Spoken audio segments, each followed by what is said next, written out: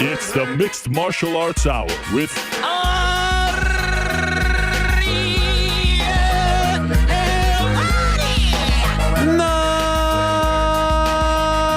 Mixed Martial Arts Hour is back in your life on this Monday, February 6, 2023. Hello again, everyone. I sure hope you're doing well. I sure hope you had a lovely, lovely weekend. A lot has happened since we last spoke on Wednesday afternoon. A ton has happened, and we have a ton to get to on today's show. We might go 7 to 8 hours, so I hope everyone brought dinner.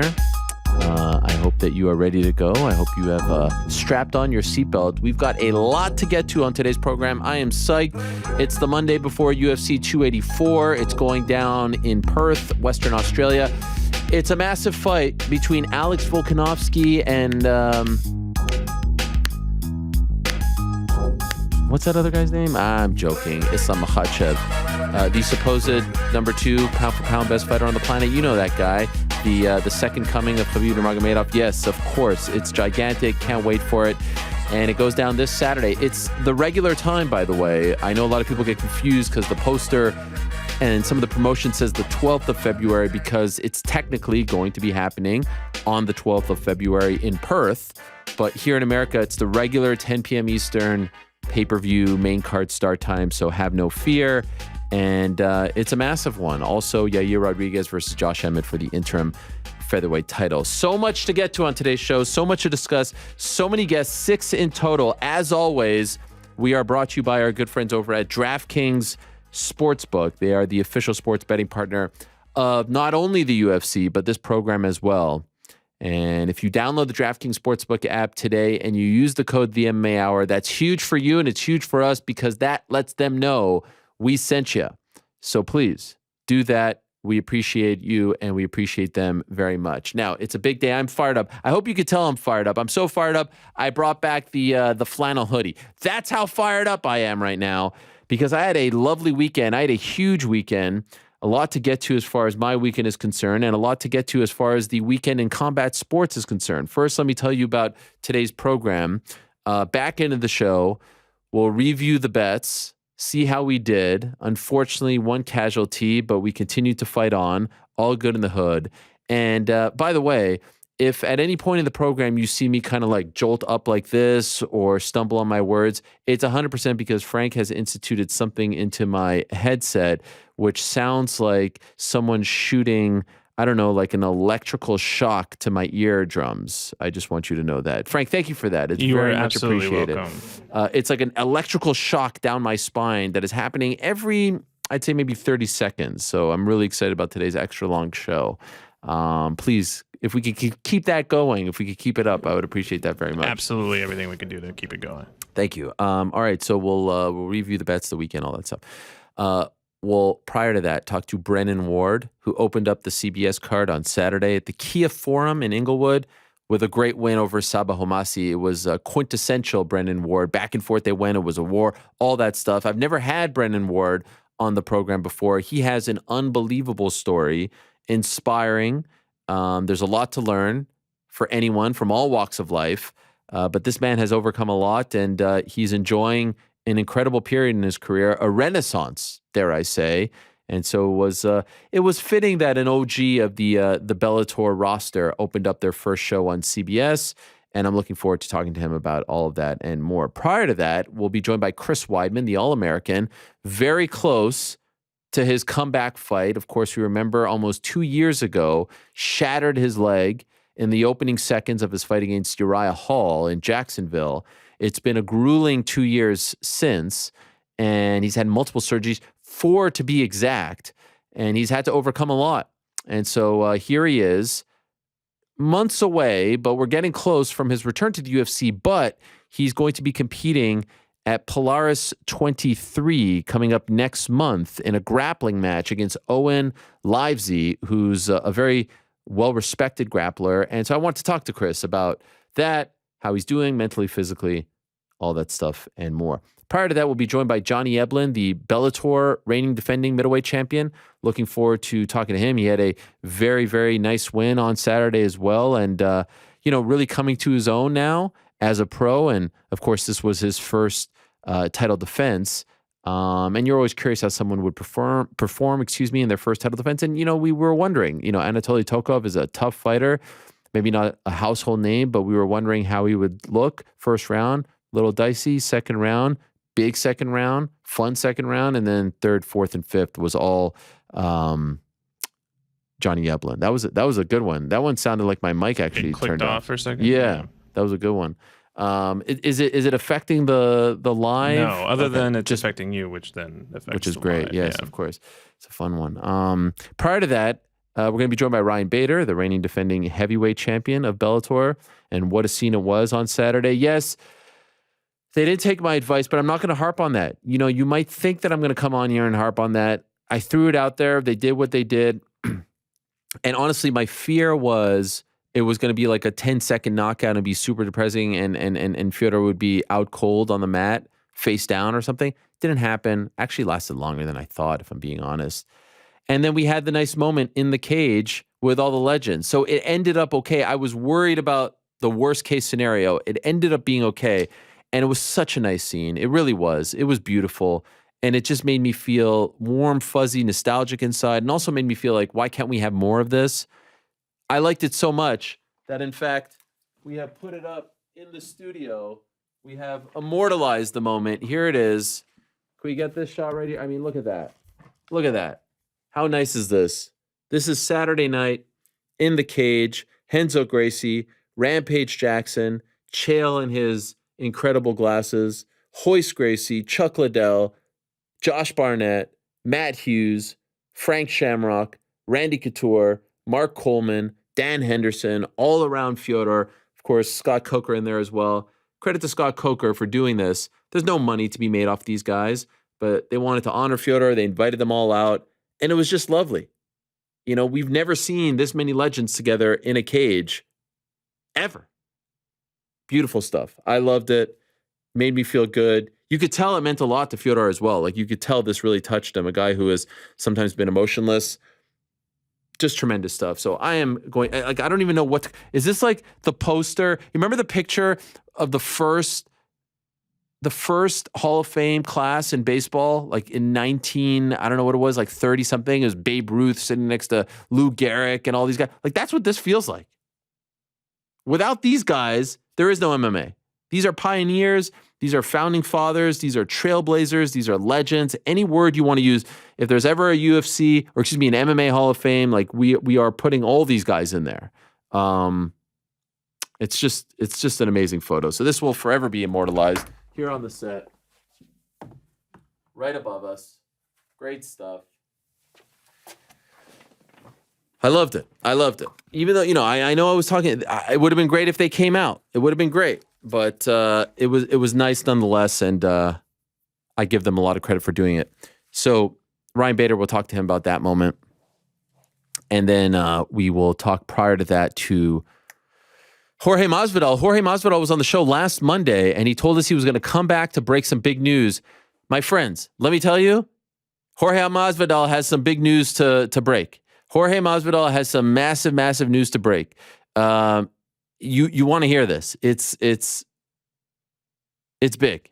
That's all I'll say. It is big. So stay tuned for that at 2 o'clock, Jorge Masvidal. And then at 1:30, we're going to be joined by Michael Chandler. And I'm looking forward to talking to him. And so let us start with Michael Chandler, if we can. We found out on Saturday morning via the internet, Instagram, Twitter. Dana White made the announcement, making a lot of big announcements these days, doing them up. I like that. I appreciate that. I think it makes it feel special, better than some throwaway tweet with some, out of focus photos stitched together. This is good. More of this. I like this. And he announced that the coaches for the upcoming season of The Ultimate Fighter, I believe it's the 31st season, will be Michael Chandler and Conor McGregor. And so we talked about this last week, of course. It was a real thing. Chandler being the front runner. They tried to go after Nate, never really got off the ground. And then Chandler was option 2. And so they're going to start filming it in the next few weeks. And it's going to air May 30th to August 15th. And then it will culminate in the third quarter. Last I heard, September, it will culminate with a fight between Conor McGregor and Michael Chandler. Huge fight for both men. Obviously, it's a fight that Chandler wanted, and it's the big return fight for Conor. Date TBD, location TBD, weight, I'm told, 170. So that's interesting. More so for Chandler than for Conor, because, of course, Conor has a few 170 fights, or at least a couple, under his belt, the 2 Nathan Diaz fights. But this is interesting because he comes back. You're going to see a lot of Conor McGregor. They're going to be pushing it a lot. For the first time ever, The Ultimate Fighter will not only be airing on ESPN Plus, but ESPN Linear as well. So that's the channel, the main ESPN channel. When I say linear, I mean like the actual channel on TV. So you could get it on Plus, but you could also get it on ESPN. The other ones that they did in the ESPN era were just on Plus. So this is big. And you know, ESPN, Social, SportsCenter, Social, they're all going to be pushing this. I mean, it's a ton of Conor content coming your way. So if you missed them, a lot is to come. And the dynamic will be interesting and the fight will be interesting. And so this is the way they're going to do it. And, you know, I like the fight very much. There is a part of me that wonders, all right, is too much of a good thing not a good thing? Meaning, all right, you got this, you know, this big return and everyone's very excited about it, but, you know, will he feel overexposed? Will the, you know, typically I feel like the heat between the two coaches fizzles out by the end of the season. Now, there's not a lot of heat between Conor and Chandler at this point. It's not like it's Rampage and Rashad. It's not even like it's, I don't know, Sarah and GSP. So maybe this works. One thing I know for sure, I doubt we'll see Conor in the familiar jersey, as we've seen in the past, which I think is a good thing. And this is his second time coaching. Of course, back in 2015, he did it with Uriah Faber, and that was pretty well received. There was the famous moment with TJ Dillashaw and the Alpha Male team and all that stuff. And so I am looking forward to seeing how that all plays out. I think it's going to be really interesting. And so at the top of the show, in about 15 minutes, we'll be joined by Michael Chandler to talk about it all, to see how it all came together, and to see how he feels about coaching opposite one Conor McGregor. This is a massive opportunity for him, and especially considering the fact that he's coming off a loss, it's a big deal. Like, this is bigger than a title fight. So we'll get the thoughts of the guys on that in a moment. Some breaking news. Earlier this morning, we found out, speaking of Conor, someone that was instrumental in his career over the last few years, and someone who I think is the best, among the best managers in the game. I would put him in the top 3, 4 at the moment. Well-respected, highly respected manager in the game, Tim Simpson, who has been on the show before, both in studio and via Zoom. Of course, you know, we had him after the Leon win, Izzy, all that stuff, announced that he was starting his own MMA management group. And we tweeted that out at around 11 a.m. This morning. I actually have the press release right here. It's called Chosen Advisory, but let me read the press release because it's pretty huge. It's pretty massive, and a lot of people are talking about it this morning.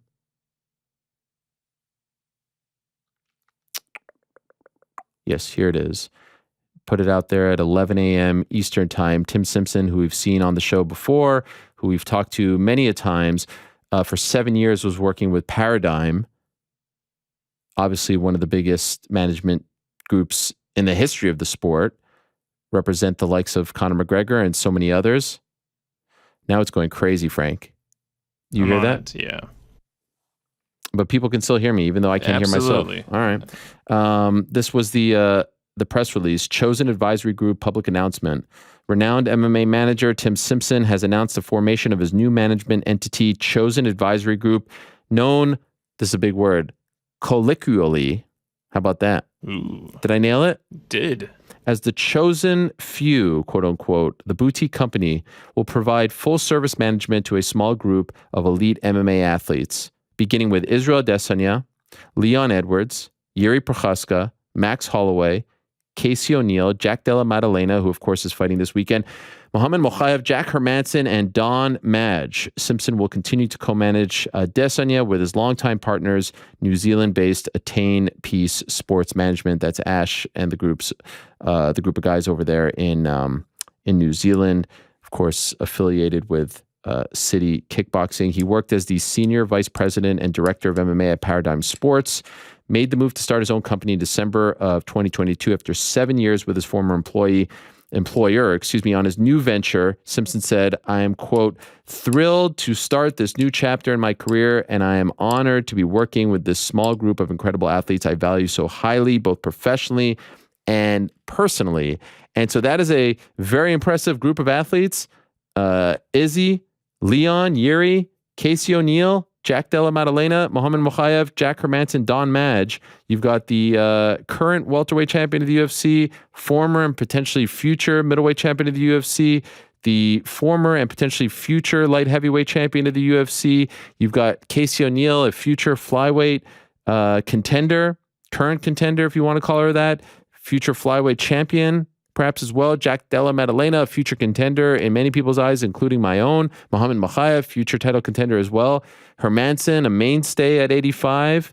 And Don Madge, a big part of PFL. And then the big news is he is now representing Max Holloway as well, who parted ways with his longtime manager, Chris Deggett, who I thought was phenomenal for him, who only represented Max and was a brilliant addition to Max's stable and did incredible things for Max for many years.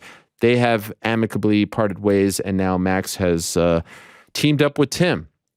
So this is big news all around in the world of MMA management. And I'd imagine, I haven't spoken to him at length about this, but I'd imagine his phone, his email, his DMs are exploding now, probably from multiple fighters wanting to be part of the chosen few, and people probably trying to work for them as well. Chosen Advisory is the handle on Twitter. So congrats to Tim, and good luck to him. And by the way, I see people talking about Paradigm. Paradigm still has Conor McGregor, Mackenzie Dern, Johnny Walker, Michelle Pereira, Wonderboy Thompson. This is off the top of my head right now. So they still have, an impressive client roster as well. But the business of MMA is something that I'm obviously very fascinated by and interested in. And so this is a pretty big piece of news as far as the business is concerned. Back to the business of The Ultimate Fighter, Conor McGregor back. Guys, what do you think? You happy about this? I know Conor was in particular, GC was in particular hyped when the news came out. You loved it. Yeah. Oh, yeah, I loved it. Why? I loved it. I mean, all right, well, the experience that I had of them breaking the news was I was literally just laying on my couch and I pulled up Instagram and it was just like, UFC's going live for breaking news. I sat there for maybe 30 seconds. They run the promo for UFC Vegas 68 and then they got right into it. Took them about, 2 minutes to make the announcement and we were out. Like, I was like nervous when he was like, all right, and now to announce the Ultimate Fighter coaches. So, yeah, I loved it. Love the matchup. Love that we're getting Chandler. I love the way that it's going to be like a summer reality show, and then we'll get a fight, hopefully, within the coming months after it. And I think it's going to be a banger of a fight. I think it's going to be awesome. So, yeah. Love everything about it. 10 out of 10. Everything about it. You like the announcement. You like. Love it. Could I say, I actually echo everything that you're saying, honestly. Yeah. After thinking about it a little more, you really don't know how many fights you're going to get out of Conor at this point. So you might as well try to squeeze everything out of the orange, so to speak, right? Yeah, right. Get him on Tough, get him on every social media thing, get him on get him on ESPN, blah blah blah. Get the pay-per-view. Chandler's a great dance party. Take all of that. 170, I don't even mind as well. We'll get Chandler's thoughts on that in a moment. The only thing I didn't love was Saturday morning. Seems like a weird time to break news of that nature, but I guess no one really cares. I think New York Rick didn't love it as much. Am I crazy? Selfishly. I hate it. Why selfishly? Well, because my job is in social media and you wanted a heads up. Helping the audience understand. Yeah, I want a heads up. I want a news reporter to have heard about it already, give me that information, allow me to prep assets, and then post it. I don't want Conor McGregor fights announced on a Saturday morning or on Thanksgiving in the case of Cowboy ceremony. Yes, that was a great Give me one. a heads up. See, that's why I want loved this. it, because I didn't have a heads up, because I was just laying there and I was like, oh, UFC's going live. And then like right when I clicked on it, it was like the special announcement thing. And I was like, oh my God, what are they about to announce? Like, is this a mistake? Like, did they accidentally just post this again? And then I see there's 30,000 other people watching it. And then he makes the announcement. Like, I was like going crazy when it got announced. I was like, oh my God. What were you oh doing? my God. Were you doing like push-ups? Like, what were you doing? Jumping jacks? Like, I stood up. I stood up and started like quickly pacing around my kitchen. Wow. My girlfriend was like, what is happening? Like, what is going on? And I was just like, McGregor's back. Like, he's doing tough. McGregor back, I was confirmed. I was hyped, dude. And this time, did they make you wait for the announcement, or was it So instantaneous? that's why it was perfect for me, because I later saw that Dana was just like, 10-minute warning, like we're about to do the announcement. I didn't see any of that. I literally just jumped on Instagram, got a notification, jumped into the announcement, and within 5 minutes, everything was done and wrapped. So like for me, the timing was perfect. If I had to wait another 45 minutes, I wouldn't have liked it as much. But for me, the timing was perfect on Saturday. Now, New York Rick said he didn't like that it came out, sort of out of the blue, even though we were, I mean, you could say That's we why kind of. That's why I liked it. If fans like Conor, if there's more of them out there, this Conor, not Conor McGregor, if there's more fans out here who want it delivered in this way, then I can't complain. But selfishly, hate it. Don't ever do it again. Okay, so I actually love the fact that they just dropped it. I always feel like the announcement should be, a big deal. But does that feel like a big deal? Saturday morning when Okay, so the only thing I didn't West like, Coast is asleep. the only thing I didn't like was the Saturday morning part. That seems very strange to me. But Now I feel like you guys do you guys not like it from a strategic standpoint? I'm just looking at it from the UFC perspective. You break news on a Saturday I'm morning. looking selfishly from my perspective, and I was just like having a lazy Saturday morning feeling. So like it was great for me. Like I see what you're saying with the UFC perspective strategically. But news is news. Like Kyrie Irving got traded on a Sunday afternoon. Right. It just sort of happens, and they probably wanted to own it, and they didn't want someone to break it, and so that's fine. I guess the bigger question is, because we're really getting into the minutia here and probably no one cares. New York, what do you think about the matchup? What do you think about the whole thing, right? It's not just a fight, Ultimate Fighter, it's 170, it's all that. You love it. Perfect. There is not a misstep taken here from Michael Chandler's persistent call outs of Conor McGregor, doing it respectfully and trying to really put himself in position to get that fight all along. To the idea of Conor kind of teasing it on his own Instagram, to the idea of the fight itself, which is sure to be fireworks, to the idea of it happening at 170 with them not needing to cut and Conor McGregor not looking like he could make 155 for the rest of his entire life anyway. From the idea that we're going to get Conor McGregor reacting to G golly Michael Chandler, wishing him a good morning every time they walk into the Tough Gym, to the fact that it's going to be on ESPN, to the fact that I'm suggesting they should try to put it on ABC. Hopefully they figure that out. They probably took our ESPN idea from last week. I think that's what it was. I was like, oh wow, Dana was listening to New York Rick when he threw that out there. But what's not to like? This is perfect matchmaking, and perfect utilization of what was a dead brand, now giving it new life. Sure. Conor McGregor makes Tough relevant again, regardless of if those fans stick or not. Tough for a season at least is relevant. I will be watching every episode live. I'd like to just go ahead and make that announcement right now. That's the effect. That's the effect. And we're going to get 10 weeks of Conor McGregor and Michael Chandler social content. We're going to get 10 weeks of people talking about the fight. I don't think less is more in this scenario because, as I've said all along, I think people don't believe in Conor McGregor anymore as a fighter. They see him very rarely. They see him on Instagram. They see him doing sparring with guys they've never heard of before in the Middle East and doing grappling.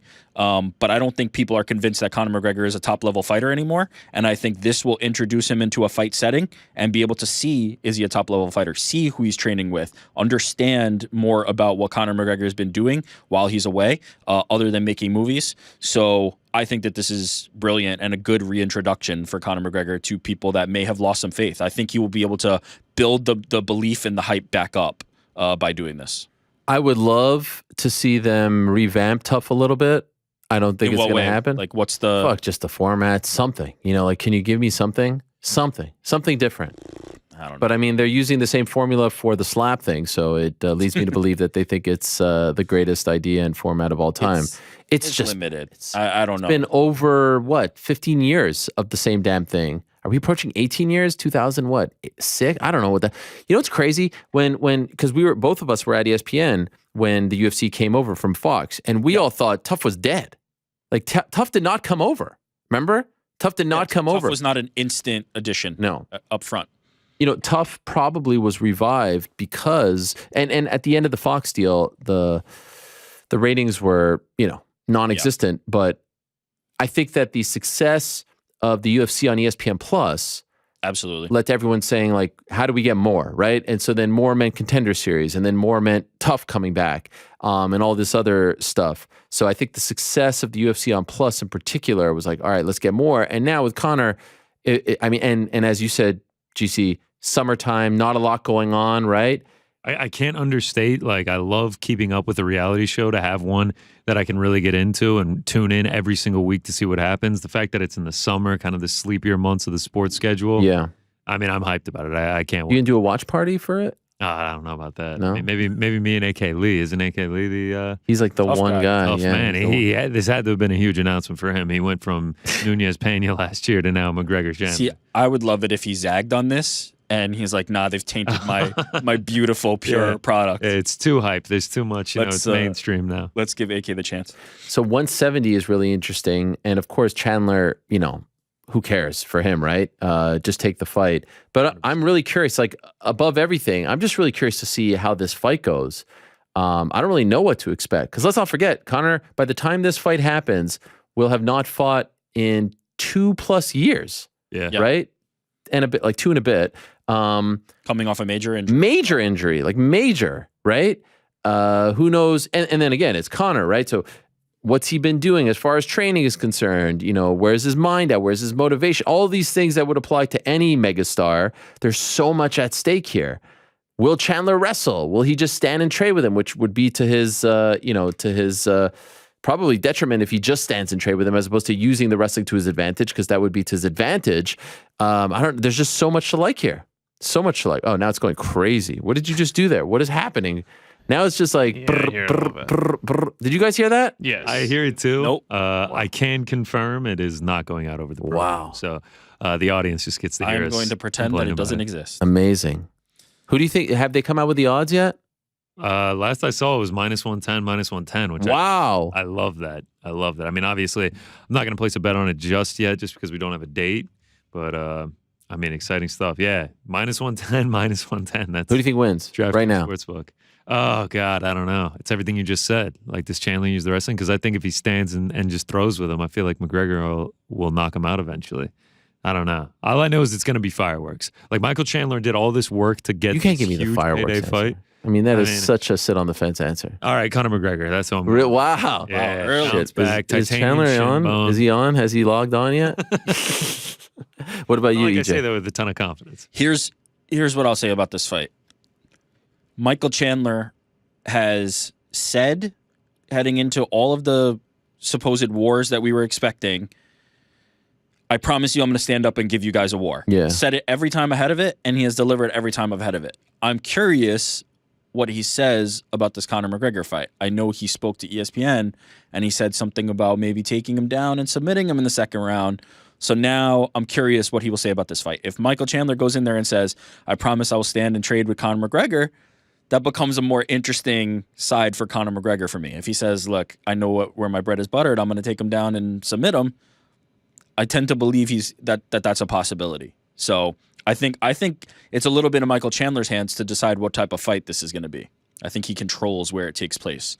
On the feet, Conor McGregor is still extremely, extremely dangerous. If you listen to Conor, though, on the ground, he's going to be extremely dangerous, too, talking about all the elbows and things, the wild attacks that he has off his back. So I'm excited about it. And by the way, I don't think they're going to be lovey-dovey. I think a lot of people think they're going to be lovey-dovey. I think it's going to be a little There's more. no way they can spend as much time as they're going to and it remain lovey-dovey. There's no way they go through a whole tough season and McGregor doesn't start throwing shots at him. Well, I just think Michael Chandler can be grating. When somebody's too nice, it becomes annoying. Especially in a he's competition. too nice. Like, I just don't want... Stop being nice to me. I don't want it anymore. And Chandler is so good. He had the video. He had the video ready to go. Like, the second the announcement was made, he had his own video. He had his own announcement. And then he's like firing it up. I'm coming to win the competition. I'm coming. That's what I love. Yeah, he's like very focused on winning tough liked before he takes on the opponent. Looking at the phone first. Like, he just saw it on the phone. It was like, well, there it is. There's the announcement. That was He great. filmed that like a week ago. We did a graphic on that that quote from ESPN that I had just mentioned, and Conor McGregor quote tweeted it and did like a crying, laughing emoji. So I think we're already starting to see a little bit of the tension increasing. But I mean, this is money all around. This was the play, 100%. This was the play. John Jones 2023, Conor McGregor 2023. Who would have thought? Yeah, I mean, I think they probably wanted it in 2022, to be honest. But yes, this is, if it all plays out, this could be a really, really big year. You know, the pay-per-views last year, I think at times were a little bit underwhelming.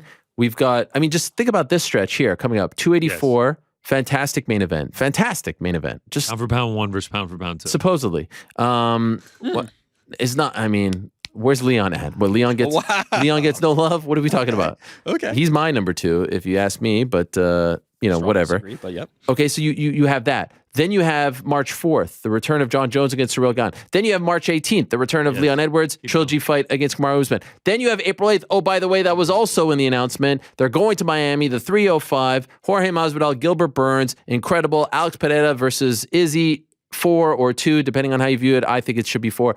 That's incredible. Then, okay, we've got May, we'll see. We've got June, we'll see. We've got International Fight Week, always gigantic. August, we'll see. September, if it's this one, gigantic. And so that is just an incredible 6-month or so stretch for the McGregor UFC. tough. Yeah, mixing the tough. McGregor Chandler Right. tough going on for 3 of those months. Like, I mean, these next 4 main events for these pay-per-views is unbelievable. Like, unbelievable. Sprinkle in a little Francis Ngannou, Tyson Fury, and all of that. And We're talking. Katie Taylor versus Amanda Serrano. I mean, there's so much. There's so much. And we'll get to all that in a bit, but let's get to our first guest of the day, the man that we have just been talking about for the past, 15 or so minutes, the man who will be coaching opposite Conor McGregor on The Ultimate Fighter, which will begin in May on ESPN and ESPN Plus, and then they'll fight in September. The one and only Michael Chandler. There he is. What's up, Mike? How are you? What's up, Ariel? Living the dream, man. How are you? Man, you're so good. They had the announcement. You had your own video. You had your own. I mean, you are just so freaking ready. It's unbelievable. I appreciate that. I appreciate the finer details. Yeah, hey, just proper planning.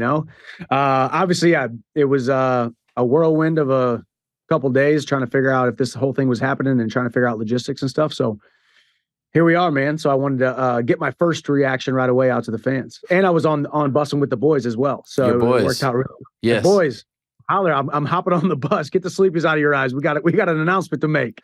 So when did this first cross your radar? When did the first mention of this come to you? I mean, obviously, whenever Conor kind of went out there and tweeted that he was going to be do the Ultimate Fighter, immediately I was trying to throw my name in the hat. So some talks were had, but nothing was finalized really until a couple days ago, truthfully, Wow. Like a day or two before it actually got announced. Wow. So the initial sort of talks came from you? Like you saw that stuff like we did and you threw your name out? They didn't reach out to you first? Well, no, not really. Oh, But, why are you kayfabing me, Mike? I mean, come on. I was going to say, give you credit. It just goes to show, like, if you want something, go out and get it. But they came to you first. Yeah, but I mean, hey, I do want something, and I've been trying to go out and get it for the last 2 years or so. So, yeah, man, it's you couldn't have scripted it any better, and this is the biggest platform that we ever could have asked for. Obviously, the fight itself, but the opportunity to be on ESPN, the network, for all those weeks leading up to this. Yeah, it's gonna be a lot of fun. Big year for the boy. Yes, gigantic. I had heard that there was some talks with Nate Diaz. Like, were you being kept abreast of all of that, and or was it just like, yo, I'm into this. If you want me, like, let's talk. I'm not quite sure. I mean, I know. Obviously, for me, I was really worried about myself and was burying my head in the sand as to try not to see anything that was out there or what was going on, because I knew I was a front runner for this, this whole thing. I've been a front runner for Conor's return for a while. Obviously, everyone has expressed interest in it. But obviously, yeah, we know there's always big fights out there when you're talking Conor, Diaz. I mean, Masvidal had his name in the hat. Tony Ferguson was throwing tweets out there, which I don't know if that was, if he was a legitimate candidate or whatnot. But ultimately, here we are, and we start filming here soon, hopefully. Was there any concern on your part that the loss to Dustin would take you out of the running for a Conor return fight? ultimately, you always think always the negatives that come from losing a fight. Obviously, I had my sights set on beating Dustin, and then watching the fight this weekend and seeing who my next opponent was going to be for the title. But as fate would have it, lost that fight and wasn't quite sure what was going to happen, who was going to be next. I knew I wanted big fights, big stages, and doesn't get any bigger than this. But ultimately, man, when you're fighting the best guys in the entire world on any given night, you could suffer a loss like I did. And it deterred me for a second. Definitely hurt. That one hurt for sure, physically and emotionally. But if a bad thing happens, but a good thing comes from it, was it really a bad thing? That's what we must ask ourselves as human beings. Yes. By the way, what's a bigger deal for you, a Conor McGregor fight or a title fight right now? That's funny because that's been the question over the last year or so. Because I've been focused on trying to get that title, making my way toward the title. Losing to Dustin, obviously that light got dimmed a little bit. The thoughts of that happening were definitely a couple fights away at that point. So now I'm focused on the task at hand, and obviously the biggest fight I could have ever asked for, plus the caveat and the extra promotion, the extra being stuck in the microcosm, for better or worse, on cameras 24/7, on microphones 24/7 at The Ultimate Fighter, on The Ultimate Fighter, in The Ultimate Fighter competition. The competition starts right now. So I say the Conor fight, obviously because of the way the last couple months have happened and the last fight, but it's going to be fun. Got a big year. And just curious, was it ever like, hey, do you want to fight Conor? And then they came back and said, hey, do you want to fight The Ultimate Fighter? Or was it always this package deal? I think it all no talks had been happening between me fighting Conor necessarily until this whole thing happened with The Ultimate Fighter. I think, obviously I think the first story that broke, or the news that broke, was Conor saying that he was going to be a coach on The Ultimate Fighter. Was that solidified at that point or not? I'm not quite sure. Like I said, I'm a guy who I show up and I sign my name on the dotted line. I say yes to most things that make a lot of sense. I don't ask a lot of questions. And I think you're seeing the fruits of my labor pay off now. My understanding is this fight is happening at 170. Is that accurate? I don't have any understanding of weight classes or whatnot. I haven't been talked about it. Once again, haven't even asked, because if I have to make 155, I will make 155. I by no means want to make 155. So you'd be happy with 170? Oh, I'll be ecstatic with 170. Okay. I would rather fight at 170. It is not the only reason I've never missed weight in my entire life, wrestling or mixed martial arts over the last 22 years, was because I am just a little bit more disciplined than a lot of people are willing to be for longer periods of time than most people are willing to be disciplined. I by no means make 155 easily. It's only because of 12 weeks of a calorie restricted diet and doing extra when a lot of people don't have to make their weight classes. So 170 is a dream come true for me. So I can be at my biggest, my baddest, and my best, just like I said I wanted Conor at. That's when I called him out after the Ferguson fight. I want him at his most dangerous and his biggest and his baddest. So Conor's looking big, and I can't wait to go out there and compete against him. So if this fight happens at 170, which again, this is what I have heard, and you look great and you do great and you win the fight, is it possible your days of 55 are done? Not necessarily. I think goal number one, crush it on The Ultimate Fighter. Goal number two, beat Conor, and we'll see what happens. I still want to be wearing UFC gold in the near future, whether that's a 155, 170. Obviously 155 is the only point of reference that we can have right now, because I have traditionally been a 155er. Fighting this fight at 170 will definitely give me the opportunity to see how I compete and how I feel at 170. I train with a lot of welterweights, some big name welterweights in the UFC and the other organizations. So I by no means am a small, I'm a smaller 170 pounder, but you've seen a lot of guys have a lot of success with that. I.e. Frankie Edgar, one of the greatest fighters of all time, didn't really cut much weight to make 155. But so I've always watched that. I am no spring chicken. I am heavy. So, making 155 is never fun. But once again, I sign my name on the dotted line, and I see through to my commitment. I know your MMA debut was at 170, right? And you've had some catch weights. When's the last time, though, you ever fought above 55? Oh, man, it was like my third fight. And yeah, that basically back then, you know how like the regional circuits are. It's like, hey, we're going to put you on this card and we're going to try to find you an opponent. the next, one opponent pulls out, the next opponent comes in, he's at 170, you say yes. So I think I fought my first fight at 170. Second fight was at like 165 or 170. Then I fought a catchweight at 160.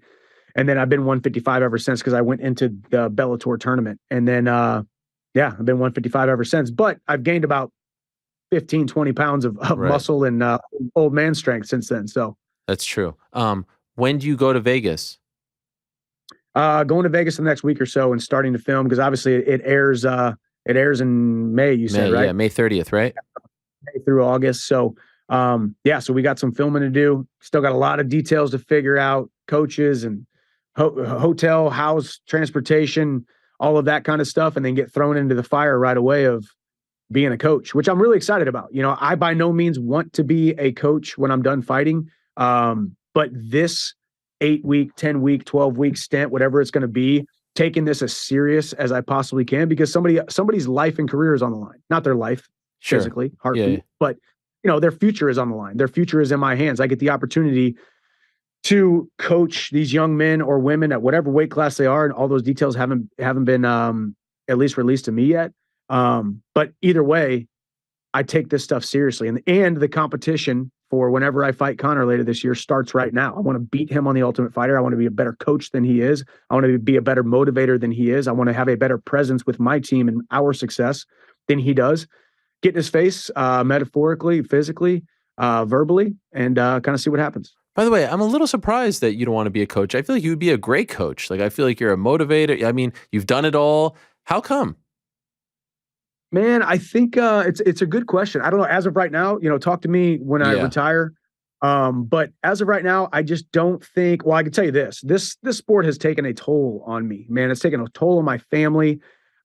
It's hard for me to leave my family for stints of time and invest so much time, energy, and care into my career to provide for them, let alone doing it for someone else. Now, I don't want to sit here and act like I'm a selfish person, but my wife and my boys and future kids, if we have more kids, is that's what's important to me. So sacrificing more time, energy, effort, and resources for someone else's career is going to be really tough for me. I could see myself speaking on stages, coaching online, business coaches, masterminds, something outside of just the X's and O's of mixed martial arts. But hey, talk to me after The Ultimate Fighter. We'll hop on here, and I'll let you know how it goes, because I do see myself as a coach down in my gym in Florida with all the guys. I'm one of the older guys in the gym. I've been there, done that. I have a certain level of platform compared to everybody, so I get asked questions all the time, and I'm helping guys all the time. So I'm technically a leader, captain, coach there as well. But this will be the first time that I'm really in that coaching role, Coach Chandler. I'm going to show up like a wrestling coach. Tuck my sweatshirt into my sweatpants, whistle, wrestling shoes, Daniel Cormier style. So we'll see, man. It's gonna be fun. You got to also tuck the sweatpants into the socks if you're wearing sweatpants, Absolutely. Right? That's a key for a wrestling coach. By the way, speaking of your family, what are you going to do? I mean, that's a long time to be away. What are you guys going to do? It is. We're setting wheels in motion, setting up some plans, trying to get stuff figured out. Yeah, it's hard for me to be away from them, especially now where obviously when I leave, I'm leaving now for work, and then daddy's got to work. And my son Hap knows, especially, that like every man has to work, and he has a very good relationship with the idea that you have to go work and you have to be away for times. You have to go be selfish in order to be home and be selfless. But ultimately, I want to make sure I have a house out there, fly my family out, when I can. I don't even know, are we filming 24/7 or are we filming 2 hours a day? I have no idea, so we don't really quite know till we get in there and start making decisions on the fly. Luckily, I've got a great relationship with the UFC, ESPN, as well as I have phenomenal management with Dave Martin and Randall Alleman. Randall is local. He's lived in Vegas his entire life. So we've been on the phone call nonstop since it got announced, and we're setting up stuff to get everything set up. But ultimately, I'm going to see them no matter what, even if I got to not sleep for a few nights or days or whatever, to make sure I get my time with my family. So this is gigantic for multiple reasons for you being on The Ultimate Fighter at ESPN, the Conor fight. Does it feel a little bit, I don't know, surreal that you're in this spot now? You've had a lot of crazy things happen for the last 2 or so years since coming to the UFC. But, for a guy that was on the outside looking in of this orbit, and now it's Ultimate Fighter, it's ESPN, it's Conor freaking McGregor. Does it feel too good to be true? Does it feel, like how are you processing all of this? Because this is the spot. This is the spot that every single fighter at 45 to 70 has been asking for the past 2 years, and you got it. Yeah, it is pretty crazy. I remember being on the outside looking in and always seeing these huge stages and huge opportunities and huge things that I felt like were passing me by, or I was, and I'm very happy with my career, and I'm very happy with the road that I took. I'm very happy with the patience that I showed, the strategy that myself and my management kind of put ourselves through every single big decision that we had to make. But it is very fitting and very, I think, ironic that the Conor McGregor who came into the UFC and was constantly talking about what was going on up in his mind and how he manifested things, how he saw things, how he willed things into existence. And now we see the Conor that we see today and who he is today. And he made all that stuff happen for himself, from welfare plumber to who Conor McGregor is now. And I truly believe I've seen this, not exactly this happening, but stages like this happening, platforms like this happening, and notoriety like this happening, and blessings like this happening since I wasn't even signed with the organization. It's a very powerful position to be on the outside looking in, getting to study the way the industry works, the way organizations operate, the way fighters operate, the way just everything, the puzzle pieces get connected. So, I mean, this is my 14th year as a mixed martial artist, and now this is the biggest stage, biggest platform, biggest opportunity I ever could have asked for in every single aspect of it. Not to mention, and that's just catching the lightning in a bottle called a Conor McGregor fight, with just the massive platform that it is, and everybody talks about the red painted night and the big money fight and all that kind of stuff. Yeah, the money is great too, but the opportunity to be in something that everybody cares about is what I want. A platform where all the eyeballs are watching, everybody is tuning in, everybody is buying the pay-per-view for that night, that moment, that opportunity. And then you couple that with the opportunity to be on ESPN, the network, for a month and a half, 2 months, every Tuesday night or whatever it's going to be. People are going to be tuning in, and the tension is going to be palpable, and the build up and lead up to this thing could be the biggest pay-per-view that we've ever seen. Obviously, I am a wishful thinker. I have confident expectancy for myself to show up and build this thing. Conor knows how to build things, so we're about to have a blast. You think 2 million is a possibility? I feel like it is. What do you think? I think 5 million is a possibility. Dang, really? No. No. Shit. I mean, traditionally, if you look at the numbers. I think 2 million is not just a possibility. I think it's very, very achievable and very attainable. I think what I have, me, it's hard for me to be, toot my own horn, but what I've created is this level of intrigue and mystique that when I show up on fight night and that cage door closes, all hell breaks loose and my foot is on the gas. I haven't seen a brake pedal at all since I signed with the organization, honestly, since I started fighting. And it's just continued to build and build and build. So you look at why this fight got made. Conor knows it's going to do big numbers. You look at why this matchup, the UFC knows it's going to be a massive fight. And can we tip our hat to Conor McGregor? I am not the easiest fight for him to come back against after 2 years of layoff. Everyone can say he's rich, he's famous, he's this, he's that, whatever he is. But Conor chose with the UFC a not easy night in that UFC octagon. And that, to me, is indicative of a guy who needs something special and needs something a little bit dangerous, needs something a little bit scary to keep him on that straight and narrow between now and this late summer, fall, whenever this fight happens. And that, to me, gets me excited because I know he is motivated and excited. What do you think the dynamic will be like on the show? What do you think the relationship will be like when you guys are together and seeing each other every day for a few weeks? I think in this particular scenario, it's always good until it isn't. It's obviously right now it's good. Conor's been respectful of me. I have been respectful of him. I think we both have a lot of mutual respect for our strength of schedules, our resumes, our standing in the sport, if you will. But you get stuck with somebody on camera nonstop 24/7 for 4 weeks, 6 weeks, 8 weeks, however long this is. Things happen that are out of your control and sometimes out of character. So I don't know if we're going to see the brash, loudmouth, trash talking in your face Conor, or we're going to see the respectable Conor, or we're going to see one on Monday, a different one on Tuesday, and a mixture of both on Wednesday. But the beautiful thing is we get to figure it out, navigate and negotiate it in real time. And the fans at home watching on ESPN get to be the beneficiaries of it. And every single week it's going to be must-see TV leading up to the biggest fight of the year.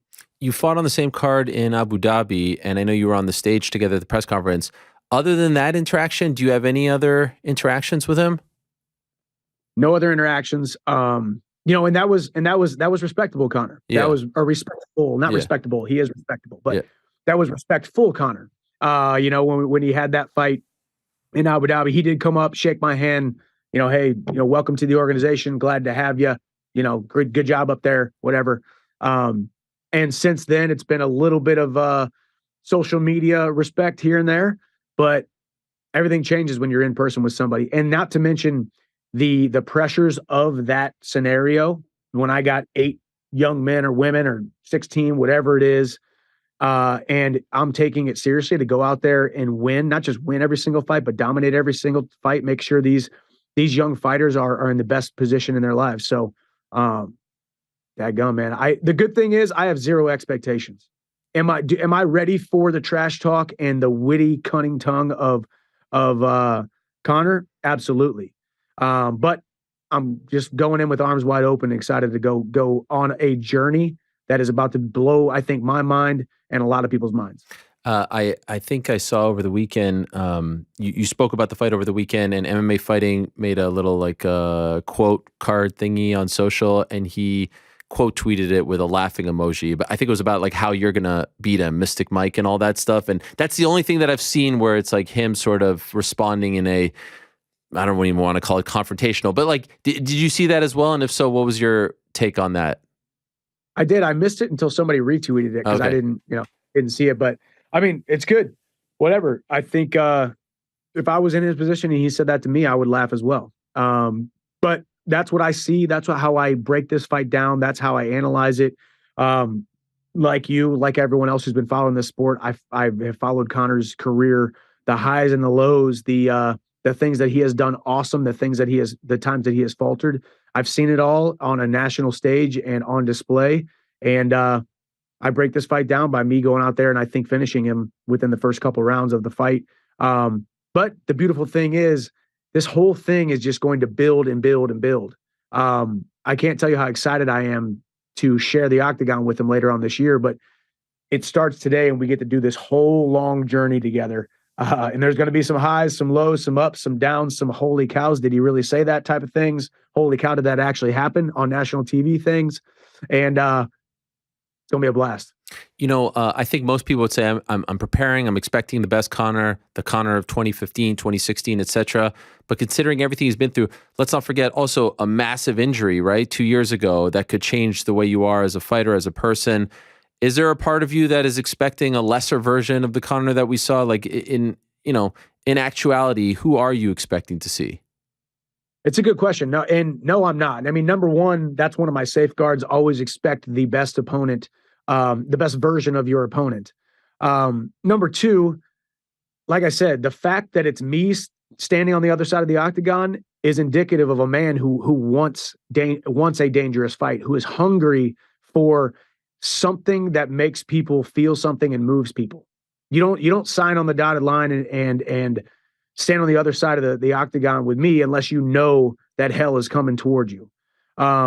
It's just my style. It's who I am to my core. That is the cloth that I am cut from. So I see this as, could Conor have come back and fought somebody not as dangerous? Absolutely. But he didn't, and he's not, and he's going to fight me. So I think, and also what he said in his tweet about when he announced that he was going to be on the Ultimate Fighter, this was a perfect opportunity to have full immersion. I think his first love is fighting. His first love is mixed martial arts. Without the sport of mixed martial arts, he's not the Conor that we all know. It's not boxing. It's not movies. It's not business. It's not whiskey. It's not all these other things. His first love, his passion, what makes him tick is mixed martial arts. Now, he's had the luxury of being able to step away when he wants to step away, and also obviously an injury, but he can step away for as long as he wants because he has the finances to do so.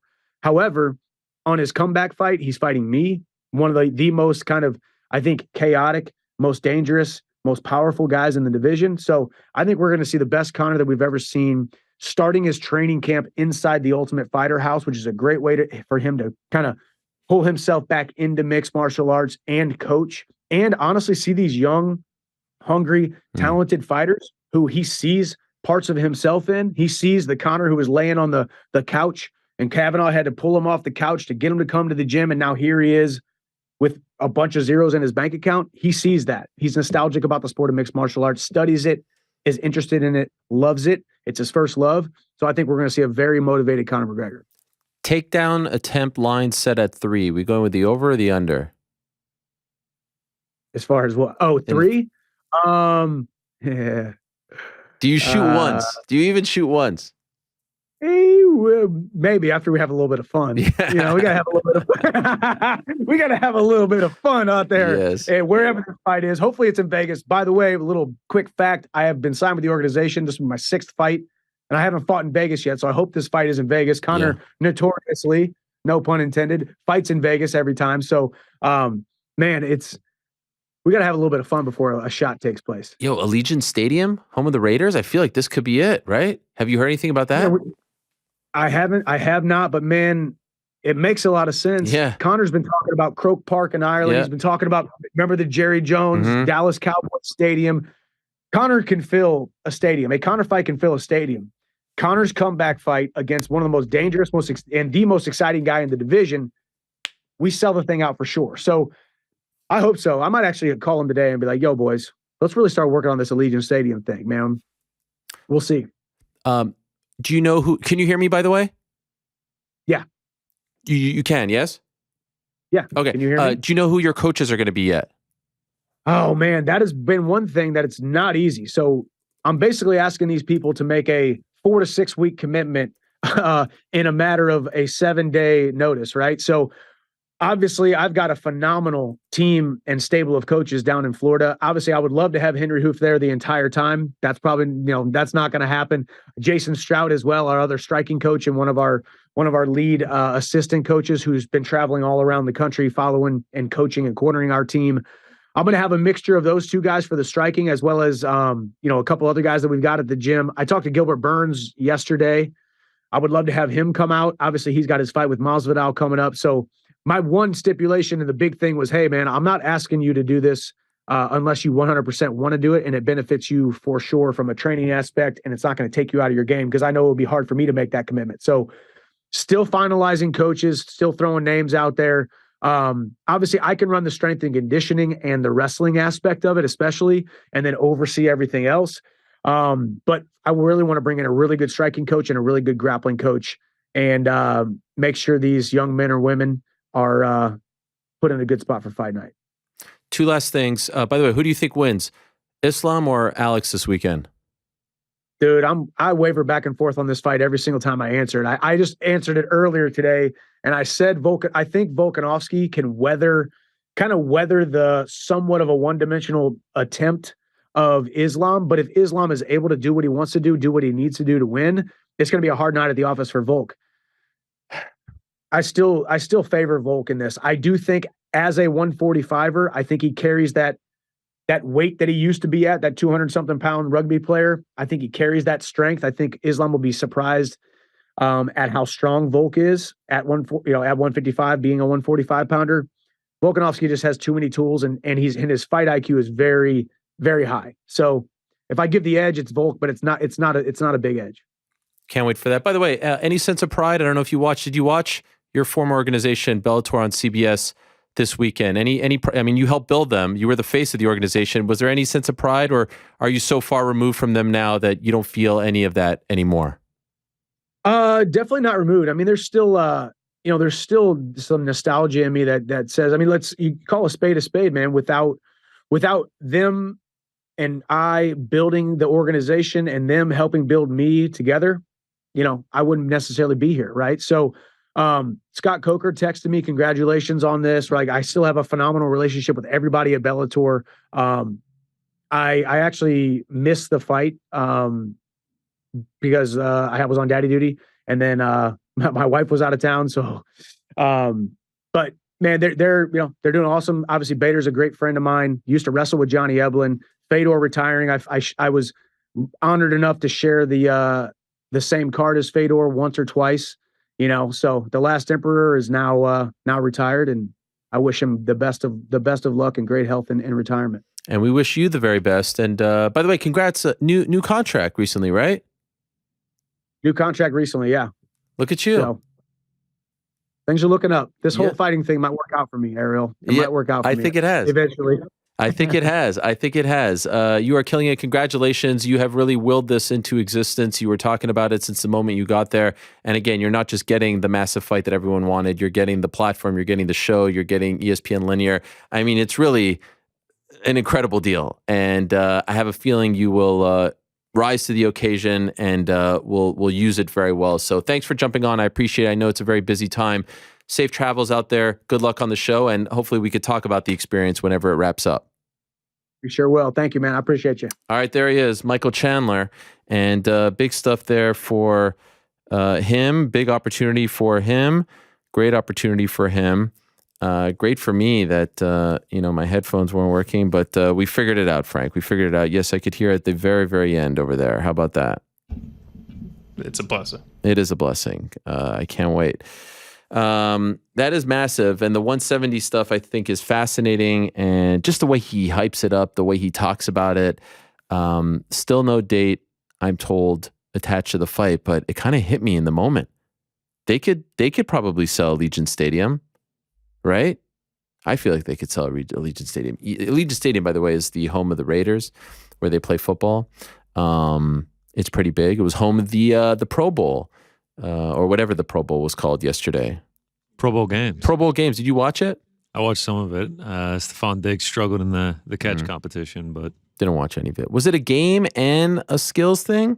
Dude, it was pretty lame. It was like 3 flag football games. Each game cost like however many points. Then they did like a catch competition and like O-line drills and running back drills, and those each, were however many points. It was pretty lame. Go back to Hawaii.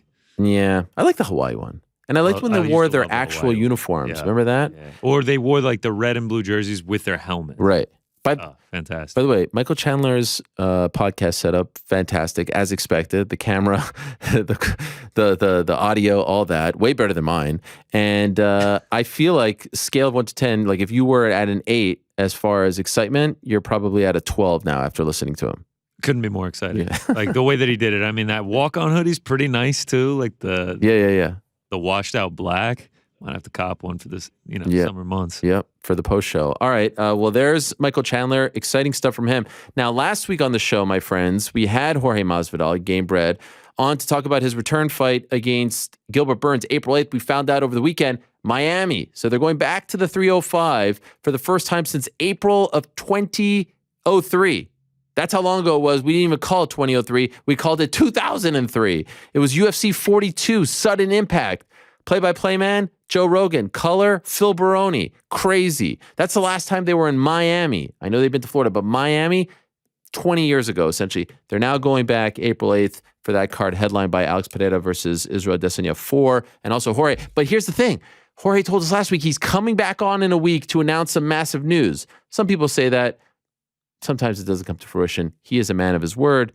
Let's say hello once again to Game Bread. There he is. And he's driving once again as well. Hello, sir. How are you? What's up, man? What's going on? Yes, the 305. And we're not doing any extracurricular activities. I don't want to get in trouble, all right? Yes? Oh, I'm just driving, man. I don't know about you, bro. Driving, man. Legend. All right. Well, this is great. By the way, can I just ask before we get into the news, and I'm very excited to hear all this news because you've been hyping it up to me. I don't know what is going on, but you already broke the news. The fight is in Miami. That was it. That was it? Oh, shit. So we can hang up now? Bro. Yeah, I'll talk to you later, man. Oh, all right. Well, Damn, there it is. My spotlight, bro. Dana stole our surprise. 20 years. You know who was at that event 20 years ago as a young professional watching? Really? Wow, I didn't know that. Right here. Damn right. And I've been 20 years in the sport. I was around, I had just turned 18. I had one professional fight, and I was like, what? The UFC's coming here? And bam, I was there, man. I had about like one pro fight already, and I knew that was going to be my life, was going to be competing in mixed martial arts. 20 years later, I'm at the top of the heap. I'm in the UFC. I'm bringing it back to my city. It is like the greatest full circle 360 thing to me, man. I feel so honored that I'm the one that gets to bring it back. And so far, the reception I've had from my city everywhere, like all the hardcore fans of MMA that have been wanting to show here, coming up to me, hugging me. Some people like a little emotional stuff, and they're like, man, thank you for bringing the show back here to Miami, Florida, and represent for the whole world, man. So let's go. Dade County, what's up? You know, Broward, what's up? for sure. And I remember like 10 years ago, people were like, why are you going to here in Florida there? Why can't you go to Miami? There's a huge stadium. It's a beautiful stadium where the Heat play. And Dana used to say the last time they were there, they didn't sell a lot of tickets. So it was a bit of a bummer. What do you think? You think they sell out this time? Well, we're on the card, you know it, man. Yeah. That's what UFC's always wanted, a card with me here in Miami so we could sell out, break records, break attendance. So we're going to shut it down. You know, Miami, as everybody knows, has a lot of options. On any given day, any artist could be performing basketball, football, whatever it may be. Right. So they had to make sure that the Ducks were in a row. And I'm going to fuck somebody up. That's all I know. Yes. Well, you're fighting Gilbert Burns. By the way, that fight in 2003, where were you sitting? Like, were you in the rafters? Where were your seats? I don't even want to talk about it. Somewhere in that mix, you know? Good tickets were fucking we're just working for money back then. Money didn't come around that often, you know. So maybe like an $80, $100 ticket was everything, you know. It was like, wow, look at this, you know. So it was cool. It was a cool experience. I got there by a train. I remember I almost missed like a train, so I would have missed a couple fights. It was a good experience. You know? It was amazing. I want to say it was actually my first live UFC event as well. Wow. That is and could you even imagine, like, if someone would have told you, oh, you'd be in the UFC one, like, was that an impossible dream back then, or were you trying to? No. Okay. No, not one bit impossible. I think Matt Hughes and Sean Shirk might have fought that night. Mm-hmm. I think I might be wrong. No, definitely not. As I was there, it was like, wow. Somewhat surreal, you know, because UFC, the thing that I want to do for the rest of my life is here. But since like 13, 14, I knew that this is all I'm going to do the rest of my life. So it's just a matter of time. I don't know when I'm getting in there, but I'm getting in there, you know? Mm-hmm. That was my thought process since I saw it. By the way, who do you think gets cheered for more on the card, you or Gilbert, since Gilbert lives in South Florida as well?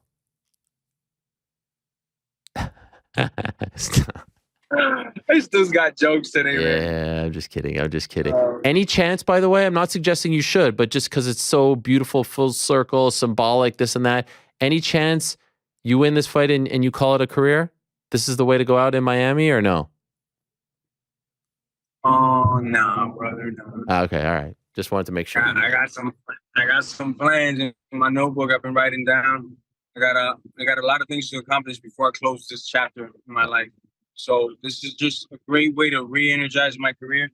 Last time I got to go to England and restart it all again. The resurrection, as they called it, you know, and that was in England. It was great energy. It was a great crowd over there. Now I'm gonna get to do it in my hometown, something I haven't done in. I can't tell you the last time I fought in my own city. So it's an honor, it's a pleasure, and I like the weight that it puts on my shoulder. It grounds me to the earth, and it just makes me want to train harder than ever, man. I feel like a young kid again, just waking up, training, and so I feel great, man. So I'm at a great headspace mentally, and if your mind is ready, your body can take on the task. Okay, so we have the big announcement. It's time for it. Let's not beat around the bush. The one thing I want to ask you is, I remember last week when you were on, you were driving and then you parked somewhere, and then your connection got a lot better. And so I don't want it to be choppy during the announcement. Are you far away from that stop? Because it gets a little choppy when you're driving, and I don't want anything to be. No, I'm like 4 minutes from that stop. So should we talk a little bit more about other stuff before? Because I want the announcement to be clean, and now I'm a little worried it's going to be choppy. What do you think? Oh, let's go. Talk it up, man. Okay. Me and you can always talk it up. Okay. Just curious. What you want to talk about? Well, I wanted to ask you about You got some stocks for me to invest in or something? No, I got nothing of that sort. But what do you think of this? Gold? No, nothing like that. Nothing like that. This Chandler McGregor announcement. What do you think of this? What's the exact announcement? They're fighting each other? They're fighting each other, and also they're going to be coaching on The Ultimate Fighter opposite each other. I was just wondering, were you in the mix for any of that? Nah, hell no. Conor knows I'm gonna break his fucking eye orbital, and in a bad way. And I'm not gonna gas out like a lot of these guys that he calls out. And I'm just bad for his brand. I'm gonna beat the shit out of him. I'm gonna stand in front of him and outdo him in what he so-called stand up. You know, he's not gonna see the likes of me, man. I'm too technical, too big for him. So, you know, I'm never in that discussion. But maybe one day it will be. You know, I don't know. Okay. Have they ever talked to you about doing The Ultimate Fighter? I think once they did, right? Was it maybe you and Colby or something like that? Yeah. No. You and Nate? Me and Usman. Usman. No, me and Usman for the second fight. And it was going to be in like, we're going to start filming like September or something like that. And then all of a sudden they call like 6 weeks later and they're like, hey, never mind. We need you to fight in April. That's when I fought Usman in Jacksonville. And they completely like switched it up, the times, the dates, everything. So that's the only time they've really considered for me to coach the Ultimate Fighter. You were open to it though? Definitely. I was definitely open to it. I understand the game well. You know, I'm here to sell pay-per-views, and being on the Ultimate Fighter helps you. And it's a huge platform to sell pay-per-views, and I'm all about that. I mean, that would have been cool. But yes, I remember they shortened the time that you had to prepare for the second fight with Usman, right? Yeah, drastically. You know, it went from being on the Ultimate Fighter starting somewhere in September, and we'd fight by like, I don't know, mid-October to early November to it got moved to April, Damn. Whatever it was, you know. But whatever, man. It's a fight game, man. You gotta stay hungry and ready.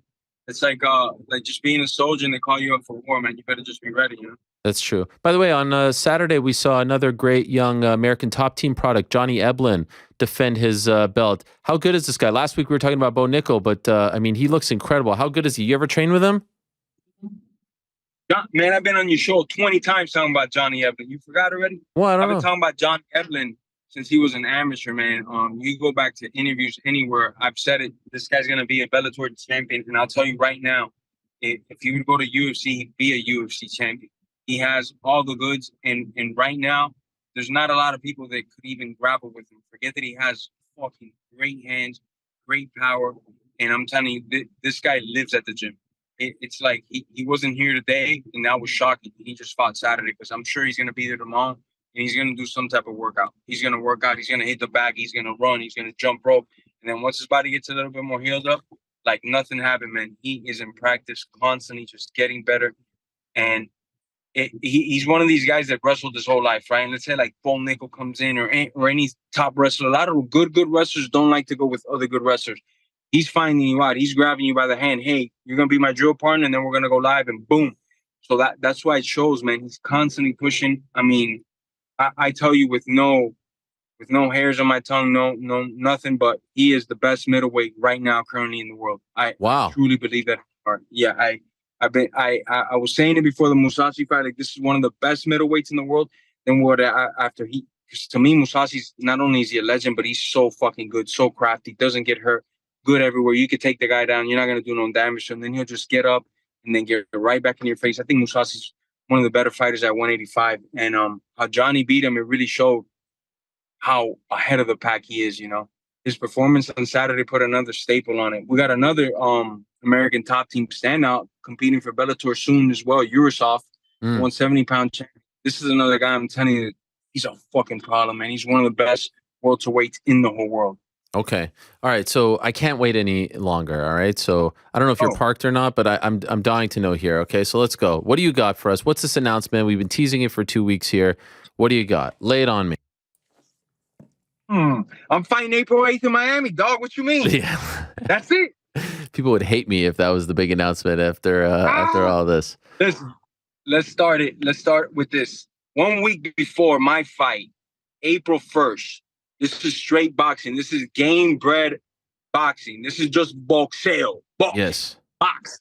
With the gloves, all that stuff. stuff, right? No, it's not bare knuckle, okay? Boxing, all right? Yeah.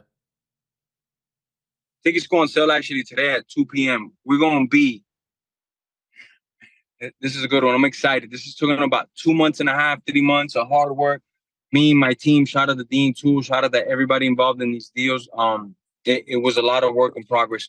So I'm going to read the card to you very naturally, and just go from there. Can I give my thoughts as you're reading for each fight, or what are we announcing the card here? What's happening? We're announcing the card top to bottom. Oh shit! All right. We got a guy by the name of Dylan Klecker. It's going to deck somebody's face in, man. This guy's got about 24 fights. He's got 4 bare knuckle fights. He's got I think 4 boxing, a couple MMA, and I think his record, I might be wrong. I think it's 24 wins.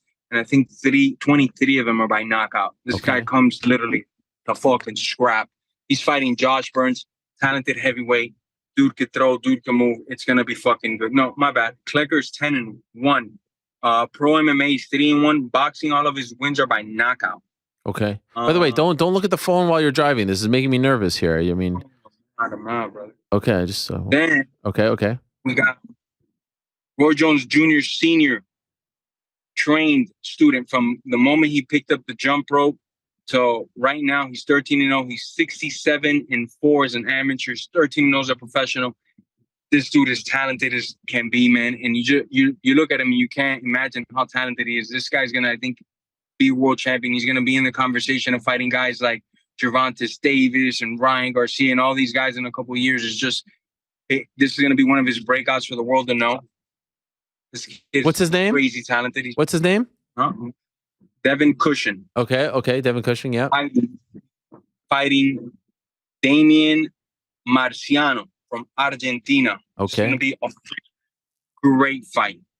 Moving on the card, we got Pearl Gonzalez versus Gina Mazzani. I hope I didn't say that wrong. You did. You said it right. Right. Oh, thank you. 2 former UFC fighters competing in a boxing match. Former UFC fighters competing in a boxing match. We got Paul Daly, the British assassin. What? This guy's got a hook. Yeah, we got Paul Daly, the British assassin, left hook from hell versus Anthony Taylor. Wait a second. Paul Daly retired. Paul Daly, the Semtex. British assassin, the fucking Semtex, the fucking lethal left hook. Fucking, this guy's a great fighter. I've always wanted to see boxing. I've always thought that he's one of the guys that could fucking hold the flag for all of us in MMA, in boxing. I'm so glad we got this fucking guy in there. Against Anthony Pretty Boy Taylor, the guy who knocked out Dylan Dennis in the parking lot. That's your kind of guy. All right. Yes. All right. That's cool. I mean, the return of Paul Daly. I like Anthony Taylor, man. He makes all type of noise for himself. He's very young in the game, but this dude wants all the smoke, wants to fight everybody. Doesn't give a damn. Dude's a hothead. This is going to be a fucking fight, man. I think it only goes 1 round, 2 rounds. It's going to be a fucking hell of a fight. Moving on. Let's get that drum roll. Okay, let's go. You don't got somebody with the drum roll there? With the machine? Frank, we have breaking news music. Frank, for Jorge, what do we got? Breaking news. All right, now we're moving up the card. What do we got? I need you to... I hear the gun. Wait. Okay, now it's getting... I got Jose Aldo versus Jeremy Stevens. Wow. Jose fucking Aldo, the WEC champion, one of the greatest or the greatest featherweight ever in UFC history, WEC history. What this guy has done in the sport, I mean, I don't need to tell you, man. This guy is fucking an animal. I've always wanted to see him box. I was so ecstatic and so excited to get this happy. The Little Heathen. I mean, everybody knows a Little Heathen. He's going to throw big bombs. He's going to come forward. Aldo has the speed, the skill, the timing. Jeremy's a fucking brute force. It can also has grit. I'm stoked about this fight. I don't know what happens in a boxing scene. Jose Aldo, who recently retired from MMA, who I think has a boxing match coming up in a week or 2 or 2 weeks' time, less than 2 weeks. He's going to be boxing February. So he's going to box that one, and then he's going to box Jeremy Stevens on your card. Aldo has a plan.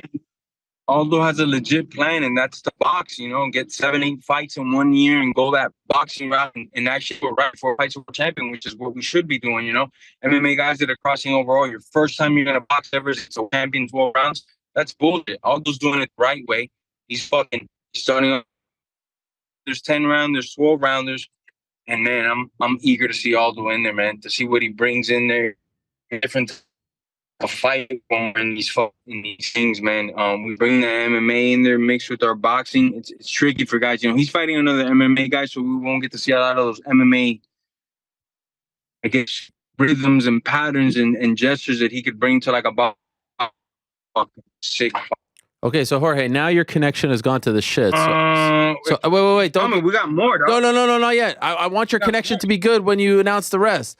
Okay, now I'm sorry to see you. Where are you right now? What is happening? It's a lot. Oh, I'm done. You're done? Should we reconnect? What should we do here? This is stressing me. What's happening? No, I'm done. I'm done driving. I know. Why is the connection so bad? I'm done driving. Because in my house there's no like network. How about now? We good? It's getting a little better. Okay, but still, why is it so low? Why is it so small? Can we call you right back just to reestablish the connection? Okay, call me right back. Or you click on it. Click out and then click back. Click out on it and click back. Okay. All right, let's because I mean this is so far we have, as far as names on this Game Bread Boxing 4 card, it's Gina Mazzani and Pearl Gonzalez, Paul Daly versus Anthony Taylor, and Jose Aldo versus Jeremy Stevens. Jose Aldo, who's fighting in a week or two in this boxing. But when is this boxing? It's soon, right? It's like Jose Aldo boxing. I just saw a thing for it. February 10th. That's in 4 days. So he's fighting in that fight against Emmanuel Zambrano, and he's fighting on this card. But he says there's more. So hopefully we can reconnect with Jorge here in a matter of seconds. I mean, I was getting really stressed out.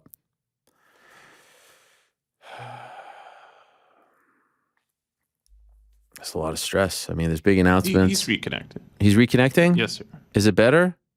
Not really. Okay. I'm going to try to get him on Wi-Fi. That would be good. Gamebreak getting into the boxing game. He's done MMA with Icon. He's done bare knuckle, and now he's getting into the boxing game as well. Yeah, all right. He's going into his home. That would be good. Up against the clock here. Any news on my headset, Frank, or is it just we're just going to fight through this? We're going to have to fight through it. There's a networking issue. When they tried to fix it, you lost your cans entirely. Oh, that was fun. No, it wasn't. No, it wasn't. But did I fake it pretty well? You did, yeah. And then Connor was transcribing to you. I had no idea that you couldn't hear. That's why I had to ask you. Can you hear? How many questions did you go not being able to hear him? I think like 4. I mean, incredibly impressive stuff, Yeah. I have to say. I was just looking at his lips. I'm wondering if you first one I was actually very listened to any nervous. I of was like, them. what is he about to say to this? Like, is he just going to let him go? Well, What is he gonna- no, I would not do that. I mean, thankfully, he didn't ask me a question back. That would have been bad. That was the best part. No, I was just looking at his lips, and whenever he stopped talking, I just asked the next one. But yeah, it's tough, especially if it's like a short answer and you're not really sure, like, is he done? Is he just taking a break? I don't know. But Chandler's a good talker, so, you know, it was all right. It looks like Jorge's connection is much better now. Oh, thank Lots better. Oh, thank the good Lord. Why didn't we just do it at 2:30 then? Technology is great. Yeah. Okay, he's back. Jorge. What's up, man? Do we got him? Andy's put him on. All right, there he is. All right, this is way better. Way better. Okay, so we got Jose Aldo, Jeremy Stevens. What's next?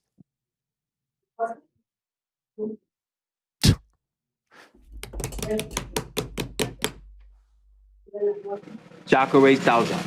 Jacare, the legend, who also I think retired not that long ago, going up against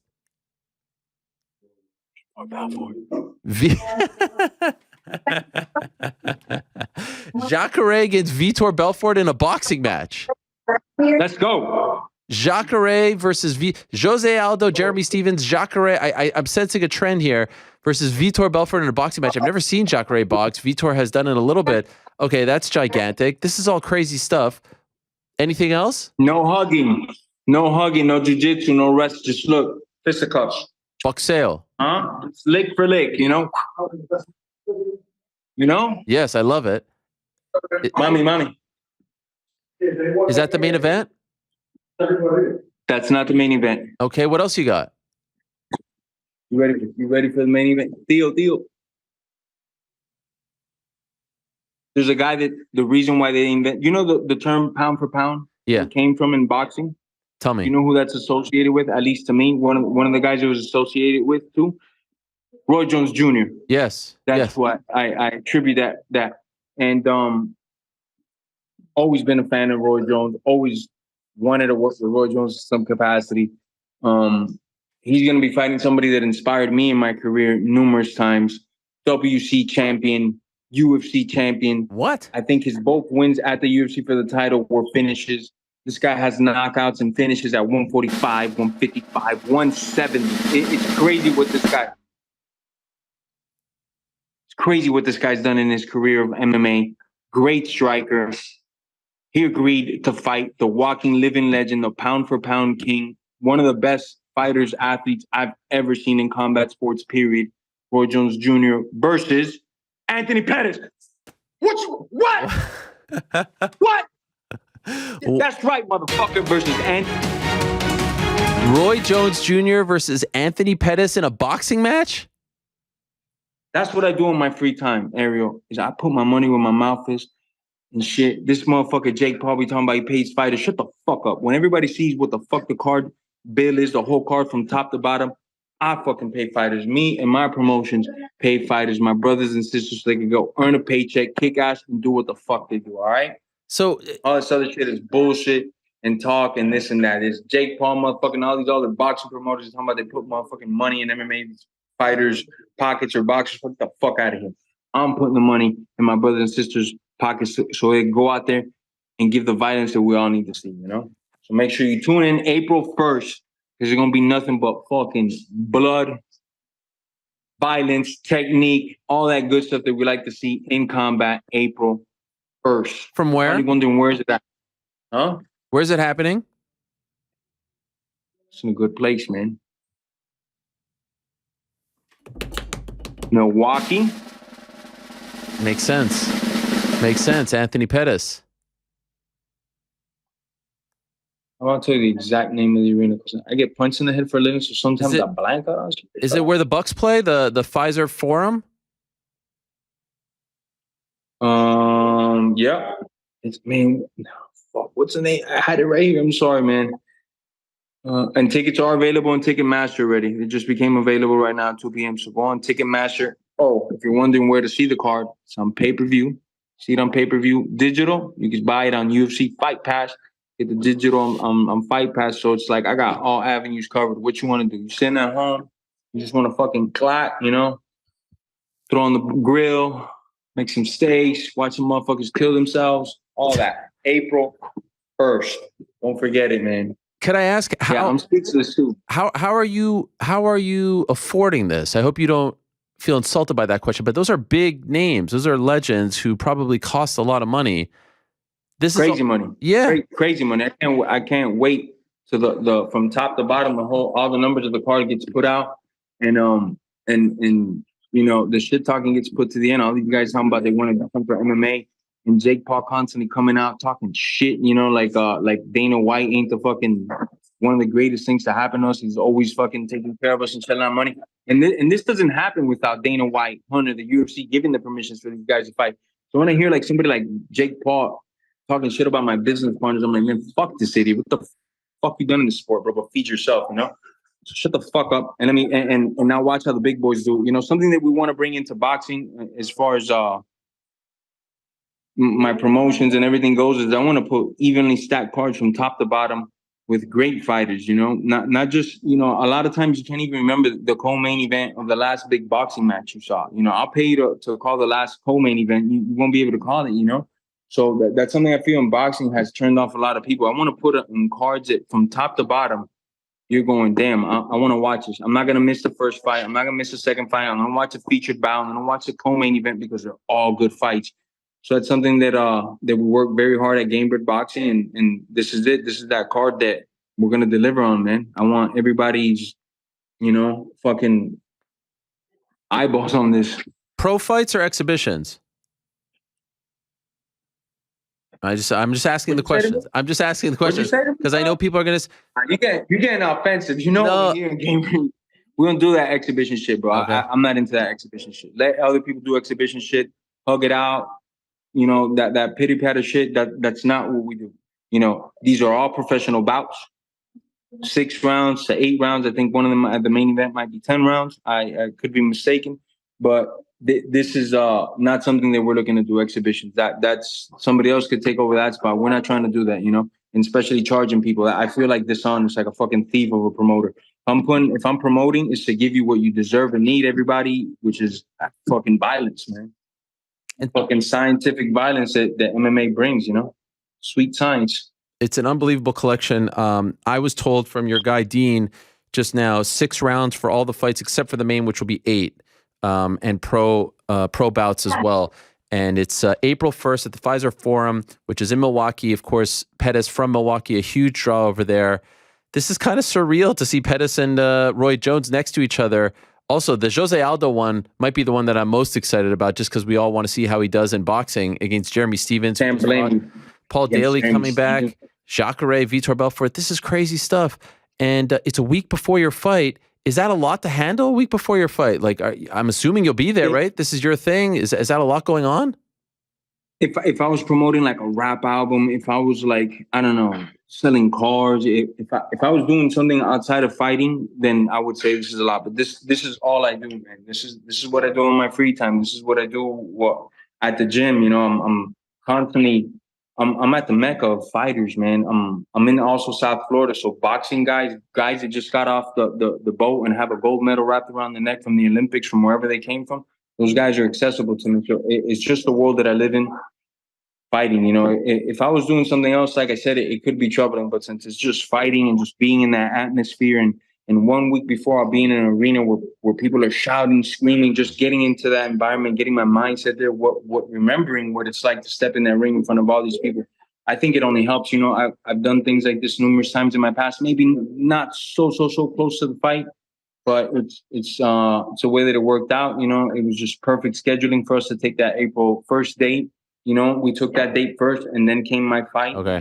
And I think it's perfect. I get to co-promote the both of them, and it's just fighting. Like I said, if it was something else, it probably wouldn't be the best idea. But I'm not like promoting some rap album that I'm dropping or nothing. I'm promoting fighting, which is what I do, eat, live, and breathe. And all I'll be doing from here to my fight is watching fights tape on Gilbert, and then I'll be watching the boxing fights. Thinking how these fights can go, dissecting them, giving opinions, getting on shows, talking about fighting. So I don't think it's like anything extra. I think it's just keeping me grounded to fighting. And to be clear, this is all done. Like, this is the card. Wisconsin has, will license Roy Jones. Like, this is all proof. The commission already proved Roy Jones. We got that done. The arena's already booked. Everything's done. Sheesh. A lot of agreements have been signed on both sides, from top to bottom. Now it's just these guys get ready, get in shape.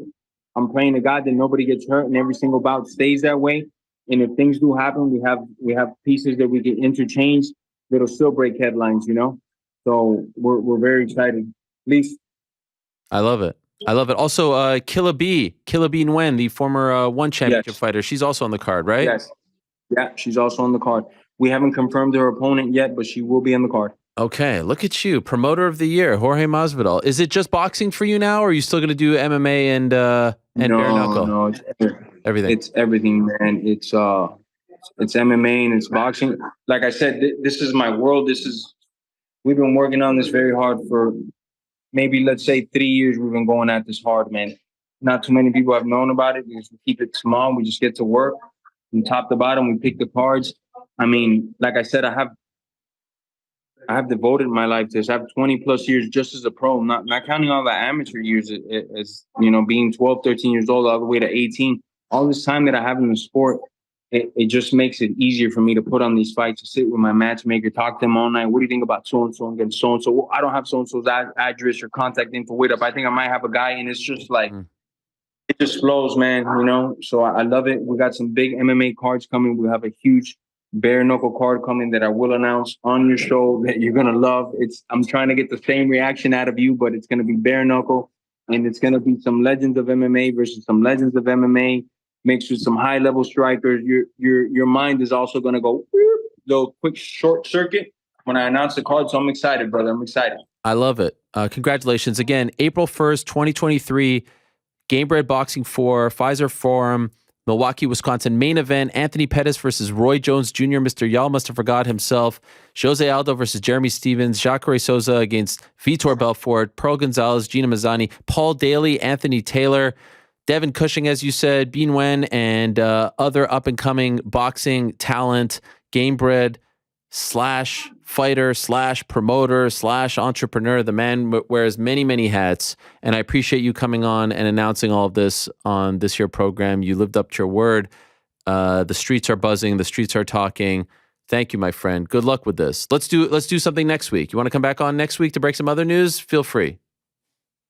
I mean, yeah, I got some, I've been talking to different insurance plans. So maybe when I save all this money, I could just come on and tell you what I went with. Whatever you want. You always have a home.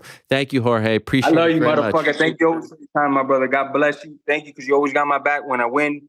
When I lose, you always let me speak my mind. Whether you agree with my political views or not, you always give me a platform and a channel to speak to the millions and everybody watching in attendance.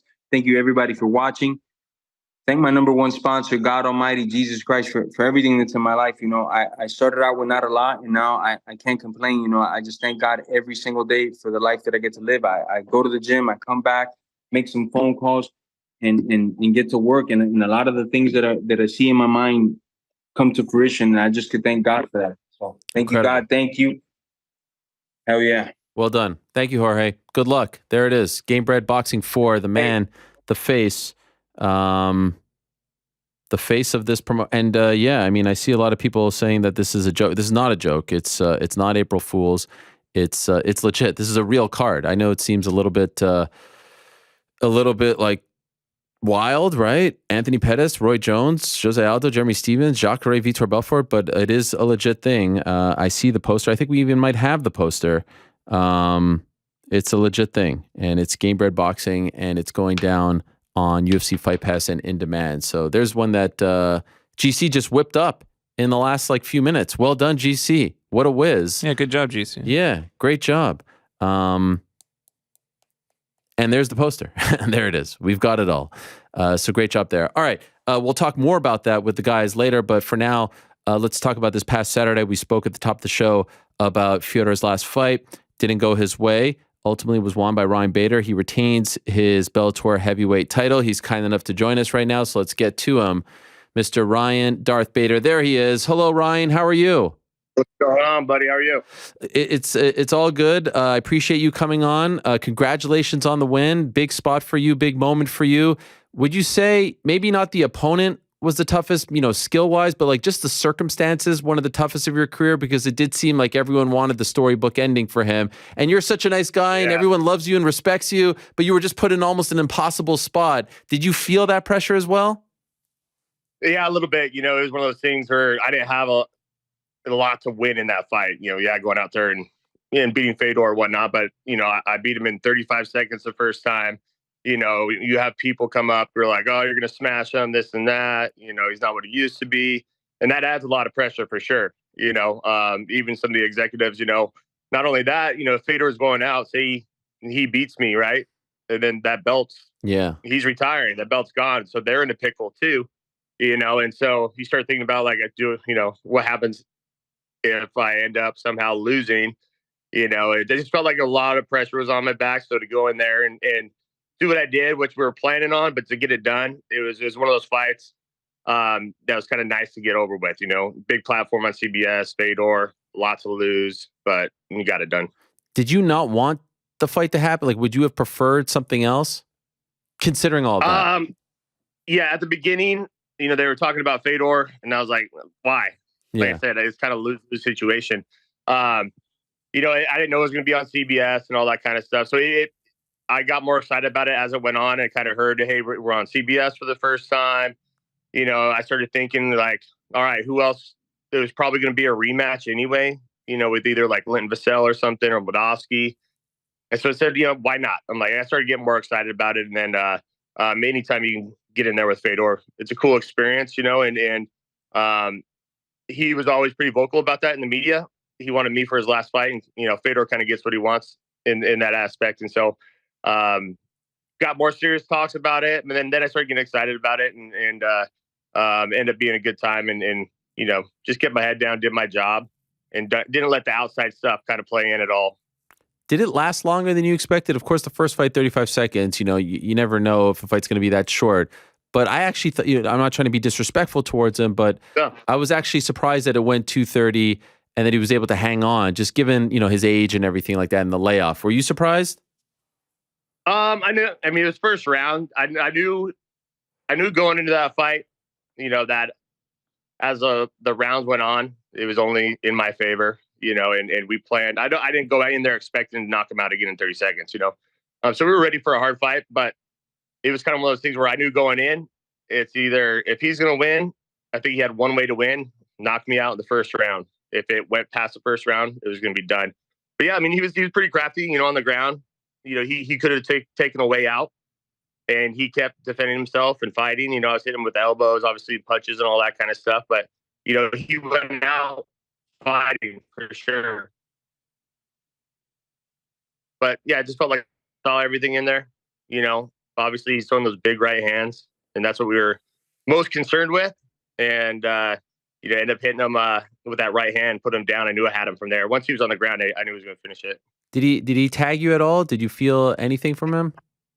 No, I mean, like I said, my first fight I took away, like going and finding that line with him, because he loves the blitz, throw a hard combo. And if you watch his other fights, like his past two fights with Rampage and Tim, he's fighting guys that don't move, right? That stand in front of him, hands are kind of down. And, being in there and having him throw those right hands at me, I was like, if these connect, they're going to put anybody out. So it was going in there, his movement, being fast and all that. And I felt like I could see everything. I could see his muscles tense up right before he was about to throw that right hand to get out of the way. Hit him with a few jabs, which I see his face, I cut him open. I could just see in his eyes, it was just too fast for him. And so I just cut my time to put him down. I know you wanted to close the deal, but when you're raining down the elbows, the punches, when he's on the ground, is there a part of you that's like, I hope this ends soon? Because, he is Fedor. Yeah. He's a legend. He's 46. You don't really enjoy that, right? No, not at all. And I love that dude, man. He's always been so respectful. And, I remember I've never met him before, and we were in the Grand Prix tournament, and we kind of did like a little group thing. We all got together, and he came over, came up, introduced himself, gave me a hug, and he's always been super cool and respectful. That's what was nice about this fight, Yeah, I mean, I think I threw a couple elbows, and I could have kept elbowing him, but I was like, I will, switch some punches here, and that's why I was like, come on, dude, just pull over, give it to me. Yeah, I don't want to do the day. I didn't call him out. He called me out. Right. I had a job to do, went in there and did it. And then, it's a little bittersweet for sure. At the end, you're like, that's a legend. He's done. And Bellator did an awesome job with CBS, bringing all those legends in the cage and sending them off the right way. What was that like for you to see all those legends in there? They're there for him. You're the guy that just beat him. It's a bit of a, somber moment, but I think he was happy, like you're the guy that kind of ruined the party. What was that like? Cause I know you know a lot of those guys, and they're all cool with you. Yeah. And I just felt bad. Like there you are with your wife and your team. And I'm like, man, I wonder what Ryan's thinking about all of this. Yeah, no, I thought it was super cool. I knew my role, in this fight. I knew that, look, if I'm watching Fedor's last fight, I'm rooting for him, and I knew, but I'm not going to go in there and roll over for him, right? And let him take my belt and retire. So I just went in there and did a job knowing I was going to, it was Fedor's week, Fedor's night, But it was cool seeing all those legends in there, and they invited me in at the end there. Of those guys, and they're all good people. But I thought it was pretty special, to have all those guys in there. And, Fedor seemed relieved and happy after the fight was done. Like, I'm done. That's the last for me. And I don't have to, he talked about he can't send up to the pressure anymore, and when he's been doing this a long time. And, I'm sure he doesn't need to fight, so he kind of went in there like, let's just get this over with kind of deal. Did he say anything to you privately? We just we hugged and, said thank you and all that kind of stuff. But we didn't talk too much after. Okay. Any of the legends say anything to you? Yeah. I know I pretty we talked a little bit, and they were I was talking to Mark Coleman, at the hotel afterwards, and he was talking about his fight with Fedor and all that kind of stuff. And he kind of came up and he's like, I'm friends with him, but he's like, hey, I had to go. I was rooting for Fedor, hope I'm like, dude, I get it, man. I was like, I would be too, I just had a job to do and go in there and then, like I said, he's the one that wanted this fight. It's not like I'm trying to call him out, actively seek that fight, So, yeah, it was a good night. It was just kind of one of those nights that, I knew it was all about Fedor.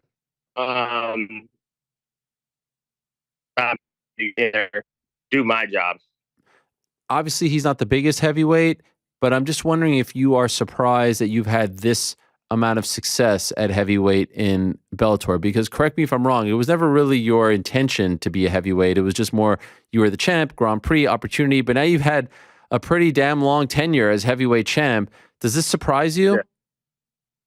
Yeah, a little bit. When I was in the UFC, my coach, Aaron Simpson, who also fought in the UFC, he always told me, he's like, I think you'd be really good at heavyweight, and it was just an unknown. And, he kept talking to me about it. I'm like, yeah. But when I came to Bellator and had the opportunity to do that Grand Prix, I was like, I don't know how these guys, how hard they hit, how strong they are. I've never been in there with the heavyweight.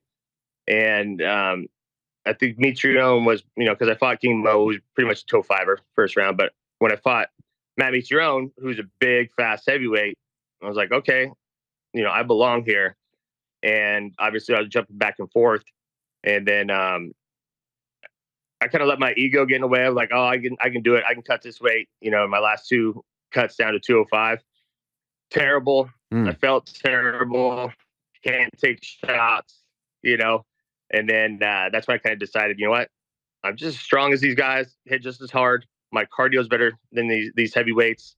I'm done with 205. I'm 39 years old now, so I don't need to be jumping, yo-yoing back down, and I've had success at heavyweight. So is your career at 205 done? You're just going to stay at heavyweight for... Yeah. Oh, wow. Okay. Yeah, no, I'm not going down to 205. I was like 245 in camp sometimes this last camp. In shape. So it's just not worth it for me. I feel like my skills are better at heavyweight. I'm quicker than these guys. I've always had good cardio for a 205er, let alone bring that to heavyweight. And just the guys move different at 205, all this kind of stuff. So I just don't see a positive of cutting weight.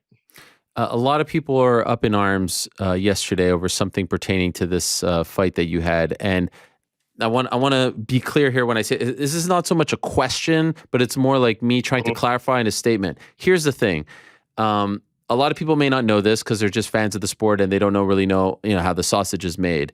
But I want to let everyone know, and feel free to back this up if you want. The purse numbers that get released by the commission are more often than not, when it comes to the main event, not true.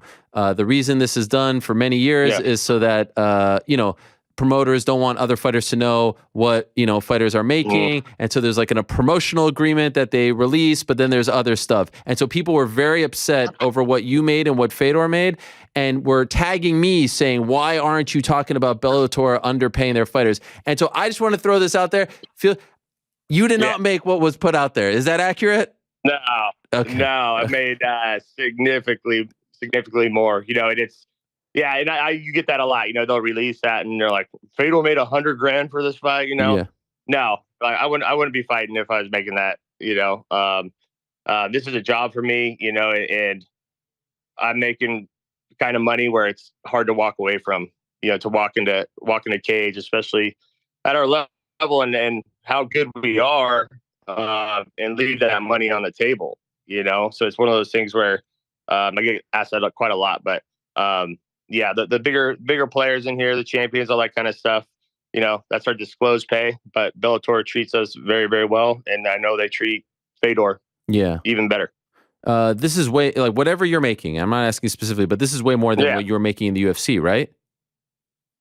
Oh yeah, like 8-9 times more. Wow. Okay. So everyone could chill out. Everyone was sending it to Jake Paul, sending it to me. I was like, guys, I mean, you're falling for this. I mean, we know that. We know that they put out numbers, and it's kind of the same with the UFC and all that kind of stuff. But yeah, Bellator takes care of us, and I've never been happier. And I love just kind of the vibe over there and the people there. You got to know them over these, since 2017, and I have nothing but great things to say about them, and I never regretted it one time coming over. How many more years do you think you have left in you? Man, probably just a couple more. Like I said, I'm 39. I'm not going to be one of these guys fighting at 43 or anything like that. I love the sport. I love to compete. At the same time, I really don't even like the sport. It took up a lot of my bandwidth. As a young kid, and I'm a competitor, and that's all they thought about was MMA and all that kind of stuff. And that was my 40th professional fight. And there's other stuff I want to do, but I'm at the top of my game right now. And I can still put in the work that needs to be done to be successful. And also, like I said too, it's hard not to walk in that cage with the paycheck we're getting too. When you are at that level, if I wasn't, that would be a weird way to walk in, weird headspace to be like, hey, I know I didn't prepare right, and I'm going in there for a paycheck. That's not me. I still perform at the top level, So I've got 2 more fights with Bellator on my contract, and reevaluate from there. Okay. So there's a chance maybe you do those 2 and then maybe a couple more, or maybe those 2 and then you're done? Yeah. So my whole mindset, I was in training, and my coach, he's Brazilian Jair, and Gilbert Burns came in, and they know each other. And he was like, hey, I just want to share this. Anybody who said that it's their last fight has never won. And it's a mindset. And I think you're half in, half out when you come in with that mindset. You said, hey, I'm going to retire on this fight, and you're not all in. And so for my mindset's always been like, yeah, it's coming, but I'm not going to put a specific date or fight, because I think you lost 50% of the battle right there. Yeah. Just because you're done. If you get in a hard spot, you're going to push through it, or you're like, hey, I'm going to be done anyway, right? So I'm not gonna be that guy. I'll just have a fight, and at one point just say, you know what, that was my last fight, and I'm done. Do you know who would be next for you? Because there's no clear-cut guy, right? I don't. What's that? There's no clear-cut answer, right? There's no number one contender. No, right now? yeah. I got asked at the press conference. It's there's been a lot of recycling, a lot of rematches, right? You got Linton, Vassell, and Moldavsky fighting in March, and that's the most logical if you just look on paper. But I need to kind of look and see if there any new blood. I've been kind of fighting these guys over and over again. You know, so and they're at the top for a reason. They keep if they'll lose and they'll come back, and then they're on a winning streak, and they're right back in the mix. But yeah, it's kind of one of those things. Like I said, I was like, that's the logical response. But I wonder if there's any new blood out there. I know of someone who would qualify as new blood who's out there. I mean, there's a really big name out there. This is the former, not former, he is the UFC champion, in my opinion. He's Francis Ngannou. He's a free agent. Why don't we make that happen? Are they telling you anything about that? No, I got asked a few times. I think Scott was talking to him, and I was kind of saying, we'll cross that bridge when it comes. He's a big, scary dude, right? He's 300 pounds cutting down. I'm a kind of hybrid heavyweight. But it's one of those things where, if he does come over, I'm the champion, right? You got to fight him. And I'll have the mindset that I can go in and beat him too, because you can't be a champ, you can't hold a belt, duck guys. And so I always go in the mindset that I can beat anybody on any given night, and if it's him, then so be it, he is a big, scary dude, big heavyweight, hits hard, but I think everybody does, at that's top level. So it's one of those things where I think Scott said he was kind of talking to him, but I just don't know, if he turned down that offer with the UFC, is Bellator going to be able to touch that at all? Or is he going to go, he's getting called out by Tyson Fury. Right. Is he going to go box? Which I would think would be the most logical thing if he's looking for that kind of payday and whatnot. But I guess we'll just kind of cross that when he comes over. And if he does, we're going to fight. Well, for now, you don't have to worry about that. Enjoy the victory. Great win on a great platform. Great exposure for you. Congrats on all the success at heavyweight. And let's see how the next couple of years go for you. But for now, great talking to you. Thank you again for the time, and congrats on the big win. I appreciate it, buddy. Thank you. All right, there he is. Ryan Darth Bader, the reigning defending Bellator heavyweight champion with the massive win over one Fedor Emelianenko this past Saturday. It was quite the scene. Tough scene for him. And can I just say, once again, I saw all these people. I was saving it for the show because I was going to reply on Twitter. Okay, let me explain something to everyone before we get to Johnny Eblen, the Bellator middleweight champion. So all the promoters do this. It doesn't matter if you're the UFC. It doesn't matter if you're Bellator. It doesn't matter. All of them do this. In MMA, it's more of an MMA thing than a boxing thing for whatever reason. They'll sign you to a deal, and they'll say, all right, what we're going to release to the commission is X amount, 100,000. That will be your disclosed pay. We'll have an agreement with you, and that's what we'll give to them, okay? And they can disclose it because some states do it, some states don't. Then on the side, we're going to do another deal with you, and you're going to get paid probably 5, 6, 7x to what that deal is. I can assure you right now, without getting into their nitty gritty, those two guys made a hell of a lot closer to 7 figures, if not more, than they were closer to 100,000. You get what I'm saying? They were a hell of a lot closer to that number. So I saw all of these people. I don't want to call you marks. I get it. You don't understand. I get it. I'm here to educate. But everyone who is tagging me and tagging everyone else, UFC does it, Bellator does it, they all do it. The vast majority, you're going to find out. And I wish MMA media would not report this stuff because it's not actually factual. Like, it's like, all right, this is what they released, but it's not the truth.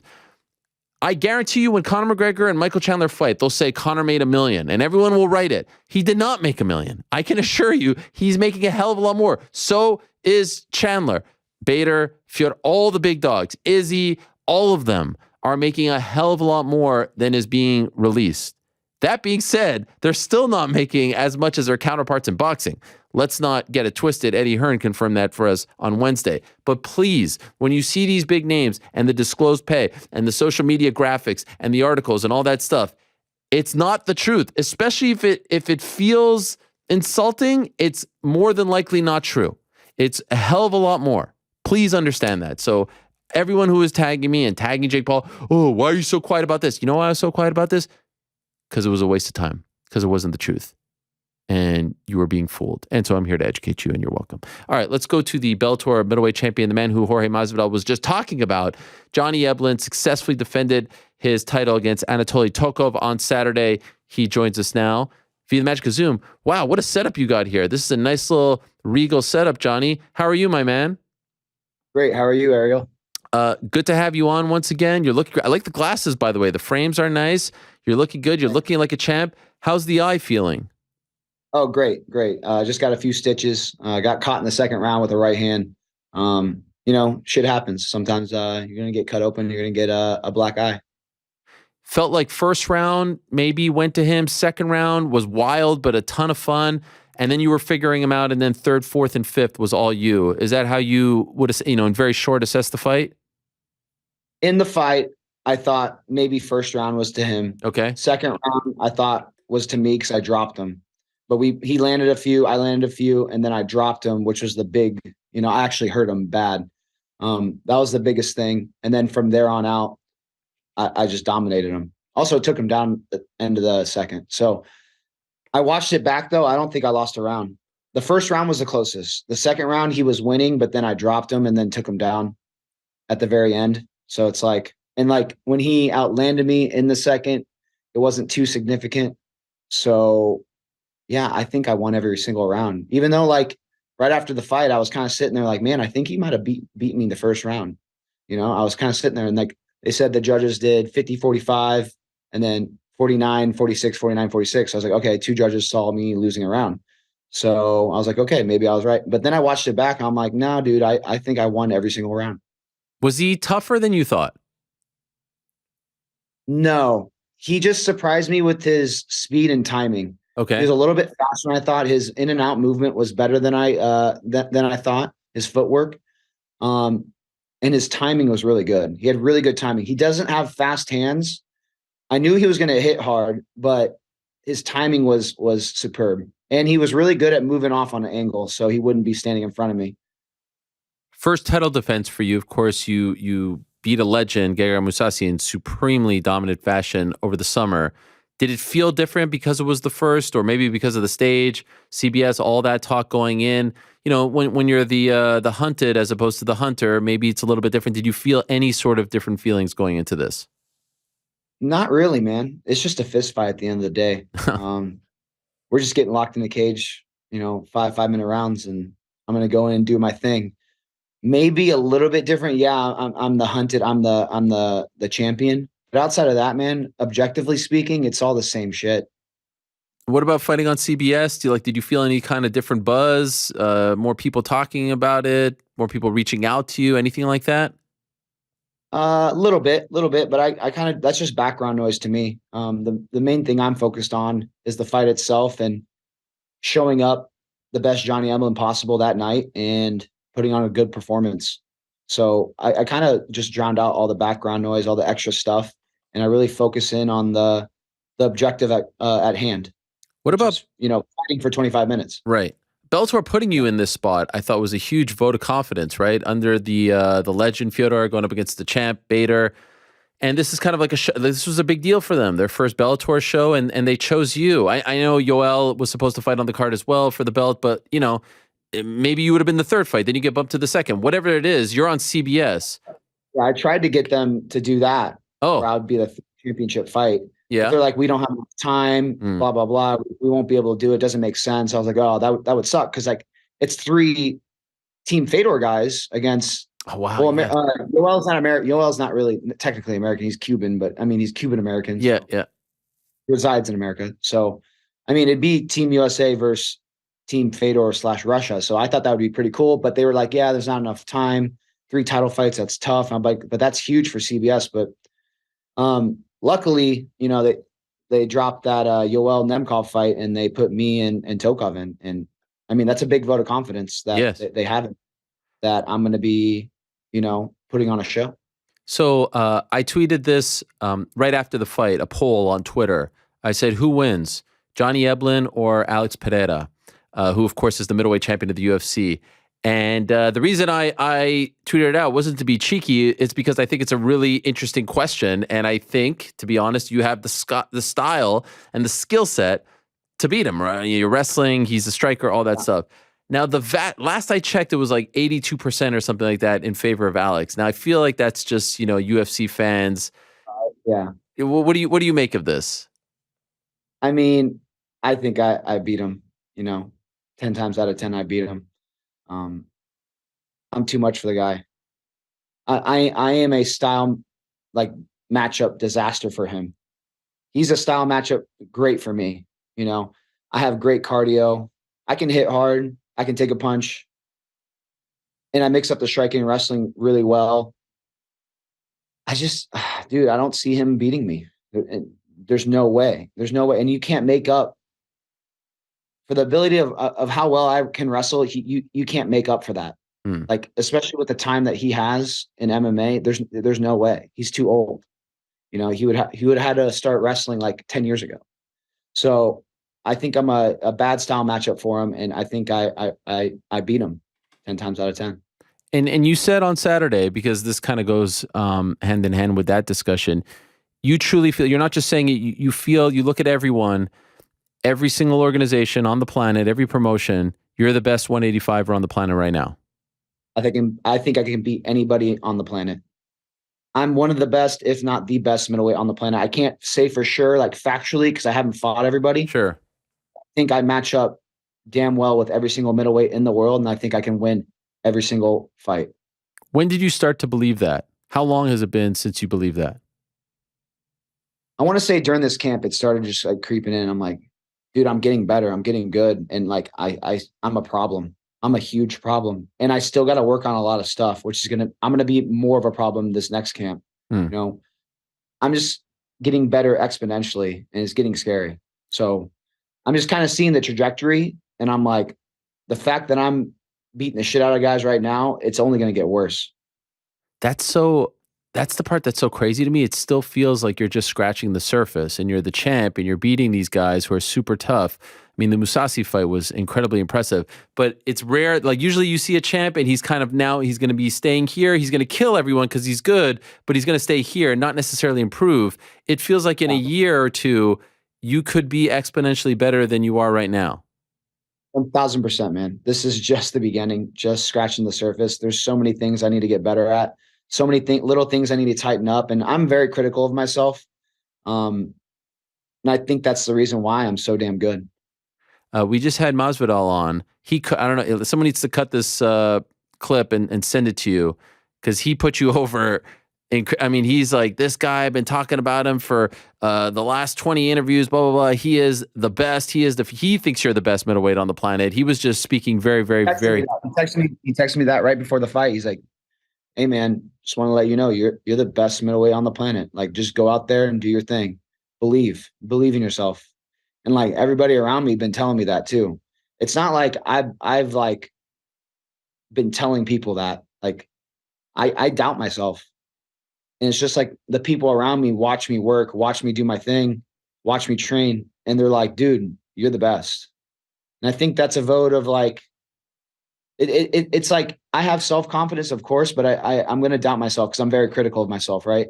But the fact that the people that I'm spending the most time around are telling me this, it really means something. And so it's helping me believe in myself, if anything. But I do believe in myself just genuinely. But, you know, it's just a little bit more. Sure. It's like, okay, well, I'm not delusional at least. You know what I mean? Other people are telling me this. Obviously, a lot of other people are going to, you know, there's going to be some backlash about it. And a lot of people are going to think I'm delusional, but I don't really care, man.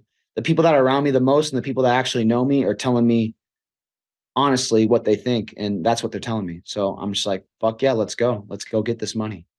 And then you consider the source, right? Like Masvidal, your corner, you might have the coolest corner in MMA. You might have like the coolest. So it's Mike Brown, legend, Dustin Poirier, who we don't often see. I know he pops up here and there, but he's not like a mainstay in the corner. So for him to come out and be by your side, and now escaping me is the third. Who's the third? King Mo. Fuck. Like what are the most? And then we got Thiago Alves. And then Thiago Alves, Pitbull. King Mo, one of the most brilliant minds in MMA. I mean, you might have the coolest corner of all time. Hey man, fight week is a blast. Yeah. We just all hang out. We play Uno here and there. You know, we're just hanging out, having fun and just being bros. And it's like it's not even fight week, you know? It's a blast. I have a blast with those guys, and the amount of knowledge they have is insane. And especially like at the level I'm at, you know, that's what I want to be surrounded by is people that have been in my position multiple times that can give me the right advice. So that's why I like bringing those guys around. And this is why I think, you know, I'm at the best camp in the world. Yeah.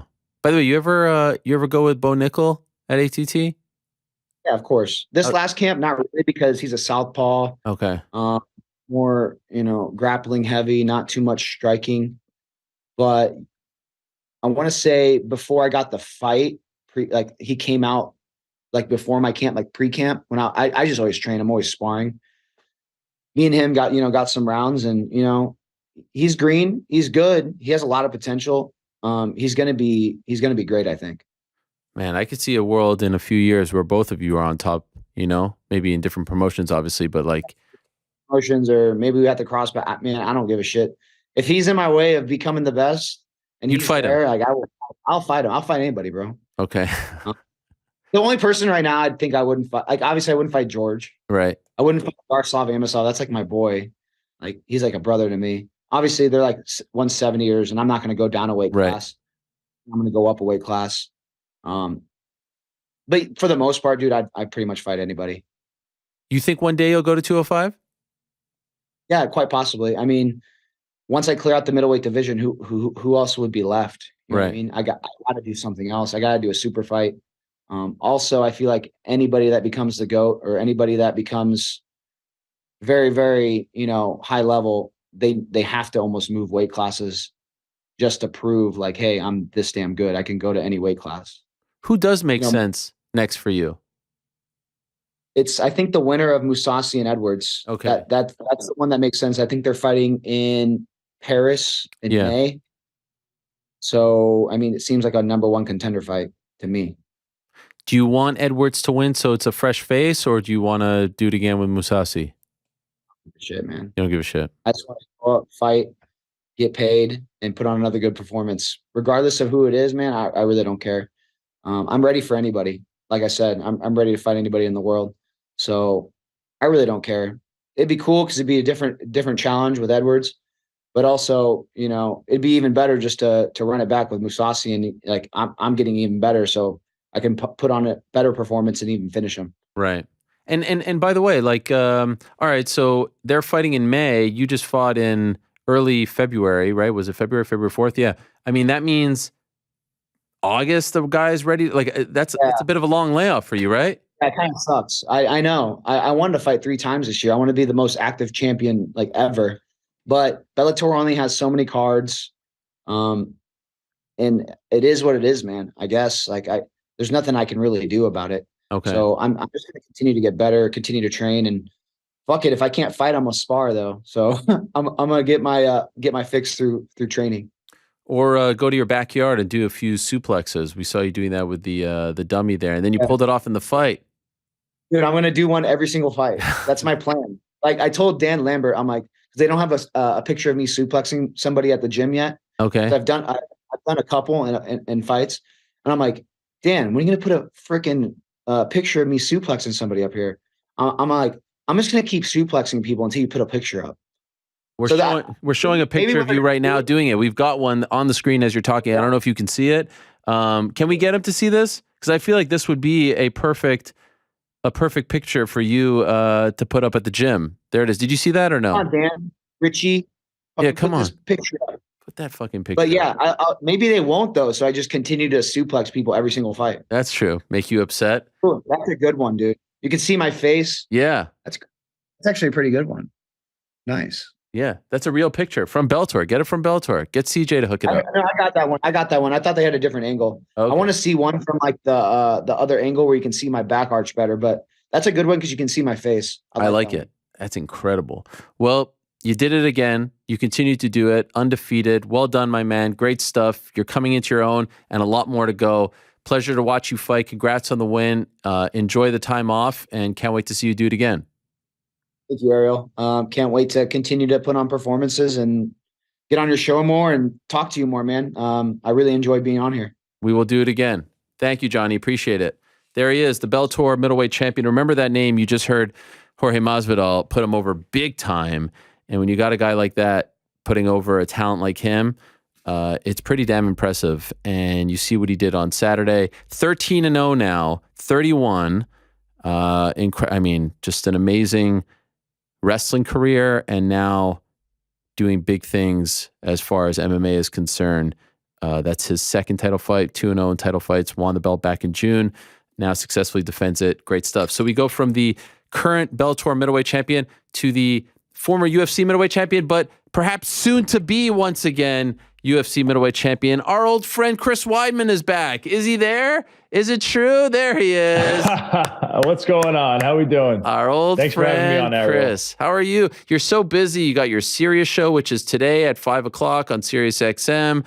Won't back down, right? Very smart, by the way. You go on at 5. We're usually done by 5, so you don't want to go head-to-head with the king. I totally understand that. Makes sense. I know this is your livelihood. I got other things going on, so I didn't want to take this away from you and your family. So we decided to give you guys the 1 o'clock show. I appreciate that, but I'm driving around. They replay it. I'm listening to it with my kids. You and Wonder Boy chopping it up. You enjoying doing that?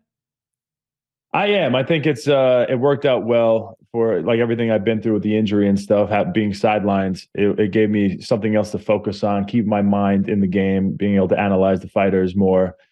And it's also like a different skill set that I'm trying to develop. It's definitely a challenge, especially doing a radio show.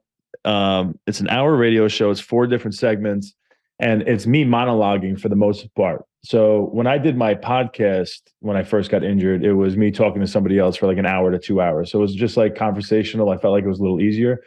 Now I am like going in and out of break. I am, reminding everybody that they're listening to Won't Back Down Radio with Chris Weidman and reintroducing the guest. Like, I feel like I'm a radio guy now. It's pretty cool, but it's definitely a challenge. It's way harder than I would have thought. You are a radio guy, so you're doing a great job, and it's on SiriusXM Fight Nation, right? That's the channel. Yep. Channel 156. Yeah, every Monday, 5 to 6 p.m. Eastern time. Lovely. All right, so a lot going on. You were in the news very recently. Wanted to have you on to talk about your return, because not only are you getting back into the swing of things, this feels very significant. Of course, we all remember April of 2021, you suffered that injury against Uriah Hall. It's been a long road for you. Want to ask you how you're doing. We've talked, of course, during that process, but you're going to be competing in a grappling match at Polaris 23 in March. How did this come together? Yeah, so it's been a long road. I've been enduring this injury and the recovery. It's been 4 surgeries. I've had infections. It's pretty much been hell. And I've been asked a few times to do different grappling events throughout the years, and it just never really works out time wise. I did the Abu Dhabis back in 2009. I did the trials. I won those, and I got the opportunity to go into the Abu Dhabis in Barcelona, Spain, and it was a great opportunity for me, and I really enjoyed it. And I always felt like I'd do grappling more often because I like doing it. But obviously the MMA took over, and that was what I've been focused on. But because my leg is still kind of healing, there's some things stand-up wise I'm still dealing with some issues with pain, and I was offered this Polaris grappling match. And I go, you know what? This might be a good opportunity for me to get into a competition, get used to competing again, not just come in with a complete ring rust in my next fight when I come back into the UFC. And I just thought it was great timing. So I'm going to do that in March 11th. It's somewhere in England. I don't really know. The Doncaster Dome.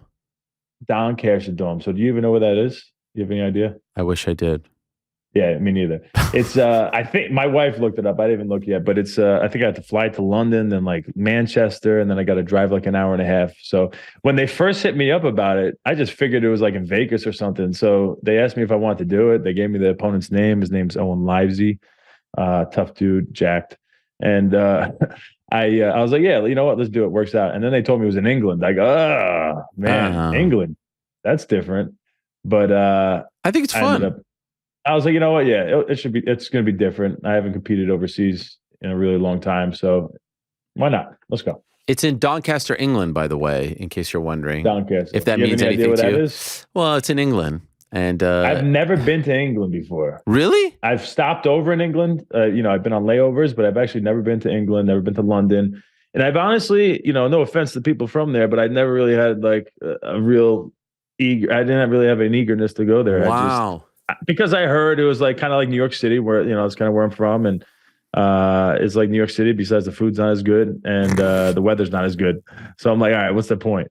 But I've recently heard my boy, our guy Lloyd Pearson, my manager. Yes. He said his favorite place in the world to go is London, and so now I'm like, all right, I'm a little bit more excited. He broke it down, and let me tell you something. Ready to go. I have been considering moving to England.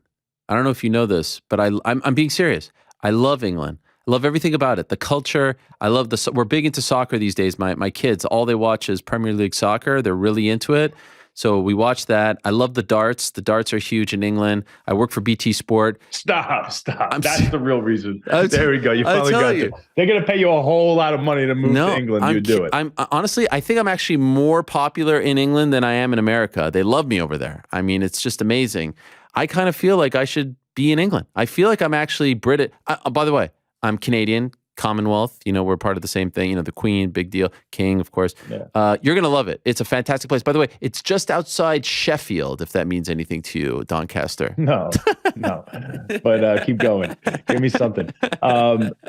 How's Dirty Jersey treating you? Is it that bad right now? No, that I you're just like, listen. all right, I'm gonna move to England. I really love the culture. I love the people. They're so genuine. They're so nice. You're gonna love it. Are you going for a long time, or are you just kind of go like in and out? I think I'm gonna go. They needed me there for like media on Wednesday, so I think I'm gonna get there on Tuesday. Yeah. What's the time difference over there? You think 5 hours ahead. Hours? 5 hours ahead. I know everything about it. Yes. BST, GMT, the whole works. What are the? And by the way, Owen, I will admit, not a huge grappling guy. I mean, there's so much. I'm conquering MMA, conquering boxing, pro wrestling, darts. There's a lot to watch these days. So I'm not a huge grappling guy. Owen Livesey, is he well known? Is he world renowned? Who is he? Did you know who he was? No, I didn't know who he was. So I was kind of clueless at first. But I also don't, watch all the grappling matches. I'm not like super into it. I know some of the big names. Apparently, he's kind of came on the scene out of nowhere, and he's been crushing. He's been doing really good. Has some big wins and some exciting matches. He was a gold medalist in the European Commonwealth Games in judo.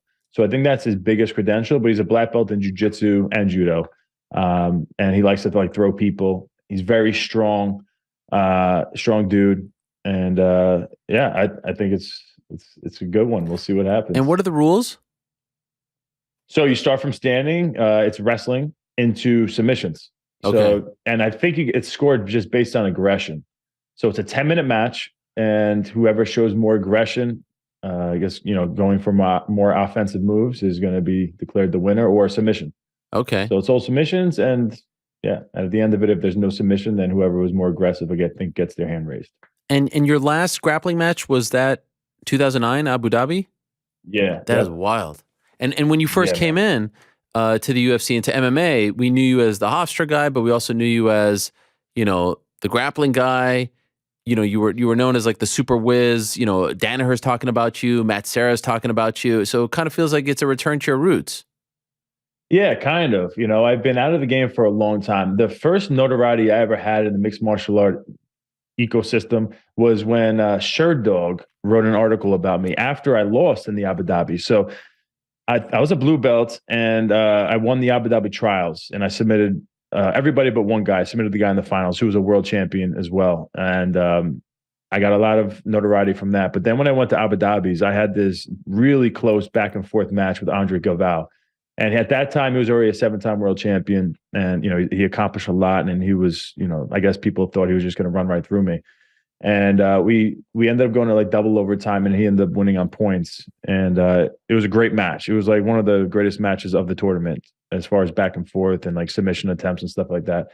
And then afterwards, someone from Sherdog, I think it was like Brian or something. I wish I remember, but it was so cool for me because it was the first time, even after a loss, they really took notice of how well I did, and with a guy like Galvao, and saw me as a guy who is someone you should be paying attention to in the MMA game. Because at that point, I was 2-0 as a professional fighter. I had injured my hand. The next fight, I went on to fight Uriah Hall, but I was injured. I had a surgery, and I was like a crossroads. My hand just wasn't getting better. And Longo, actually, of all people, even though he was more of a kickboxing guy, he knew I was dominating people, on the local scene with jiu-jitsu in the gyms, and everyone's, had a lot of great things to say about me. And he was like, you should do these Abu Dhabi trials, because I think one of the guys on our team was doing the Abu Dhabi trials. It's a big deal. I think you do good, and it'll give you something to do while your hand's healing. And so there you go. And then I went to the trials, and then eventually the Abu Dhabis, and it was really cool. And it was good for me confidence-wise. If I was on the mat with a guy like Andre Galvao for, I think it was like close to 20 minutes with overtime. And if I could be in there with a guy like that and go back and forth with submissions and not be tapped out, then like, all right, who's going to give me a hard time in MMA when it hits the ground? So it gave me a lot of confidence being in that match. And you were just in Austin preparing for this with legends. I saw you with Gordon Ryan, Danaher's there. What was that like? Because now here you are kind of going out a little bit of your comfort zone in North Carolina. You're preparing you're kind of in camp mode. I know this isn't a fight, but still you're preparing. You've got an opponent, going through all this stuff. What was it like? Oh, it was amazing. Well, the sport of jiu-jitsu, as I've known, has really evolved over the last, I would say even the last 5 years. It's evolved like crazy. First, you had the leg locks became a thing. John Danaher really took that to a different level with Gordon Ryan, and they had Cummings at the time, Gary Tonin. They just started submitting everybody with leg locks. And then guys kind of caught on to learning how to defend that. And then they were taking everybody's backs. either way, John Danaher is such a great teacher. He's so smart. He's really on the cutting edge, and I feel like a year ahead of like almost everybody. So if you go there, you're just learning all this stuff that everybody doesn't really know yet. And so I was able to just gather all this information. It was a week I was there, and I got so much better. And I was able to see like all the things that these top guys are doing, and then try to emulate it and do it myself. And it really was a great time. Gordon Ryan is, he's the GOAT of the game. And I actually got to stay with him at his house and, train with him and the team, twice a day. And it was a winter freeze when we were there. There was everything was just shut down in Austin. How cold was it? It was good.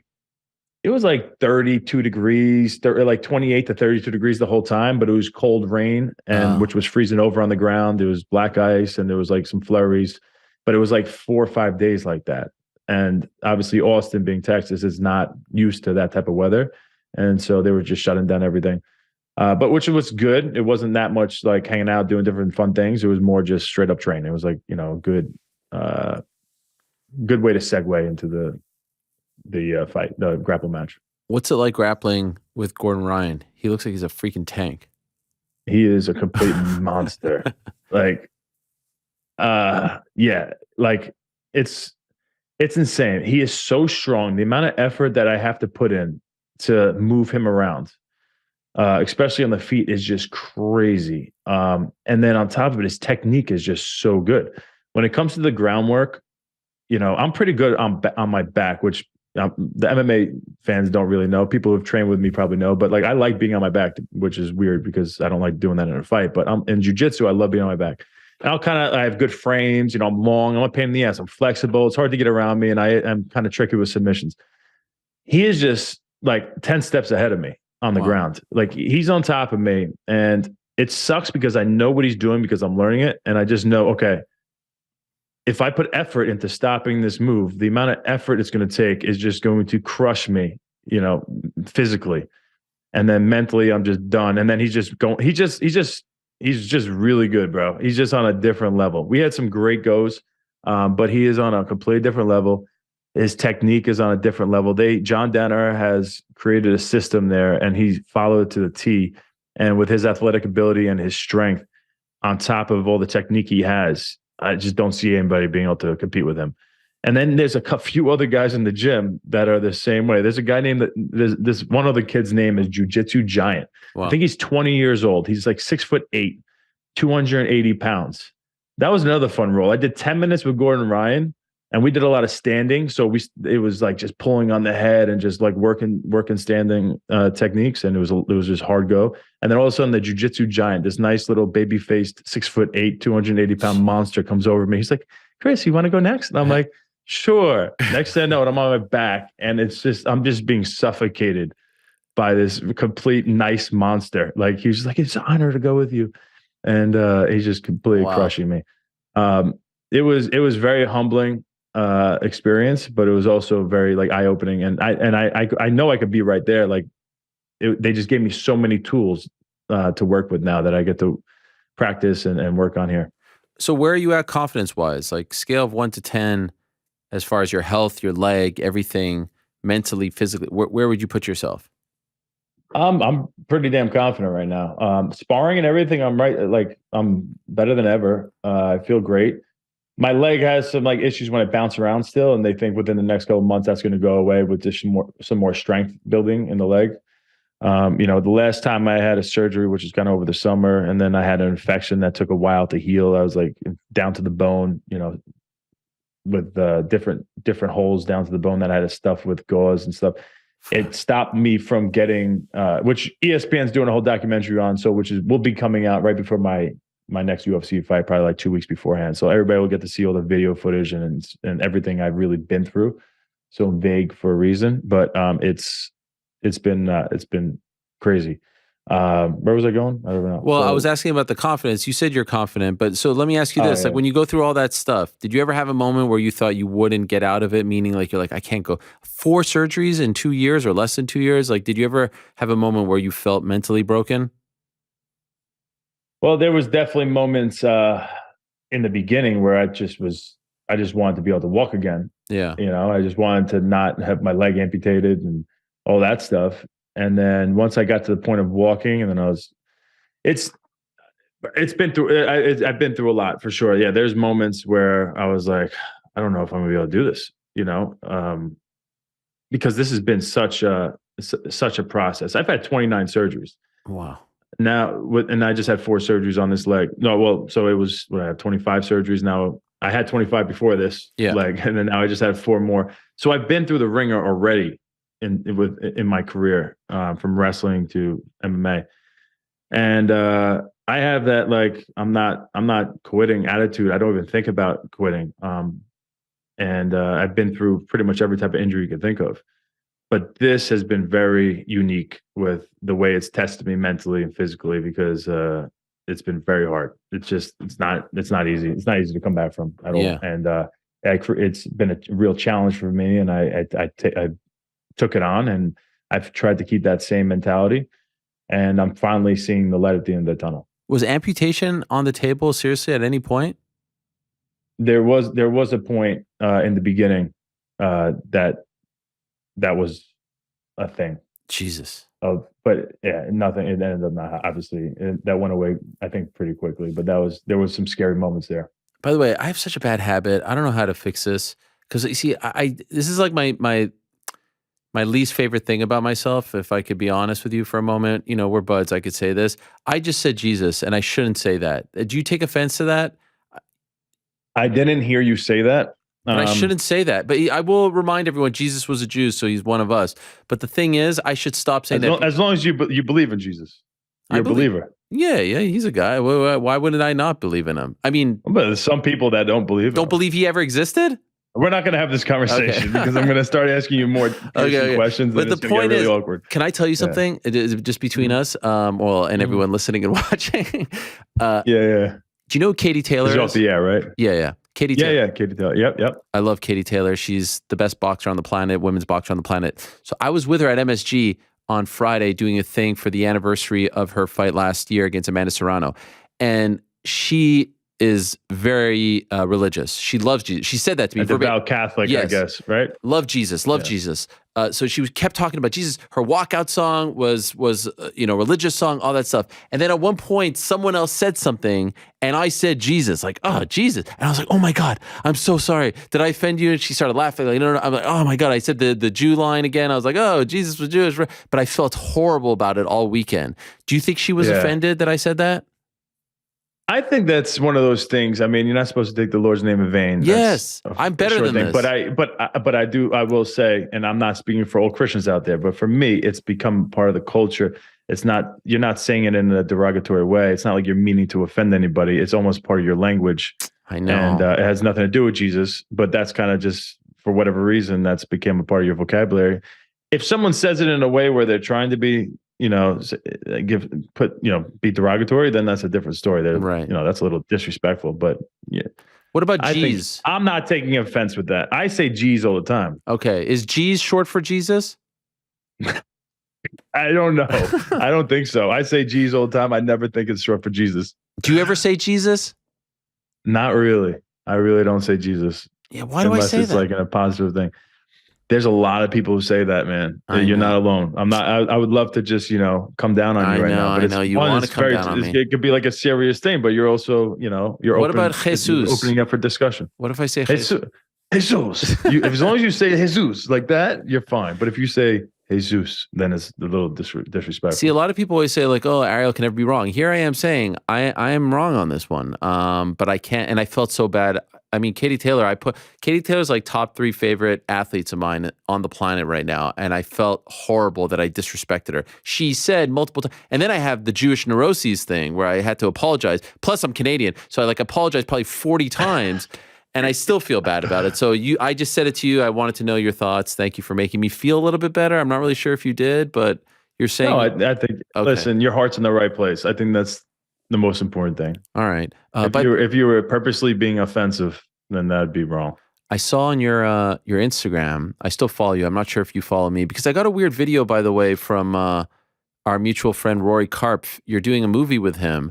and he like sent me this video of you, and you're like, "Hey Ariel, why don't you give us some love?" I was like, "Geez, Louise, talk about Jewish guilt." I mean, both of you just laying it on me. I'm like, "What's happening?" A promoter, huh? Yeah. Oh my gosh. So now I guess you just threw a layup in there just to take care of him right now. Yeah. So Grace Point, it's a movie that I was in, and then they took me out. They edited me out. What? And I'm still promoting it here. Yeah, this bastard. He sent me a video of you saying, "Oh, Weidman's in it, your boy." Blah blah blah. Yo, that was before he told me that I wasn't in it. This guy for months. I went down. It was somewhere in North Carolina. Aljamain's in it. Dean Thomas is in it. They have actually some big time actors in it. He's gonna be pissed. I should know their names, but I know the MMA guys. And I went down. I was a priest, and I had some funny scenes. I had a lot of monologue actually. I was going off on, and next thing you know, I thought I was in the movie. I was like, I said so many damn words. I got to have something in there. And then I just found out, no, I'm not even in the movie. You That's wouldn't see messed me. up. But yeah, make sure you go see Grace Point. It's going to be in one of the festivals in California. Do you have it pulled up? No, I got nothing. I thought you were going to promote it. Oh yeah, no, he just said promote Grace Point, but all right, so Grace Point.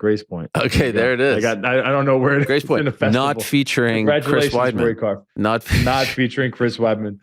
But other UFC fighters. The non-edited version might see me. So maybe one of the bloopers. I saw on your Instagram the balloon that was very much in the news this weekend was flying over where you live. Legit? I had it. Yes, 100%. So I'm in Fort Mill, South Carolina. For all you guys who are watching, I have no idea where I live. And that Chinese spy balloon is what they're calling it. I at the time was calling it allegedly because I didn't want to come off as saying anything negative about any culture or country. I guess See, now I'm nervous to say. No. This is like Jesus. This is me saying Jesus. I just called it a balloon. I don't know. I just saw it on the news everywhere. Yeah, I know what you did. I know, but at the end of the day, it's like there was a spy balloon. I don't really know the full story on the thing, but one of my buddies hit me up and was like, "Hey, are you going to be around to see this spy balloon cross over our town soon?" I go, "What?" I was like, "That's not really happening." I saw something on Twitter about the Chinese spy balloon, and then I look up in the sky. We just got done with my daughter's cheerleading practice / competition thing, and we go outside, and I saw a couple of jets flying by, and then I look up and I see this white dot basically in the sky, and it was the balloon. And so we watched it for a while, probably 45 minutes. We were filming it. And next thing I know, a bunch of jets started flying by, circling it. I guess they're just keeping an eye on it. And I was Googling, what are they doing with this thing? I don't know if it's just, getting information from us and our landscape, which I think, can't you just get it from a satellite anyway? So I don't really know what the thing was doing. Right. I heard that it was flying over top secret places in the country, like military complexes and nuclear facilities and whatever, but I don't know if that's just BS. And but a half an hour later, they shot it down right outside of Myrtle Beach over the ocean. Apparently Joe Biden had said that they wanted to wait until it was over an area where it wasn't going to get anybody injured on land. Right. Wow. That is crazy. The flip side of that is I think it went across almost the whole country. There's plenty of spots they probably could have shot it down where it wasn't going to hurt anybody, but whatever. Jeez, that is wild. That's wild. China. I saw their president. I forgot his name, but came out and said he wasn't very happy about us shooting that down. Offense to that. Oh, geez, wasn't very happy about that. So, all right, we'll see how that plays out. By the way, during the whole 2-year process since your last fight, just curious because this has been in the news. Did you ever remove yourself from the USADA pool? No. Wow. How do you feel about this thing going on now? It seems like it's becoming a bit of a trend. So when I heard that, when I saw pictures and stuff, there was, I speculated just like everybody else. Is he on something? Is he taking stuff? And next thing I know it, I was like, wait. Oh, no, then it came out that he was actually out of the USADA pool. And at that point, it was already too late. If I ever wanted to do anything like that, if I wanted to get myself out, it was already I would have had to been out for way too long. So it wasn't even an option for me. Okay. But, if it was up to me, I would have liked to, as soon as you get injured, okay, here's an option. There's an option here for you. This is what you could do. Sure. Because it might have helped, right? Yeah, it might have helped. I went through hell. So it might have been helped. But by the time I heard about it and that was a thing, it wasn't going to be something I was going to do. And were you getting tested in the midst of all of this? Yeah. Jeez. Yep. That is wild. I mean, I guess they could say, oh, they want to know if you're doing everything on the up and up, but I mean, it's for performance, and you're far from performing. So when do you think you will actually fight? Yeah, I don't mind that. Like, I've been through hell. I would have loved to had the opportunity to do that, So I get it, but I just didn't know. When do you think you'll fight again? Do you see the light at the end of the tunnel? I think probably like June-ish, something like that. Okay. Somewhere in June. Are you talking yet, or it's too soon? Nah, I think I'm going to wait till after this grappling match, get that win, focus on that, and then as soon as I'm done with that, I'm going to hit up the UFC, figure it out. Have you? I still have to, I still have stuff, I got to figure out my life. So, have you allowed yourself to think of the perfect scenario? The opponent, the place. Like, have you dreamed of this yet? I would say somewhere like someone in the top 15, like anywhere from 10 to 15. I was like 12 or something when I left. So somewhere in there. I'm not coming back to be like a B-rated fighter or, a gatekeeper or anything like that. I went through all this hell, not just to, come back and be like that. I'm coming back to try to, get back what is mine, try to get to that belt. And after analyzing all these guys and watching the middleweight division, these last 2 years, with everybody at the top of the division, I don't think there's any reason why I can't beat those guys. So I'm excited to work my way up and get there soon.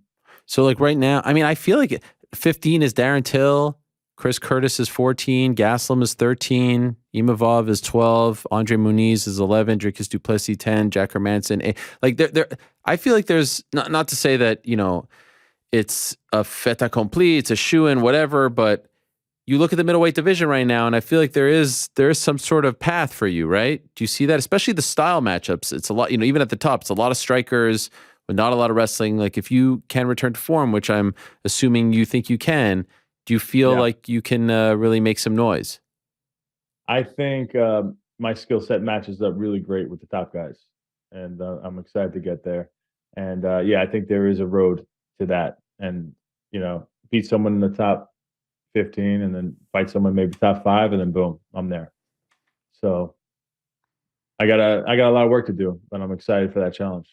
I'm not putting myself through this crap just to come back and fight some guys that I know I could beat or have a big name fight. I'm trying to shock the world again. And I know, there's not going to be too many people that are, thinking I could come back, and that excites me. Kind of puts a chip on my shoulder when I'm being counted out like this. What do you think of the champ? Pereira? Listen, man, hits like a truck.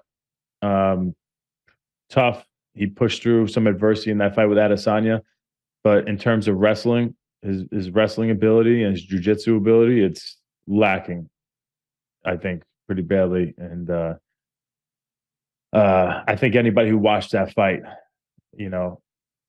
saw that. Him and Israel Adesanya, when they were locked up in clinched position, Adesanya was definitely the more superior grappler, but he's still not that great there as well. But it appeared that he didn't really know what to do from the clinch position, how to really move his feet around and move body weight around. And when he got taken down, he was working back up to his feet. It was very difficult for him. He didn't look comfortable at all. Didn't really seem like he was experienced in those positions. And so, just curious, you watched, by the way, did you watch Bellator on Saturday on CBS?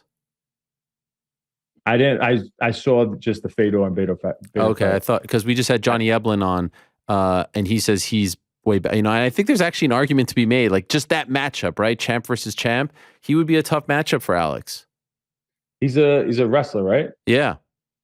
Yeah, I mean, listen, I think any wrestler at this point, when you look at Pereira, and good for him for getting up to the top. I hate just crapping on a guy who's at the top. He's accomplished a lot already in a short period of time. But when you look at his grappling, anybody with grappling backgrounds in that weight class has got to be thinking, all right, that's a very winnable fight for me.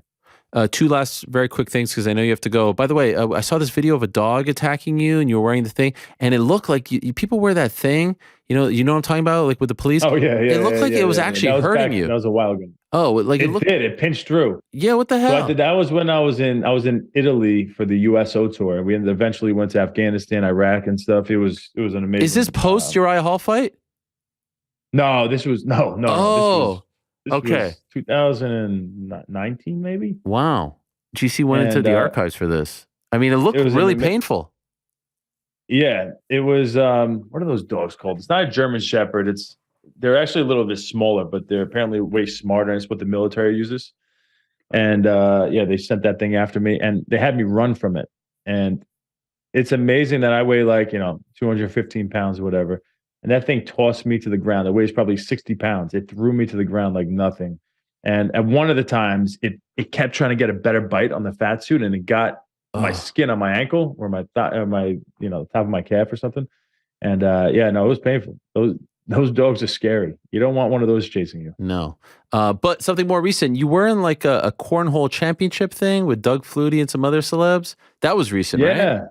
Yeah, that was probably like 5-6 months ago, something like that. How'd you do? I lost first round to Dawn Staley. Oh, you know Dawn Staley? Yeah, of course, the basketball legend. And head coach for Duke. US. Yeah, is it Duke or USC? Maybe Duke. You want to Google that? Unless she just became a Duke coach. Yeah, Google that. Dawn Staley, head coach. I'm pretty sure she's University of South Carolina. Oh, you're right. Mother effer. Who's the one for Duke? Oh, when you said USC, I was thinking like Southern California. Head coach, women's Duke. Who do you say it is? Kara Lawson. Mother effer. Oh yeah, Dawn Staley. Yeah. That was fun. One of my buddies' wives actually does like marketing for the cornhole league, and they needed an extra person, so they brought me in, and it happened to be right here in Rock Hill, South Carolina. Man, that was fun. I ended up losing, man, but afterwards I did great in the back. I had some good wins. We played for money. Oh, it was a cool experience. Well, look at you. You're doing a lot of things. You got Sirius, you got Polaris, you got cornhole, you got balloons flying over you. I mean, there's a lot going on in your life. Great to catch up as always. I wish you the best. Keep us posted on the recovery. I'm sure you will on your show on SiriusXM every Monday at 5, SiriusXM Fight Nation. Who do we have on today? Anything you want to plug? We had Calvin Kattar on, man. Oh. He's dealing with that ACL. He had an ACL surgery after his last fight with Arnold Allen, and so we got to talk to him a little bit. And, now you're saying this in the past tense. You're saying this because we just produced it. You a-hole. It sounds like we did that right before the show, so they needed to edit a little bit, but yeah. All right. I'll be speaking to Calvin Kattar at 5 p.m. There you go. There's a pro. And by the way, one last thing for you. Doncaster, where you're competing, it's a 3-hour and 50-minute drive from London. So it's just a hop, skip, and a jump after that flight. But I think I have to go to Manchester first, right? Is Manchester closer? Oh, you'll fly. I think I have a connector to Manchester. You can fly. I've flown direct to Manchester. From New York? Yeah. Yeah, I don't know. We'll see. I haven't booked my flights yet. Okay, good luck. It happens. Yeah, thank you, man. I appreciate it. Good to talk to you. Thank you, Chris. Thanks for having me on, buddy. Appreciate it. You're the man. There he is, Chris Weidman, returning on March the 11th. A lot of Doncaster talk on the show today against Owen Livesey, Polaris 23. They also have a 66 kilogram women's Grand Prix on the card at the Doncaster Dome. It airs on UFC Fight Pass. Yeah, there's the poster. The Doncaster Dome. Shout out. Sounds like a cool place. On Google Maps, when you search Doncaster, it just says the Dome. So sounds pretty cool. Yeah. Now, what about that dog video? I was led to believe that it happened recently. I mean, he posted it in June of 2022. Is that true? Yeah. You know what? Making us look bad. I mean, this guy. What was it? A TBT or something? I love it. Hey, Chris, I was going through your Instagram and I saw XYZ. He's like, that was 2019. You're like, GC, digging through the archive. Well, just toss me right on. No, I would never do such a thing. By the way, 2022. That's when he do people do TBT these days? No, I haven't seen a TBT. Not since 2019. Maybe you bring it back. You know what I want to bring back? Follow Friday. Oh, yeah. I feel like when we go to this camera, I have to like duck down to get in the shot. If I'm here. No, it actually is perfect for you. Yeah. Well, I mean, I could straighten up a little bit here. No, I think it's actually perfect for you. I don't know if I'll be able to do the show on Wednesday because I'm going to have, 2 busted eardrums because of all the things. So you might have to be in the chair. Are your headphones messing up? Yeah, I didn't know. Just read lips. Yeah, just read lips. That's a first. Listen, I'm getting it in my ears too. Haven't mentioned it once all show. I have Is it in that my true? ear. Yeah. Wow. Okay. Well, It's kind of calming, actually. No, yeah. No, we're definitely like talking the same amount of time on the show. So I feel like I know. that's definitely apples to apples. All right. You doing all right? Am I doing? Am I doing all right, or are my Yeah. eardrums doing all right? Yeah. I just want to hear one positive. I don't got much. If I'm being honest. I don't got much. We do have one more guest to go, and I'm really looking forward to talking to him. His name is Brennan Ward. He had an incredible win, incredible fight on Saturday against Sabah Homasi, and he has an incredible story as well, an unbelievable story. He left MMA in 2017, a lengthy battle with substance abuse, checked into rehab, I think multiple rehab stints, seemed completely out of the game, and a Bellator OG made his Bellator debut at Bellator 81 in November of 2012. He was just 4-0. Was on the regional scene in the Northeast. Connecticut is where he's from. They often put him in Uncasville at the Mohegan Sun because he's a big draw there. People love him over there, and has had a great run in Bellator, but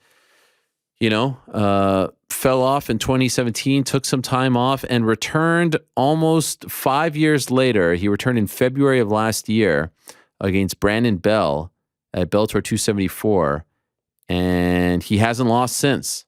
His last fight before leaving was August of 2017, Bellator 182, lost that fight to Fernando Gonzalez, and has since gone 3-0. Beat Brandon Bell, came back in June, won that fight, and then won again this past Saturday.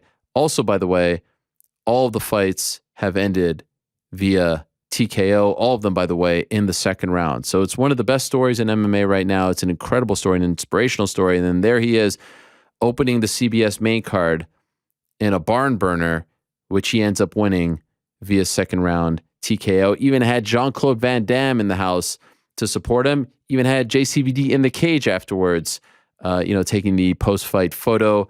Without further ado, let us say hello to Brennan Ward. Hey, Brennan, how are you? Hey, good, man. How are you? Thanks for having me. I appreciate it. It's a pleasure. I know it's been a while, and it's our first time speaking, and I really appreciate you coming on. Thank you so much for the time, and congratulations on the win. You've been through a lot, obviously, and I love to talk to you about that. And you've had a lot of highs, some lows as well. But with Saturday, considering everything you've been through and considering the stage, CBS, and a sold out crowd and all that stuff, would you say that was the best moment of your career so far?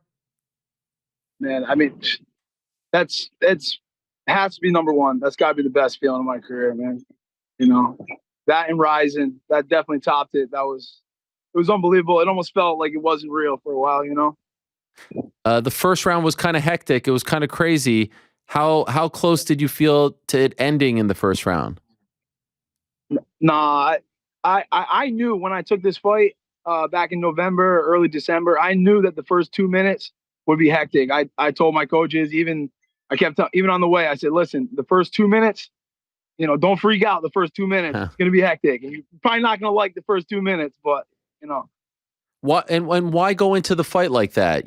Because I felt like there was almost pressure on you guys to produce a kind of fight like that. They put you on there for a reason, but for your career, for your longevity, for your health, probably not the best spot to be in. Right. And of course, we worked a game plan, to not do what I did the first 2 minutes, but I worked so hard on my strength conditioning, and I knew I could outlast him. I knew I was going to outlast him, and I knew that was going to be the key to victory since we're so evenly matched almost everywhere. I said, I can wear him down. And then after like he said at Wayne's, after he blows his load, it's going to be mine. The fight's going to be mine. And it was. And you made them, like, what I love so much about it was it started the card correctly. It was the perfect way for Bellator to start. Then you get on the microphone. You were great on the microphone. Then you call in Jean-Claude Van Damme. It's like you checked off all the boxes. I guess the one thing, if we're to nitpick, was I think you might have cursed on CBS, and that's probably not something that they wanted because we couldn't hear everything that you wanted to say. Did anyone get mad at you for that? No, they didn't get mad at me directly. I know they got mad at my corner a couple of times for swearing during the fight, but dude, I was so just like overcome with emotion. And I've been known to swear in the past. Yes. It's tough for me. We're up here in New England, dude. We don't have, sometimes we swear. Yes. No, I hear passionate. that. I hear that. Now, what's your connection to Jean-Claude Van Damme? Man, so my friend Mighty Matt, last year when I was, I was like, dude, I want to make a comeback, but I don't know how to, re-enter this world, and my friend Mighty Matt, he was running high rollers, and I started talking to him, and he's like, listen, dude, he's like, if you want to grapple in 2 weeks, he's like, I'll give you a good matchup in 2 weeks. And I said, let's do it. I went out there, and, I've been friends with Matt for a long time.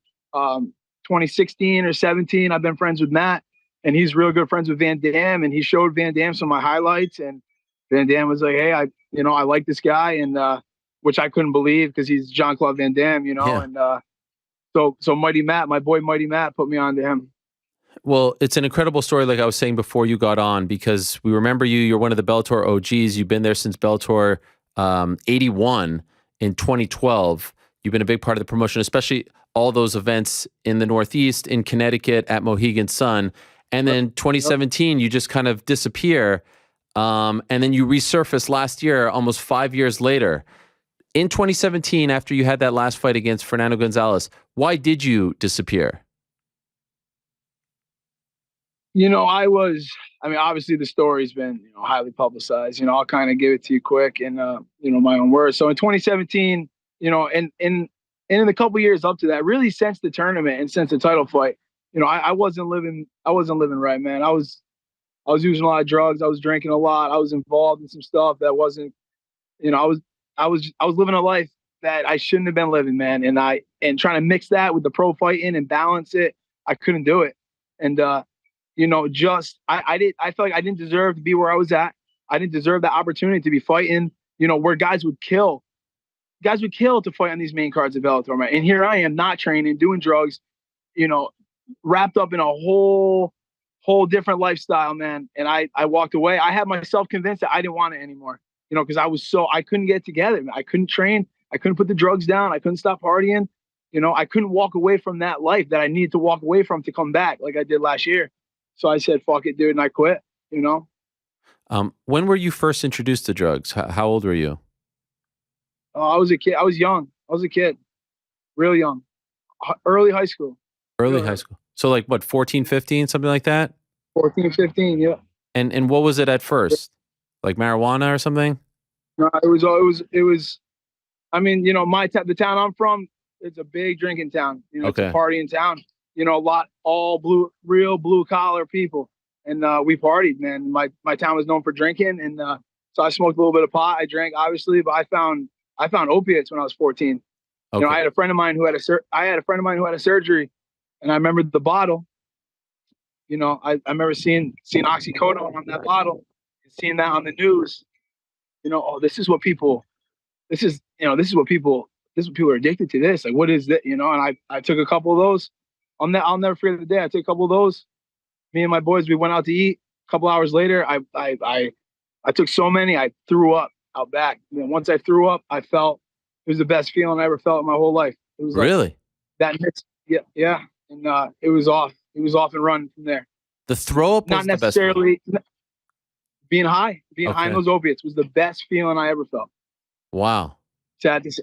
Yeah, sad to say, but it is what it is. And now, this is before you even become an MMA fighter. So while you're coming up in Bellator, you have all those fights up until 2017. You're doing this while you're fighting as well, because you're always in tremendous shape. It always looked like you were ready to go, but you were always doing that? Sometimes I could put it down for a camp. Always in between. Always. If I didn't have a fight coming, say I was, if I had just fought and I had some downtime, it was guaranteed I was getting high. And then, once in a while, I'd have a fight coming and I was able to put it down. And then I'll be honest, there's a lot of fights I couldn't put it down. And I was using right up to the fight, right up to the day, What would you say was rock bottom?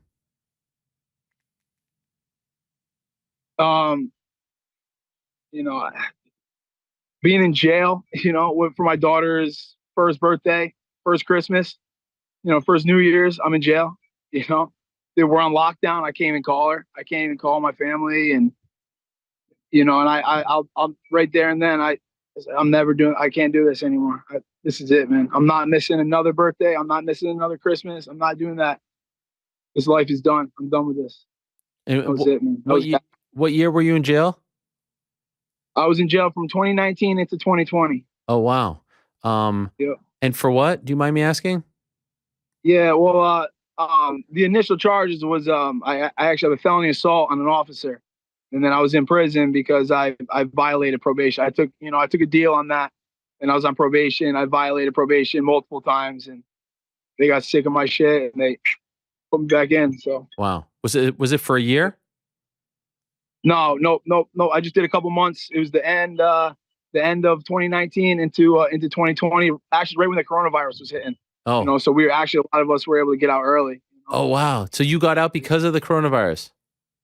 No, I got transitional supervision. Yeah. So what was happening is they were, you know, some of the cellmates that had been in for life and they're in for a long time, you know, they have to go in a cell by themselves, you know, so like for their immune systems or whatever. So there was a lot of guys getting kicked early and I didn't even know I was getting out. And I called my girlfriend on rec on like a Monday or Tuesday. And she's like, I'm coming to get you Friday.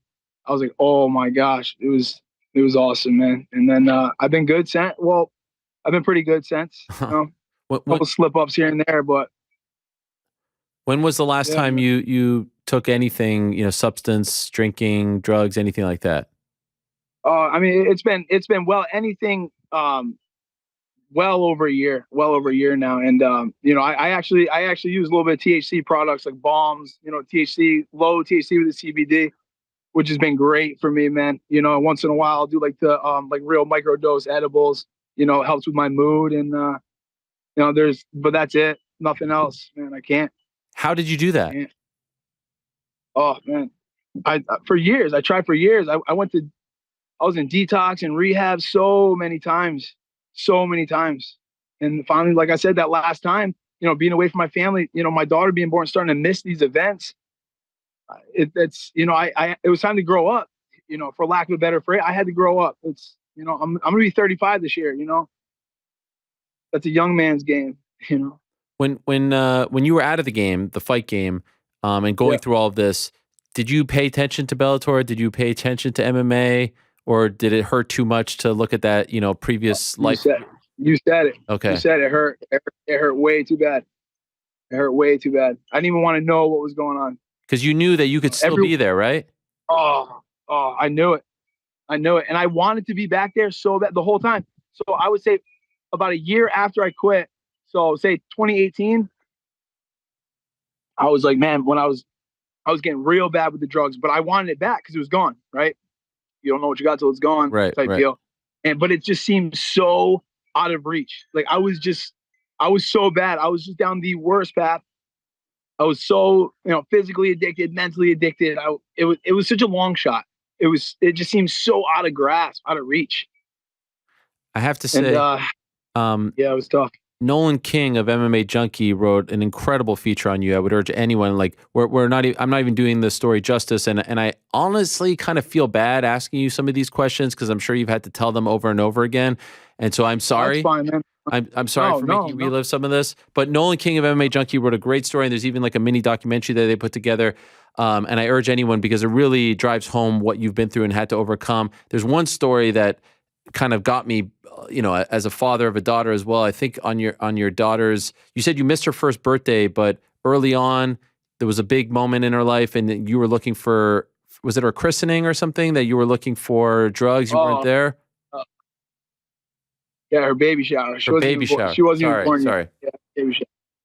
Yep, the baby shower. You missed it? Yeah, I showed up, but I was late and I didn't help set up, and I was dope sick. I woke up, couldn't find my phone. I couldn't find it. I was sick, and there was not like, well, hey, let's go set up and I'll get some. No, I'm getting something now.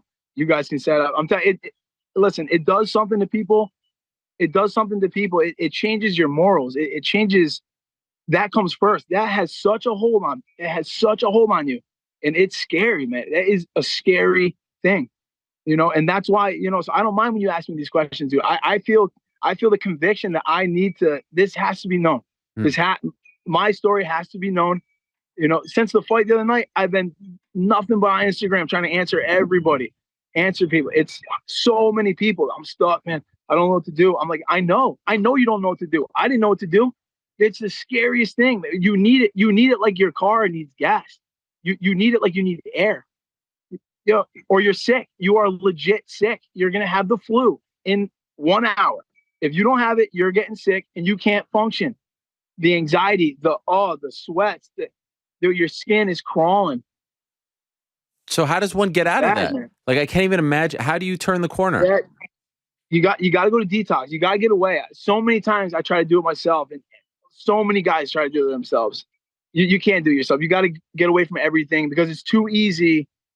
It's too easy to get a hold of for guys who really use like me. You know where to get it. You know where to go. You don't even need a phone. You show up, and it's quick. It's done. Boom. You get it and you feel better instantly. You have to be so far removed from that. I had to go away.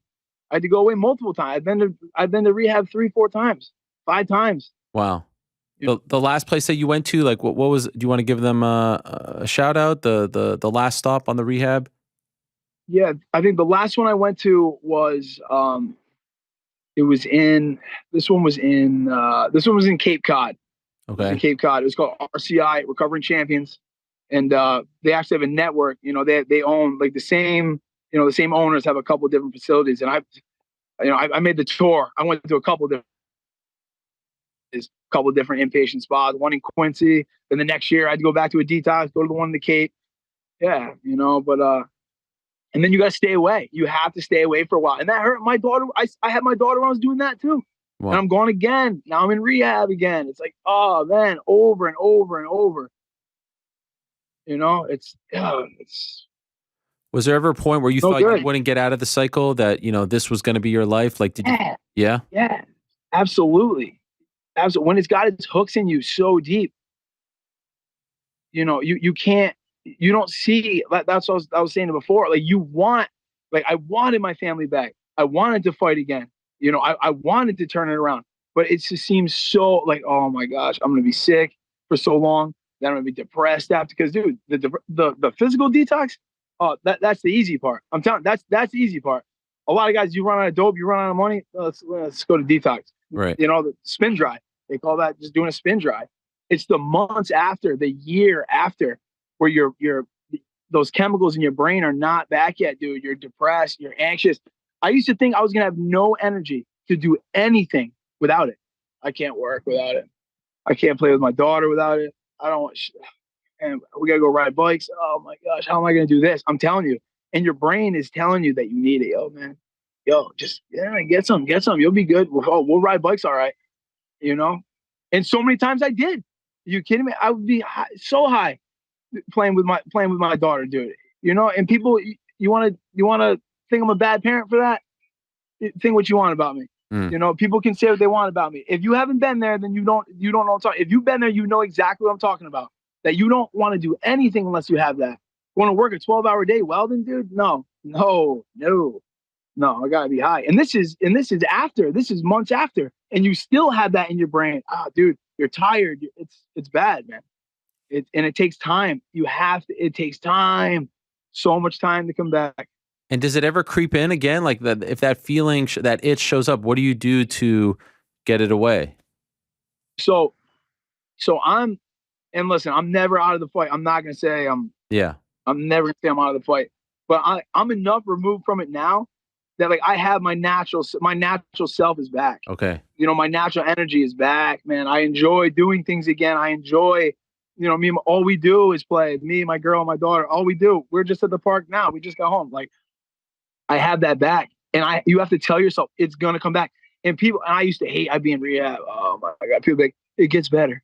It gets better. I'm like, dude, shut up. Yeah. Like, no, it doesn't, but it does, and it really does. And that's what I was telling guys all last night and the night before and today. I'm like, it gets better.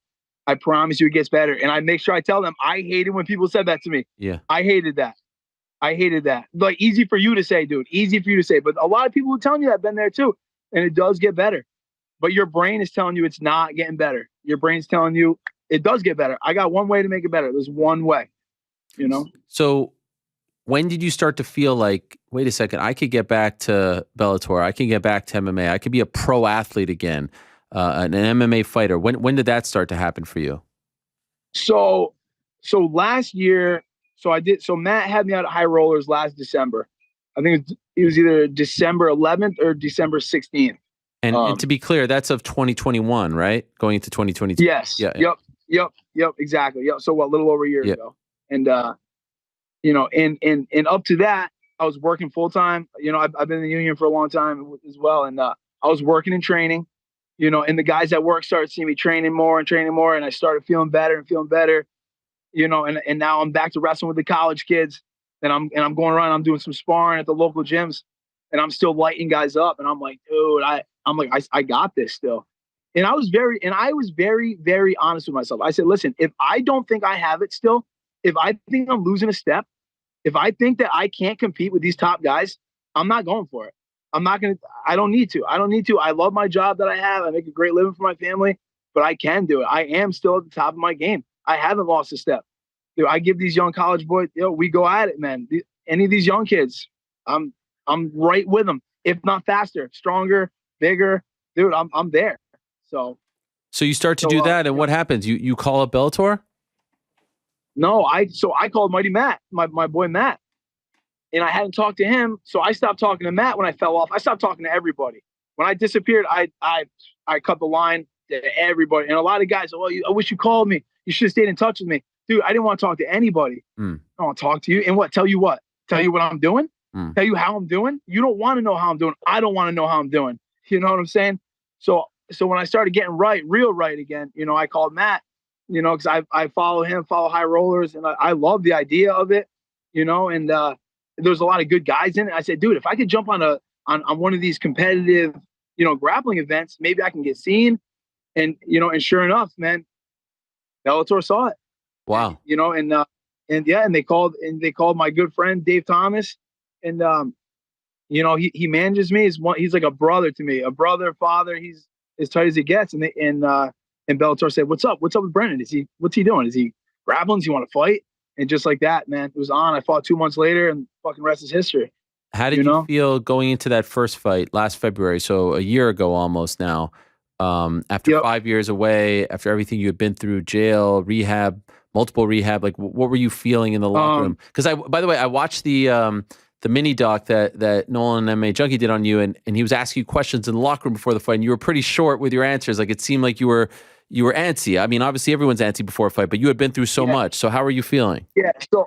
So it was a crazy mix of emotions, man. It was a wintry mix, dude. So, you know, I obviously, because the hole I put myself in those years, I wasn't able to train. Like I wasn't able to train full time. I worked right up. I took like a week and a half off before my fight last February, my fight last June. I took maybe a week and a half off.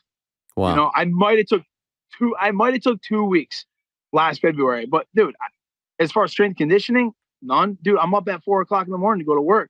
So I would just get in the gym, spar when I could. My training was pretty much just me going from work and then going to spar. You know, maybe go to work, go wrestle a couple of days up at JWU. You know what I'm saying? So I might have wrestled 3 or 4 times last year, and I probably sparred, you know, a handful of times. You know, my boy Gregor Bello, he's my coach. He came down a couple times, but like nothing like I should have. So in the back locker room, I'm like, you know, that starts going, that for me, I'm a huge mental guy. So that goes through my head. I'm like, dude, well, I really haven't been training like these other guys train. But then I'm like, dude, I put myself in that position where I can't do that. So, yo, we're here. Let's go. And that's that, dude. Yeah, you know, and I felt, so to answer your question, I guess I felt all kinds of ways about it. I knew I was going to go out there and win. I knew that. I knew I was going to fucking win. I was bound and determined. And they're waving at me out the window. Who's that? You know, your daughter? No, I just saw my girl. I'm sure my daughter's right behind her. She's in tow, I'm sure. And yeah, so, you know, so just a couple things were creeping in. And I'm like, and you got to chase them out. But I was good. I was determined, dude. I was going to knock that dude out. So. Are you still working? No, I haven't worked since after Thanksgiving. When I agreed to fight Sabah, I said, I'm going to do this right. And I'm going to do this right. That way, you know, because Bellator, I've been with Bellator so long, man. They're very, very good to me. They're pretty much like, hey, like, what do you want to do? You want to work full time and fight Mohegan a couple times a year? Well, you know, fight some middle of the road guys. Shit, they were going to let me pick my opponent last December.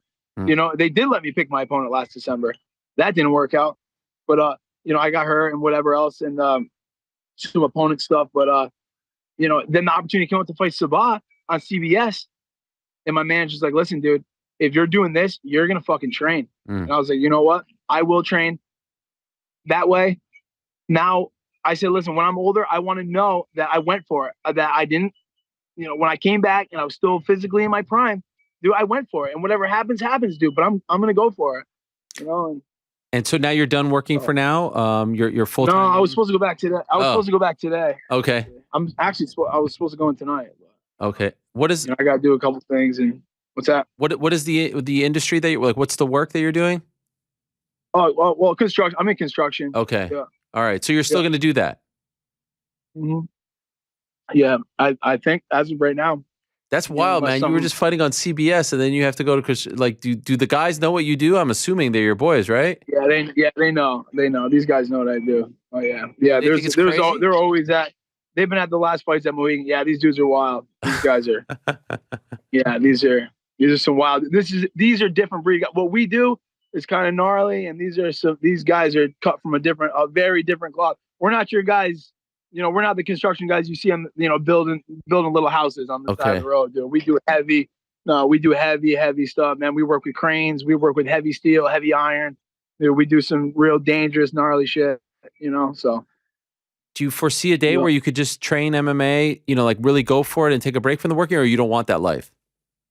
I mean, I honestly, I'm going to be so honest with you. I don't even know right now. This all happened, you know, with Sabah. I was so focused on beating Sabah, you know, that I really didn't think too much. I said, yeah, after that fight, I'll go back to work. Like that was just like my default. Yeah, sure. We'll go back to work after. Right. You know, but maybe now maybe now, I don't know what the next fight's going to be. I don't know when they want me to fight again. I'm healthy.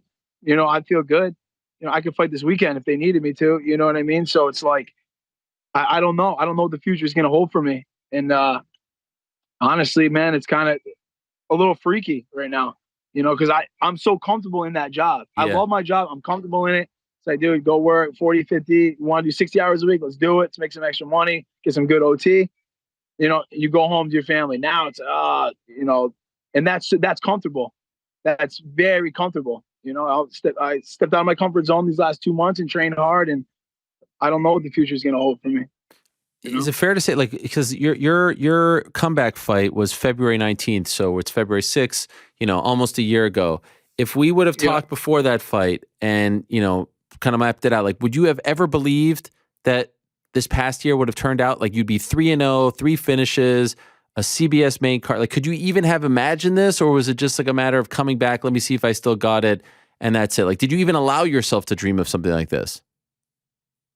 So I and honestly, it's hard to remember what I was thinking, what I really thought about it back then. But if you had said that to me, you know, I think the first fight, I just wanted to get back in there for myself. I wanted to prove to myself, you know, that I could still hang and I could compete. And I think after that, man, it felt good. So I was like, all right, but I had to go back to work. Like, circumstances were prevailing, you know, like that was like a tryout fight with Bellator.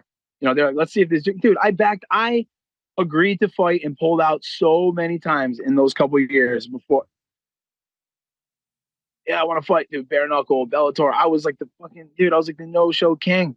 You know, yeah, I'm gonna fight. He's gone, disappeared again. No one's heard from him. I would just turn my phone off, get a new number, turn it off. Nobody would hear from me. So I'm sure Bellator, you know, and rightfully so, was probably like, okay, let's see. Yeah, you want to fight? Come on, let's go. Let's see if he's even gonna show up to this fucking thing, you know. And I showed up, and it felt good, and they signed me after. And you know, in June, in the fight in June, I still couldn't train full time. You know, I had to provide for the family. You know, and then I was able, but because I was working, I was able to put those checks in the bank and live off my union money. And so this last fight, I was able to. I had some money in the bank, so I said, all right, I got some dough. Let's train. Let's give this thing a run. How many different numbers have you had in the last 5 years? Probably 30. Wow. Maybe 30 numbers. Yeah, a lot of numbers. A lot of burner 20 or phones. 30. A lot of burner phones. Oh yeah. Oh yeah. Man. Yeah. What a story. It's unbelievable. And to see you come all the way back and resurface like this, it's I mean, there's got to be a part of you that's like, how far can I go here? You're talking about a title shot. Why not, right? Yeah, why not? I know I can do it. I did it when I was a kid. I fought for the belt when I was a kid, man. When I fought Shlemenko, I was a kid. Dude, I came on like out of nowhere, and I started fighting since I was in college, dude, and needed money. I turned pro. Wrestling season was over. My parents were like, "Hey, bro, get a job," and I was like, "Oh, I could make a couple bucks fight." I was still in college. I was still in college when I signed with Bellator. I was in college, my first Bellator fight. Wow. None of that was supposed to happen fast like that. It just happened. Boom, I'm fighting for a title. So if I did it then, I can do it now. I know I can do it. I know I can. And I know I sort of touched on this earlier, but just curious, like, at the post-fight presser, you spoke about everything you've been through. Here, I'm asking you about everything you've been through. Yeah. At any point, do you feel like, man, I don't want to be, like, I don't want this to be me, or do you feel like this is just a part of your story and you could turn it into a positive and you could be that inspiration for other people? Because I feel like every time you do an interview, this comes up.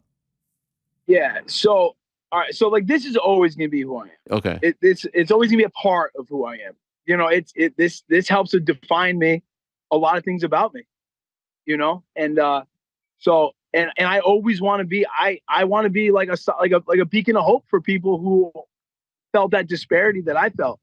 So I always want to be accessible to people. So I don't want this. I really don't. And I don't think it will go away. I don't want it to go away. I don't think it will go away. But I know I'm a good enough fighter that people can also go, yo, and he fucks dudes up. I mean, like I said, I always I'm halfway joking. I'm '1 finisher of all time. But I do have the highest finish rate in Bellator for somebody with as many fights as I do. I have 100% finish rate. I've only gone, 17-6. Dude, I've gone the distance one time. Oh. One time in my life. That's because I broke my hand like 30 seconds into the fight. I can't even throw a right hand, so I just tossed the dude around. Dude, you can't deny that about me. You can't deny either. You can't deny either part of me, man. I'm gonna be the beacon of hope for people, and I'm the dude that can fucking maul you. And you can't deny any of those facts.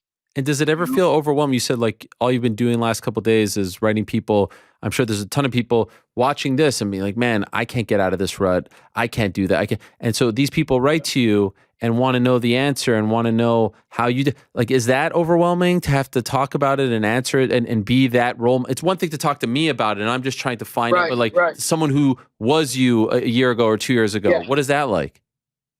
So no, it's not. No, it gives me I get a little anxious doing it because there's so many people I want to get back to. Yeah. And so I'll message someone back and then I'll scroll down and be like, oh, fuck. Oh, it's like, oh, so many more. Oh, back to the top. Like that's not like, oh man, I don't feel like talking to these people. Okay. And like I do it when my daughter's sleeping. I haven't slept really since the fight. I put my daughter to bed last night and I got on the phone and I'm talking to guys. She was at school today. Me and my girl were driving around doing errands. I'm on the phone talking to people all day, and so I'm trying. If you are watching this and you're trying to get at me, give me some time and I'll get back to you. And I'm trying to figure out a way. What I was talking to Mighty Matt, and Mighty Matt's like, dude, just keep it nice and simple, dude. Do like a FaceTime thing where people can come in, and ask, ask you for your advice. And he's a smart dude, man. I take a lot of what he says to heart, man, because I saw what he did with his life, man. Right. A lot of people don't know about him, and it's not my story to share. But that dude has an equally as gnarly story. And I watched what he did at High Rollers, and I watched what he did with Game Up. And when I went out to High Rollers, I watched how he worked, and I watched how he was doing everything and his work ethic. And I said, yo, this guy right here. And when he helped me back in all those years ago, there's nothing in it for him. He's just a good dude. And I only want to be surrounded by guys who are like him. You know what I mean? Who are like that. And so, getting back to the point, I want to have somewhere where it's easier for me to talk to more people at once. Right. And in a way, it kind of keeps you accountable, right? Because like if you're telling people what to do, 100%. right? Now you can't almost like, not to say that you owe them anything, but you can't be giving people advice if you're doing the opposite, right? So now that it's a public story, you can't be hiding in the shadows. That's the worst. Yeah. Right, exactly. Because that's the worst. Taking advice from people that you think are being genuine with you and they're not practicing what they're preaching. Right. Oh, dude, that's hurt. That killed me when I was trying to get right. And there was people that I would put my trust in, and they're telling me what to do, and I'm taking what they're saying to heart, and I'm trying to live the way they're telling me, and they're not living that way, dude. Oh man, it's like heartbreaking, dude. You're like, oh man, this is such a hard thing to do, and I'm putting my trust in you, my faith in you, and you're not doing what you're telling me to do. Yeah, fuck you. So I'm not gonna. No, I'm here, man. I'm here, and I'm clean. I'm sober. And I don't have any plans of ever going back to that life, man. So I want to help people. I think that's why my life is going the way it's going, man. There's something bigger than me.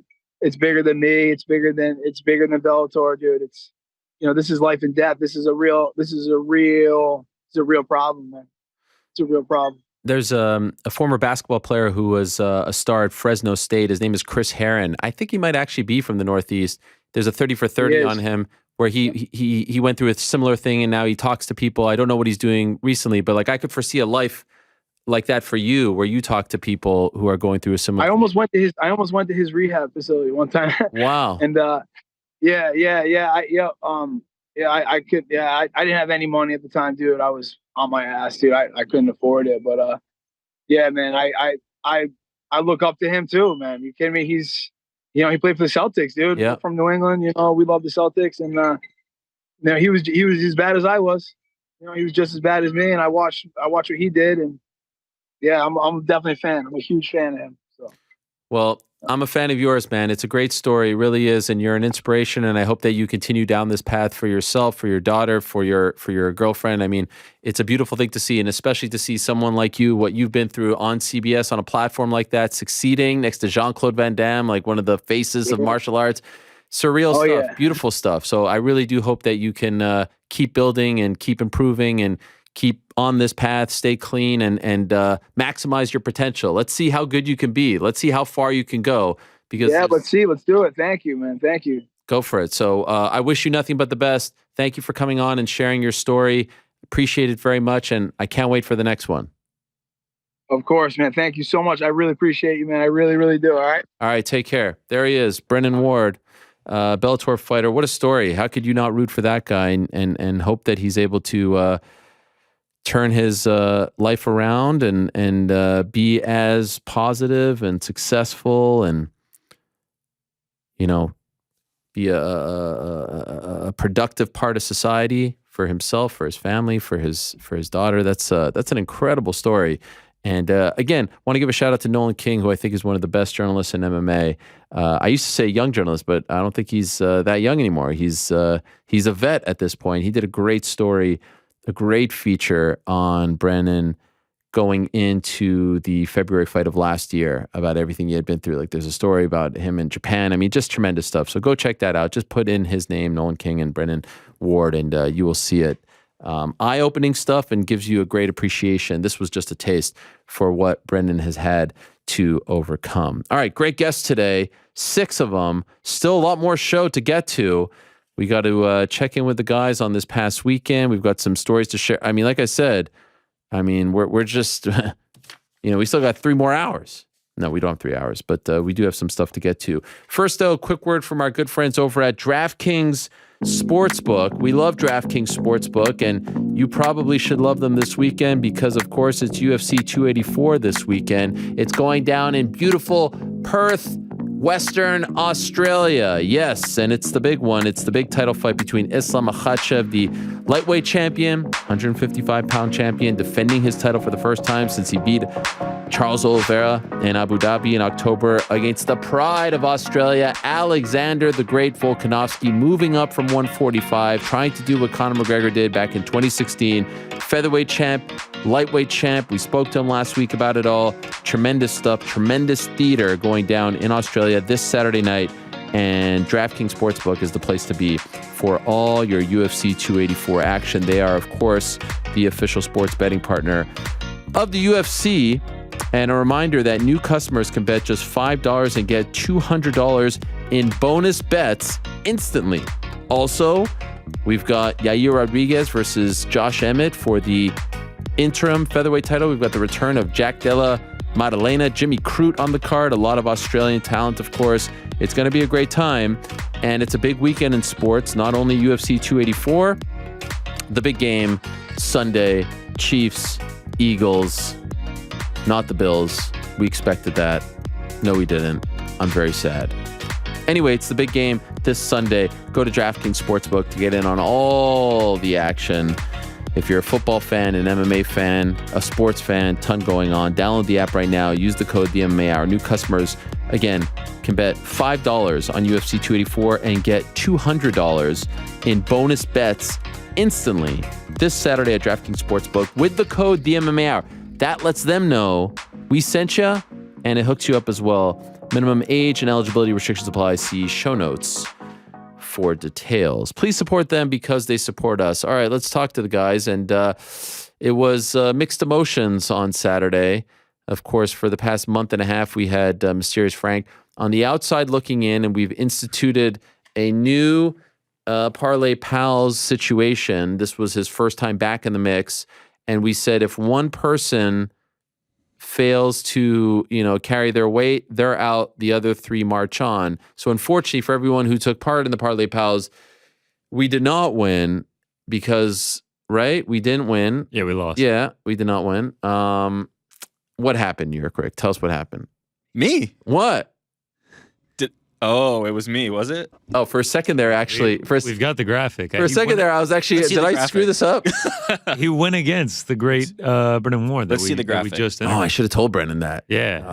I'm honestly, I'm very thankful you did that. I wouldn't do that. That's more of egg on my face. Louis Spivak, no sweat there. Amanda Serrano, no sweat there. Rini Nakamura, no sweat there. Yeah. Unfortunate.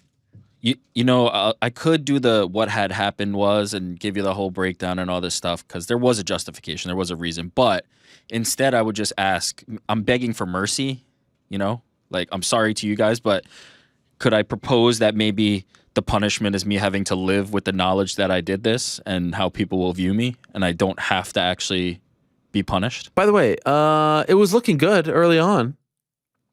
Well, yeah, I'm not going to do that because I don't want to like explain it. I feel like a schmuck for betting against Brennan Ward. Well, now, yes. After that story. He's very rootable. He's very likable. By the way, I say rootable. I don't even think rootable is a word.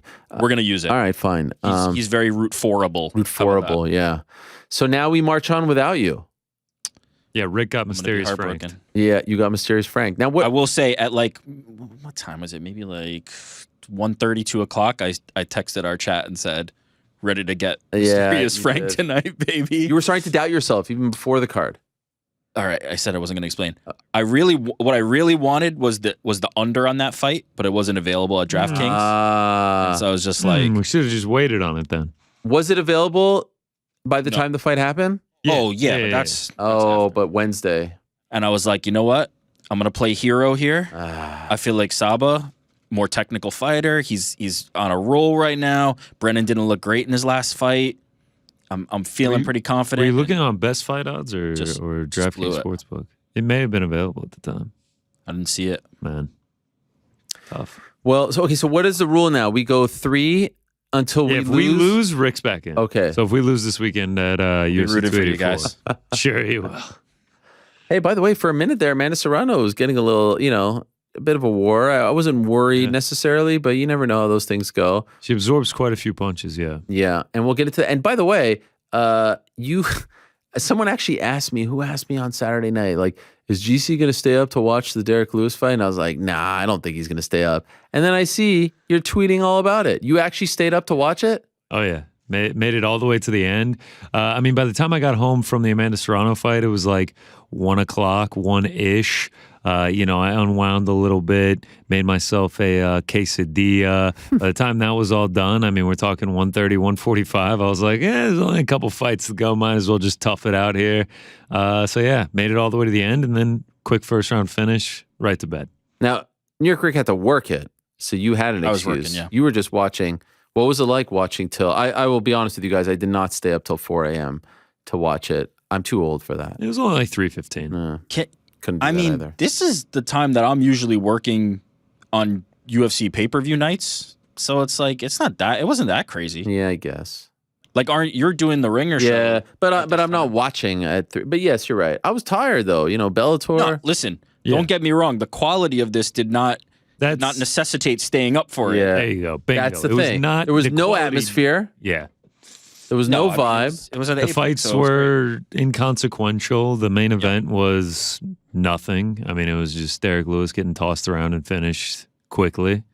And yeah, I can hear the Straight to bed. European fans like playing. Oh, their little you know what? violins for our Cry me a river. I'm so sick of that. By the way, this is a North American sports league. Okay, I respect them It's for a it. global I could never sports do league. it. No, it They isn't. took over the globe. The vast majority of their events happen in North America, okay? It is not normal for a North American UFC. sports league to do a North American sporting event at, midnight. It just doesn't happen, okay? So, cry me a river. We're not trying to say that what you guys do is, look, I love the English fans. I love the UK I love fans. them I more. love the European I'm fans. on your side. I'm on your side. But But Wani's against you. I'm on. No, but it's just like, oh, yeah, you deserve. No, that's like you signed up for this, okay? You became a UFC fan living over there. That would be. You don't like it? Move to the U.S. But no, by the way, that would be like me complaining that I had to watch Man United, Man City at 7:30 a.m. It's not a North American sports league. It's catering to their time zone. That's what it is. That would be like me complaining about the Australian Open, times. No, it's an Australian sports. I like watching those off-hour events. So do I. Yeah. No one's complaining. I like but I'm just saying it's a little too late for me. And plus, like there were very little stakes. Is Derek Lewis done? No. Dana White literally came out No. right after and said like, Okay, wait a second. I didn't ask you what did Dana White say, or I'm saying from your perspective. done as what? What do we mean by done? Is he no longer a player anymore? Like, Oh, he wasn't a player for yeah. 3 fights already. I thought he had a shot here. No, A player in the title picture? not a title picture. Like, is He was not that guy ever. ever? Did you think that when he was in the title fights, he was going to win those fights? No, there's a difference between. Was anybody fighting under Daniel that Cormier. illusion? He was on a roll. He was. Nah. It did. Look, the way he lost, like that reminded me a little bit of Josh Barnett against Brett Rogers, where you're just like, all right, I'm done. I don't have anything here. That looked like every Derek Lewis fight we've seen for the last couple of years. Yo, That there was a not- period there.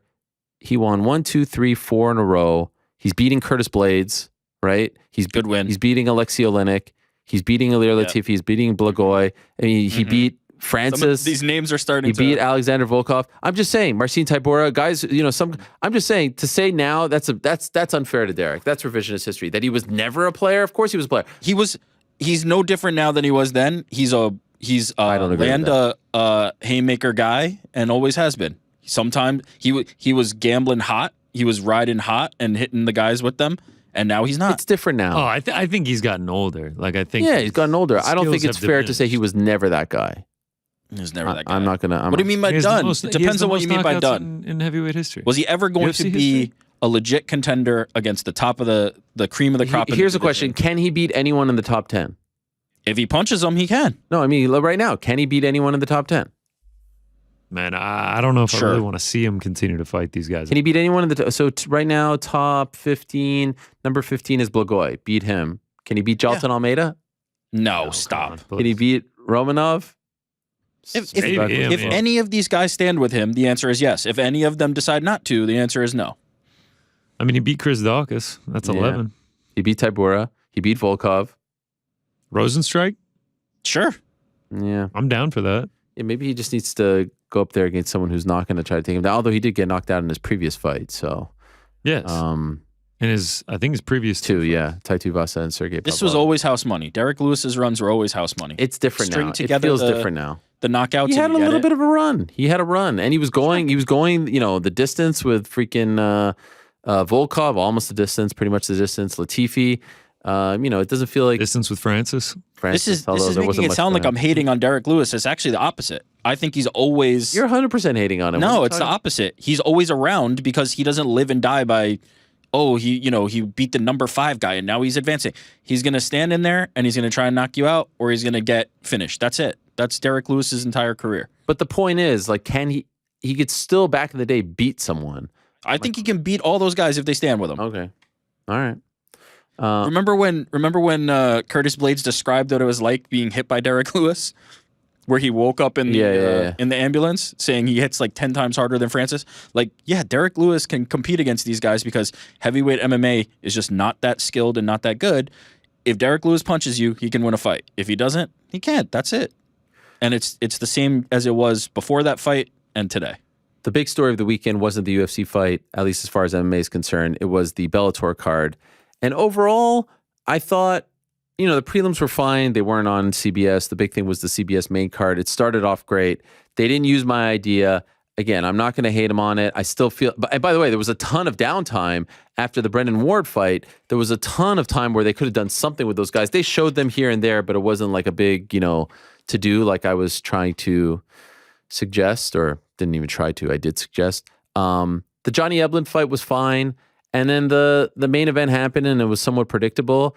And I will say, as much as I wish they would have done something earlier, it ended up being okay. They were all there. You could tell how much it meant to Fedor. You could tell how much he was touched by it.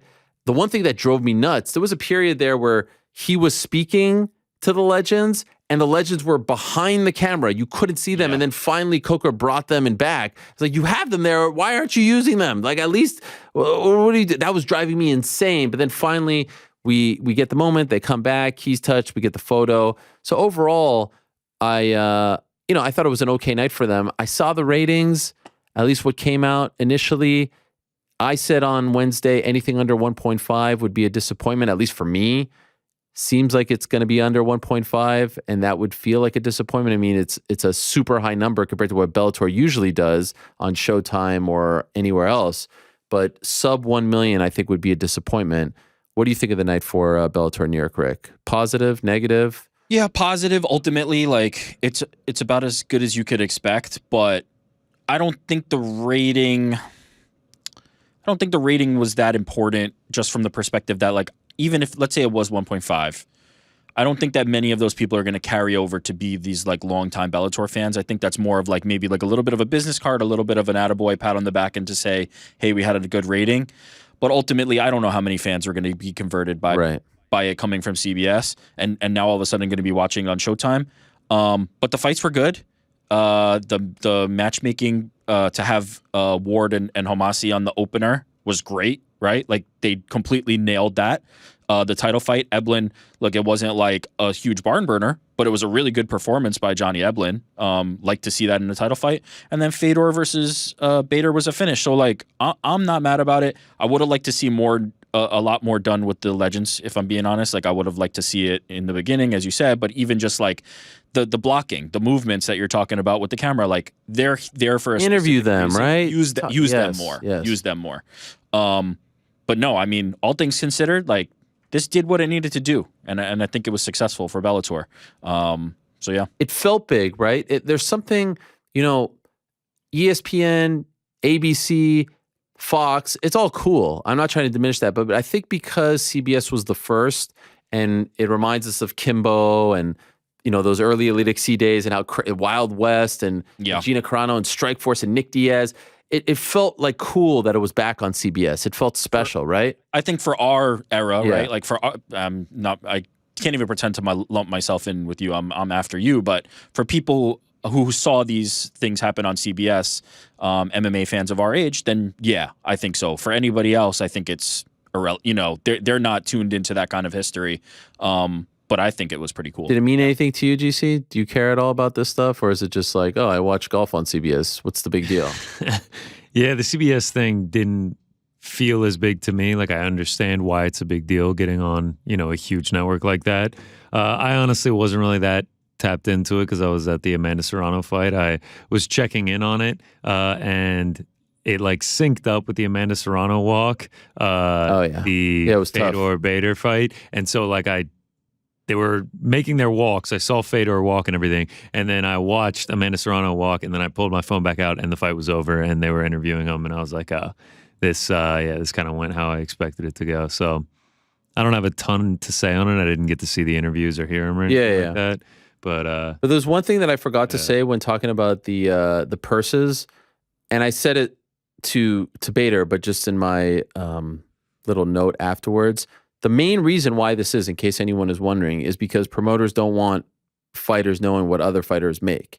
They will tell you it's because, Dana loves to say it's like because they don't want their purses to be public so that hanger-oners, as they say, or hanger-ons, whatever, know and hit them up for money. But like that's a ridiculous thing when you have football players who are making $400 million, and like everyone knows what everyone's making in sports. The reason is because they don't want someone else who's like, second rank, but not as popular, being like, hey, why is Sean O'Malley making this much and I'm not making this much, et cetera, et cetera, et cetera. That's the reason. But again, please, those numbers more often than not are not real. And so to get all up in arms about it is a waste of time. Can I propose one thing as a devil's advocate? Sure. By talking about the fact that the numbers are, by not necessarily the actual practical releasing of the numbers, but by continuing to talk about the fact that the numbers have come out, as opposed to just being shadowy, right? No numbers at all. Like, we don't have any numbers. Is there not a conversation then started about, okay, now we can springboard to these numbers are fugazi, these are not real numbers, and use it as a leverage point, as a springboard to then have the conversation about the fact that these numbers are not real, and maybe inevitably, but they're down inaccurate. The line, they're not real numbers. So you might as well say $5. Sure, I agree. It feels just as shadowy, like sketchy, to release numbers that aren't real. It's like you might as well do $10. Like the numbers. And mean nothing. I've seen artificial Photoshop like meme pages just making. I think Jack Slack once made up salaries, and then DC and RC actually like talked about them. You're kidding? They were real. No, I'm not. Oh kidding. My gosh. But I think that's your point, right? That the harm is in the fact that if people don't know, they can be used to say, yeah, this is it, and it's completely wrong. So they're totally made up numbers. They're like, there's not. By the way, not giving away too much. Those dudes made a hell of a lot more closer to 7 figures than they did that number. Bader said it himself. Yes. So it's like, and I saw that and I was like, what? And we've seen this 1,000 times. Like the Conor one is the best. Nevada usually likes to give it out to, some of the Vegas media on fight night. Conor McGregor made $1 million guarantee. I'm like, you didn't fucking make $1 million guarantee. You made nowhere near $1 million. What are you talking about? That's absurd. So what's the point? What's the difference? Why don't you say $1? He made $1 for this fight. He made money. Yeah. He made money. It's totally useless. And then and the problem is we know this, or at least some of us know this, and then the fans see it, they don't know it, and they get crazy over it, and they start tweeting about it. And I think there's maybe some other media that doesn't know this, younger media, whatever it is. So what's the point? Yeah. Why even do it? It's fair. I would not even, honestly, like if I'm California, I'm like, are these numbers real? Are these legit? If not, don't give it to us. Who cares? Oh, you're saying from the promotion. Everything. California. The whole thing is the commission to the promotion. By the way, to I wouldn't be surprised if like the dudes on the prelims, those are real numbers, 2K, well, there'd 2K, be no benefit 5K. to inflating or whatever. But these ones, like, it's just stupid. It's just so other fighters. So it kind of drives me nuts. And I got hit up a lot yesterday and I was going to reply and I'm like, what the hell's the point? I was too busy replying about the Kyrie Irving trade and the big Nottingham Forest. I was going to say, by the way, just big 3 points. Yeah, breaking news right Another now. trade? It seems like the trade is not done yet. Oh, there might be a third team getting involved and all this. Did all these dudes jump the gun? No. I think the trade will happen. Holy shit. As constructed, but there might be like a third team now. There's all kinds of things per Woj of ESPN. By the way, I don't care what anyone says. I got all these like stick to MMA. You couldn't pay me. You couldn't pay me to have Kyrie Irving on my team. I would not do that in a million years. A lot of people I feel like have that. No chance. I don't care if it's Spencer Dinwiddie and a bag of balls.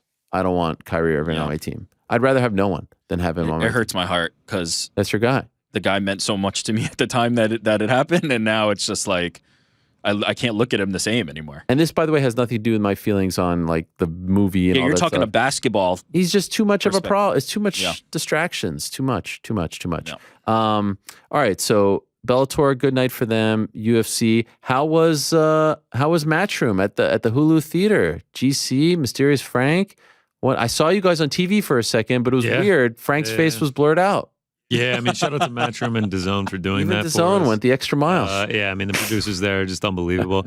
I had a fantastic time. I mean, great seats. Shout out to Matchroom. And, I got to see some great fights. Got to see Sky get a big win by decision. A lot of people hating on Sky after that performance. I mean, it was a tough opponent. She was very awkward. She was very, she was very unorthodox. Yeah. Got the W, 6-0. Fucking chill out. Undefeated. Knicks jersey. Nice cheap pop there.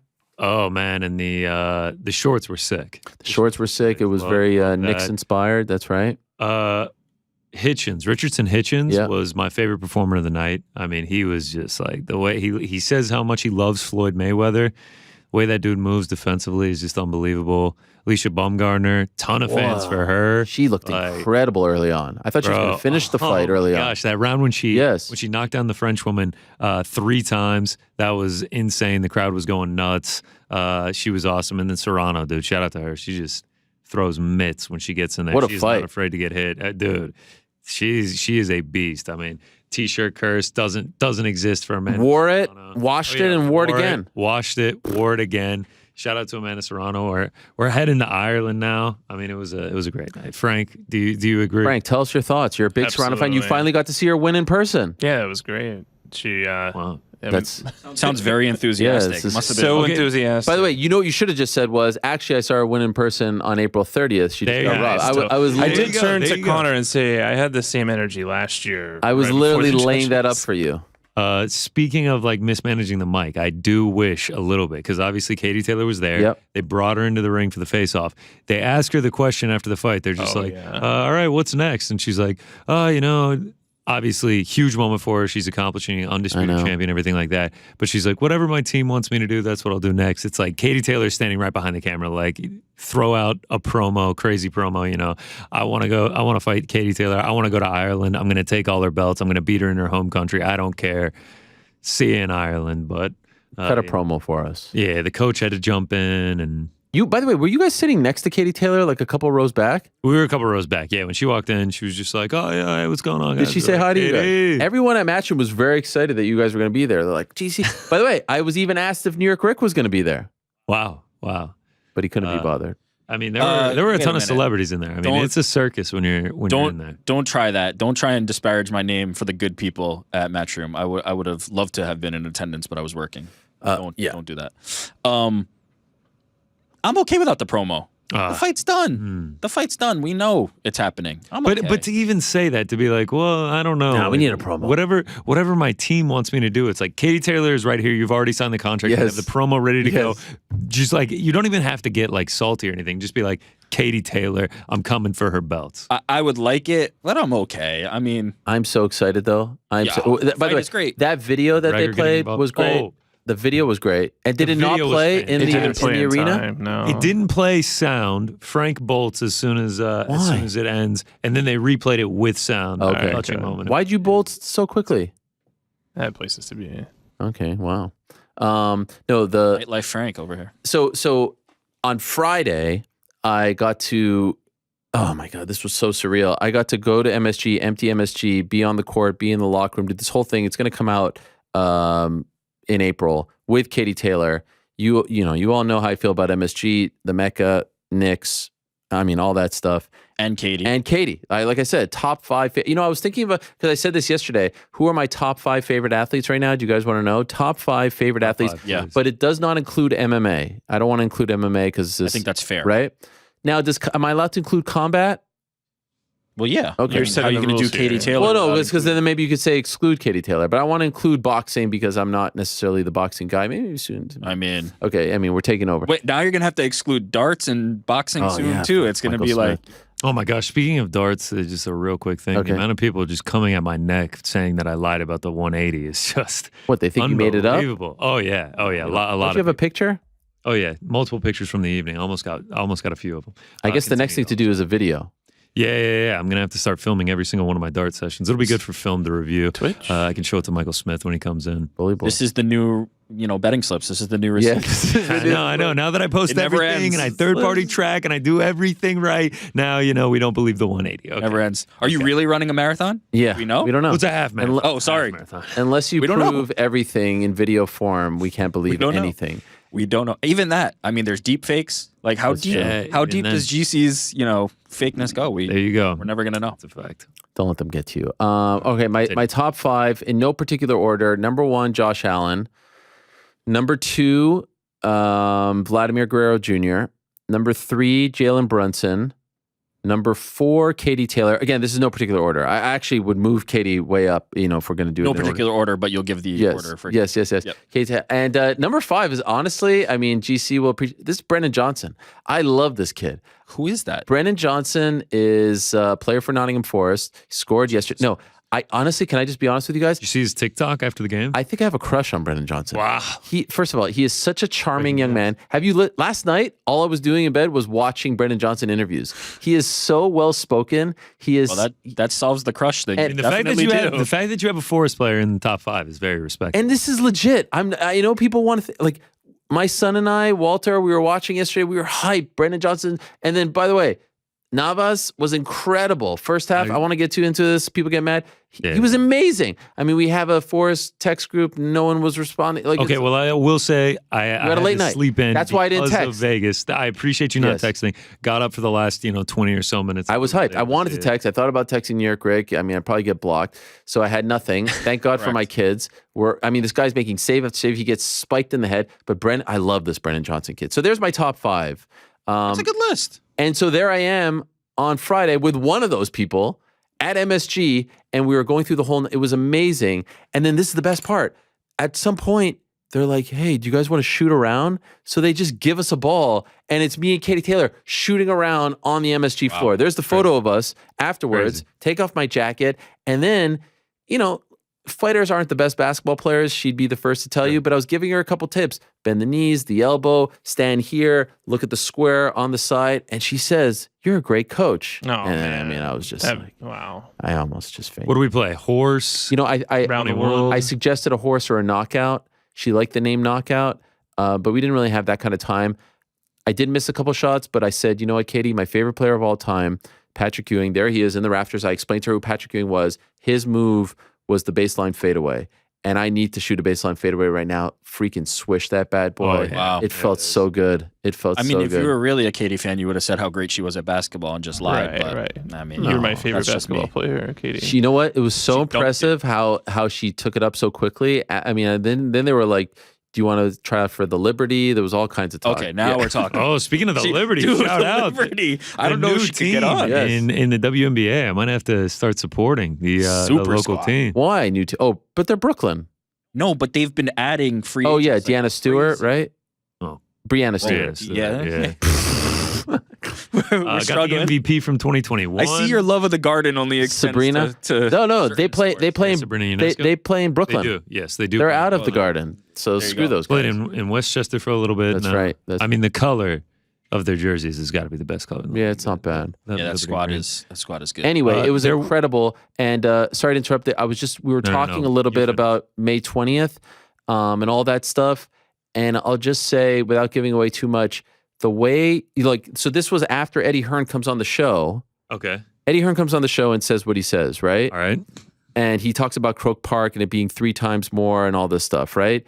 And then all of a sudden this becomes like a national incident in Ireland. Everyone's talking, every news outlet is talking about this. Everyone's writing about this. Off the Ball is talking about it, the Independent, the Irish Mirror, the 530 News, RTE is talking, every single outlet is talking about it. In fact, they even talked about it at the Irish Parliament. I don't want to pronounce the name because I think I'm going to mess it up, but we have video of this. Do we have this video? This is them talking about Eddie Hearn's interview on this show. And make sure you stay till the end because they give us a subtle shout out at the Parliament. Thank you very much to them. Here's them talking about Eddie Hearn's comments on this show about Croke Park not happening with the Katie Taylor Amanda Serrano rematch. To see Katie Taylor in Croke Park, and to that end, the very first meeting that I took with anyone from outside the department was with Katie Taylor's manager, Brian Peters, in the early part of January. And they explained to us that there was a funding gap between what the promoters were prepared to pay for the fight and what the fight would actually cost. We said that, yes, the government does support major events, absolutely, but there's a process to go through. What we did immediately after that was raise queries on what the cost would be and other details that would be necessary. And the department is currently considering the responses to those queries. What I would say is that one of the difficulties is with the date. If you're doing the calculations for cost benefit in terms of tourism, which the major events have to go through, the 20th of May already is hosting the Heineken Cup final, which is a huge event in European rugby, and Dublin Tourism will be full that particular night.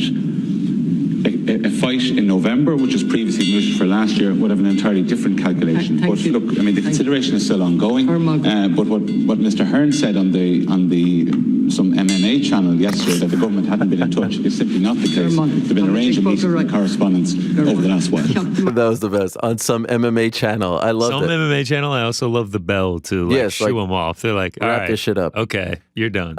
All the other outlets saying they either said some MMA channel, they said the Ariel Helwani show, or they would say like something called the MMA Hour, and then very much be confused as to why Eddie Hearn is talking about a Katie Taylor boxing match on something called the MMA Hour. This reminds me of when we were at Mayweather McGregor in 2017, and Isaiah Thomas, the legend, stopped by our set to do an interview with me. And so it was great because all like Carrot Top was there, Stephen A came on, Skip Bayless came on. It was incredible. It was like one of the best weeks ever. But Isaiah Thomas, the Pistons legend, comes on the day after Kyrie got traded for Isaiah Thomas, the other one, and he said some things about the trade, and then PTI spoke about it, and Tony Kornheiser goes, Isaiah Thomas was on something called the MMA Hour today talking about this trade, and he was very confused, so that reminded me of that moment back in 2017. But this was crazy.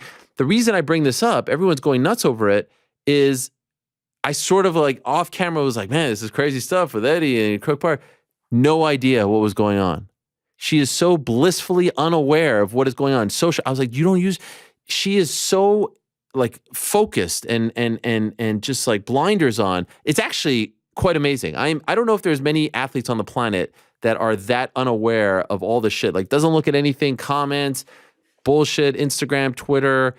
It's really impressive. So I was like, wow, Ireland is freaking out right now, and you're just unaware, which is for the best. Don't get caught up in it. Let other people deal with it. Let Eddie deal with it, right? There's a reason she always looks so happy and is always smiling. That is a good point. That's a good point. Coming from the social media guy. Yeah. Listen. Oh, God. Who preaches, who other than me in your life preaches more for you to ignore comments, get off social, don't do this, don't do that? I know. It's me and Katie. I might listen to it now. And Katie. When she pulled up at the boxing match on Saturday, she showed up like 30 minutes before Serrano fought. So low key, no one even batting an eye. She's in a low key outfit, everything like that, just like very under the radar. One moment that you guys will love, it was Katie taking a picture with Rick's goat, Clarissa Shields. Mm-hmm. I mean, just and the photo was being taken by Sky Nicholson. Oh, wow. That is something right there. That is amazing. Yes, I wanted to go, but obviously we had to do the Bellator CBS thing. Great scene afterwards, and it looks now, it's going to happen May 20th. Looks like it will be 3 Arena, although here comes Conor McGregor. Oh my gosh. What a scene that was, right? What I love the kind of like inside baseballness of some of this. Like, I just love the idea of Conor publicly being like, I got 500K, here it is. Eddie can't respond publicly, and especially not with a number, right? Because this is a negotiation. Obviously, he can't come over the top and be like, oh, actually, it's X amount. Right. So he's like, let's just DM. Then Conor's like, no, we don't need to DM. Like, here, I'm talking about it. And then Eddie's like, let's DM. The inner workings of this are very interesting to me. You know what I also loved? I'm watching the DAZN card on Saturday, and then they throw to an interview with Eddie solely talking about this exchange because it happened Friday night. And I was like, man, we would never get this in MMA. Like, imagine something like this happen, and it's like, yeah, let's go to Eddie Hearn to talk about the exchange with Conor McGregor. It was so, in a way, like journalistic, but inside baseball. I loved it. I was like, oh, this is so refreshing. This is so great. As opposed to, MMA is often presented to us in a very pro wrestling-like manner, right? We only see a certain amount in front of the curtain. We don't see anything behind the curtain. This was a very behind the curtain thing, talking about Croke Park and it not happening and all that stuff. Could you imagine from a PR standpoint, and we're looking at some of the tweets here. I love, what's the crack, lad? I love this. Give me the current landscape. I'm in. Is this doable still? Or is it a double show? The point first with Croke Park later in the year. Oh, like, will she do one at 3 Arena and then Croke Park post the GA season? I'm in either way. She better be getting her worth for this also. Like, this feels like it could have been a DM, right?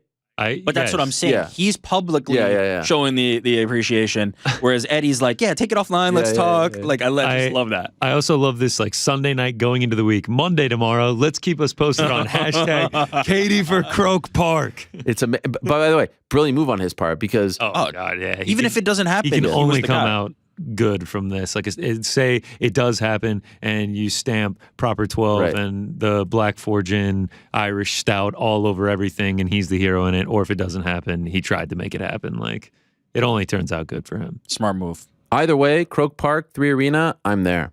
Plus, I love like that. Is that a promise? That is a promise. guarantee? I don't even care if I'm Frank's trying to talk me into it. Working- We were at the first yeah, one. I feel like I mean, based on how excited Frank was about the Yeah, Serrano Frank. fight, he's There's a probably lot already going booked on the today. tickets.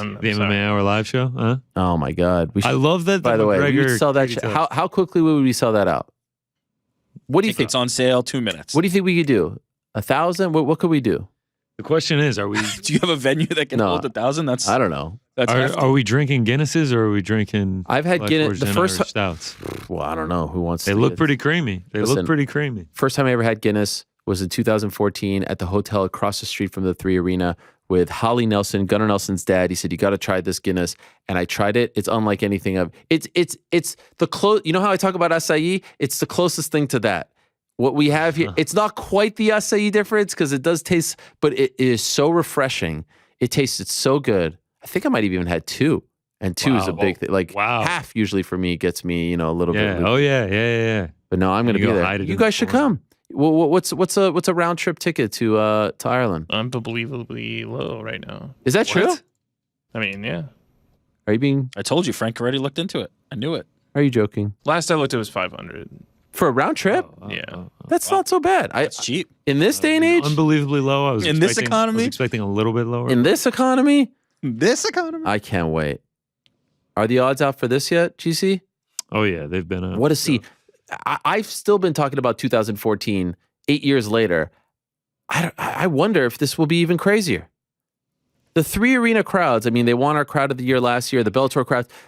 There's a part of me that's almost, Croke Park would have been insane, but such an intimate venue for her fighting in Ireland for the first time as a pro. Ireland This in is the- springtime too. Yeah. Oh man, I'm starting to dream about it. This is the T-Mobile versus MGM. MGM. You know? Yeah. Although, There's- Croke would have been. It's smaller. Katie Taylor minus 180. Wow. Plus 150. I mean, I feel like dog or pass, you know? I mean, you guys know. Uh, Is my don't be showing up with that. is my Puerto Rican pass. flag gonna get thrown out at the arena? Like MSG?